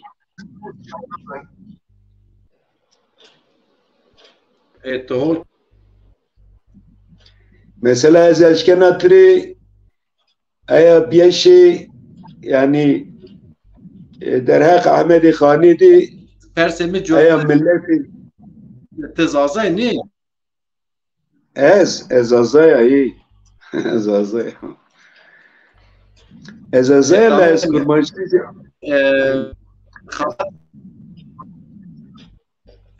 ايش كل جرة زونا ايش حابب زونا يعني كرمانجي يعني tabii ki nikay ma yo show ina aşmi kay Müslümanana aşmi mübarek zani ma يو شو وقتك ما هم در حق أحمد خاصيدي هنا سبكم ما هنا مولدي بوانم وما أيا شو خطبه خاطر واشتش أو كوي پیغمبر علیه الصلاة والسلام دیار کوی عرفاتا أي حاجة خويا بينتي يو مواجم يو وسيت وردو أمت خرافاتو ما أي زازاكي كرم وانيا ما كيري زازاكي قسكن تركي عربي شي ما نكرميهم بلكي ما يو أي أرادي ما يو در حق زوانان و در حق إنسانيتي دي ما إشكين القرآن الكريم أي آيات در حق فرق لي بيش قابلان و فرق لي ملتان در حق كنت وما تعالى آيات شاوت وما إشكين يزبوان مزازاكي معاليم بوان. Tamam Deza. Tezkar erciye Mısır ama program yona rebik naksed mi enner zaten. Ena aş dimayo programa bikme. Kıymeto erciye tamam tezaf kıymeto erciye niyepse cemi 5 saat az mapya nikaş nikiri qal nikiri tamam. Ama bire Kur'an'ı çi vacib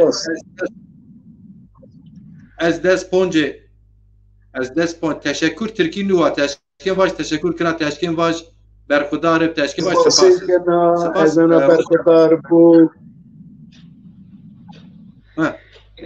سرنی که از دست پونج نا آشمه نا گوره اپی وقت اگر اری بیرسه وقت مر پروگرام براچه چنی ورده نش کنم بکر تمام حاضر میچه هست تمام شربه بسکنی این آشمی یعنی آشمی مسلمانانی هیراش مبارکی چی ما بینی اون از زازاکی قصه بکیم ما بینی این درق زازاکی هم ما بوانه هم محالی واجم مثلا این چی او ناترین واجم دنشتا خلق ما بسلمانو یعنی ne Müslümani o, dini o, kültürü o, edebi o, maddemen deşkeni sohbet büküp. Yani ni destmadi beni kaynağı gazdi maşkeni yani ser beni denkçiyem vacib. Tamam dezemim. Tuveş varıp تزوج وارد من تزاجرات. رن بخورا دزمه ما هم مملكت جيران يبنى. والله. از خبرتون به شوية خير بو بما نوشي شوية خير اي والله اي والله سريت ما سرت وسيلة ترى زازه ازازه her zaza وبزون كي ماجير جيران او جيب بن دستونا ama nasname xus pawen nasname xus pawen diyeceğim. Vatonu misakede inkez ona kadar sadece o ça nizone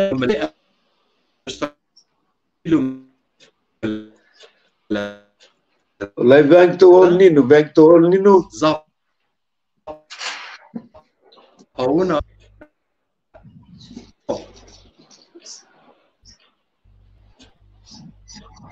به ونک تو هول نام لما یون عرب یه بی وینن انشالله خبر دونات ما روش خالکه به ماجر دزا به ما خالکه والله بیرون خاطر من وشوار خوجه و زازا آیکن کم عطونا سعد ماسیر کر زازا دای محمد ساره هر وقت شما وش سلامت از یه رو تشکر کنم سلامان خوبانه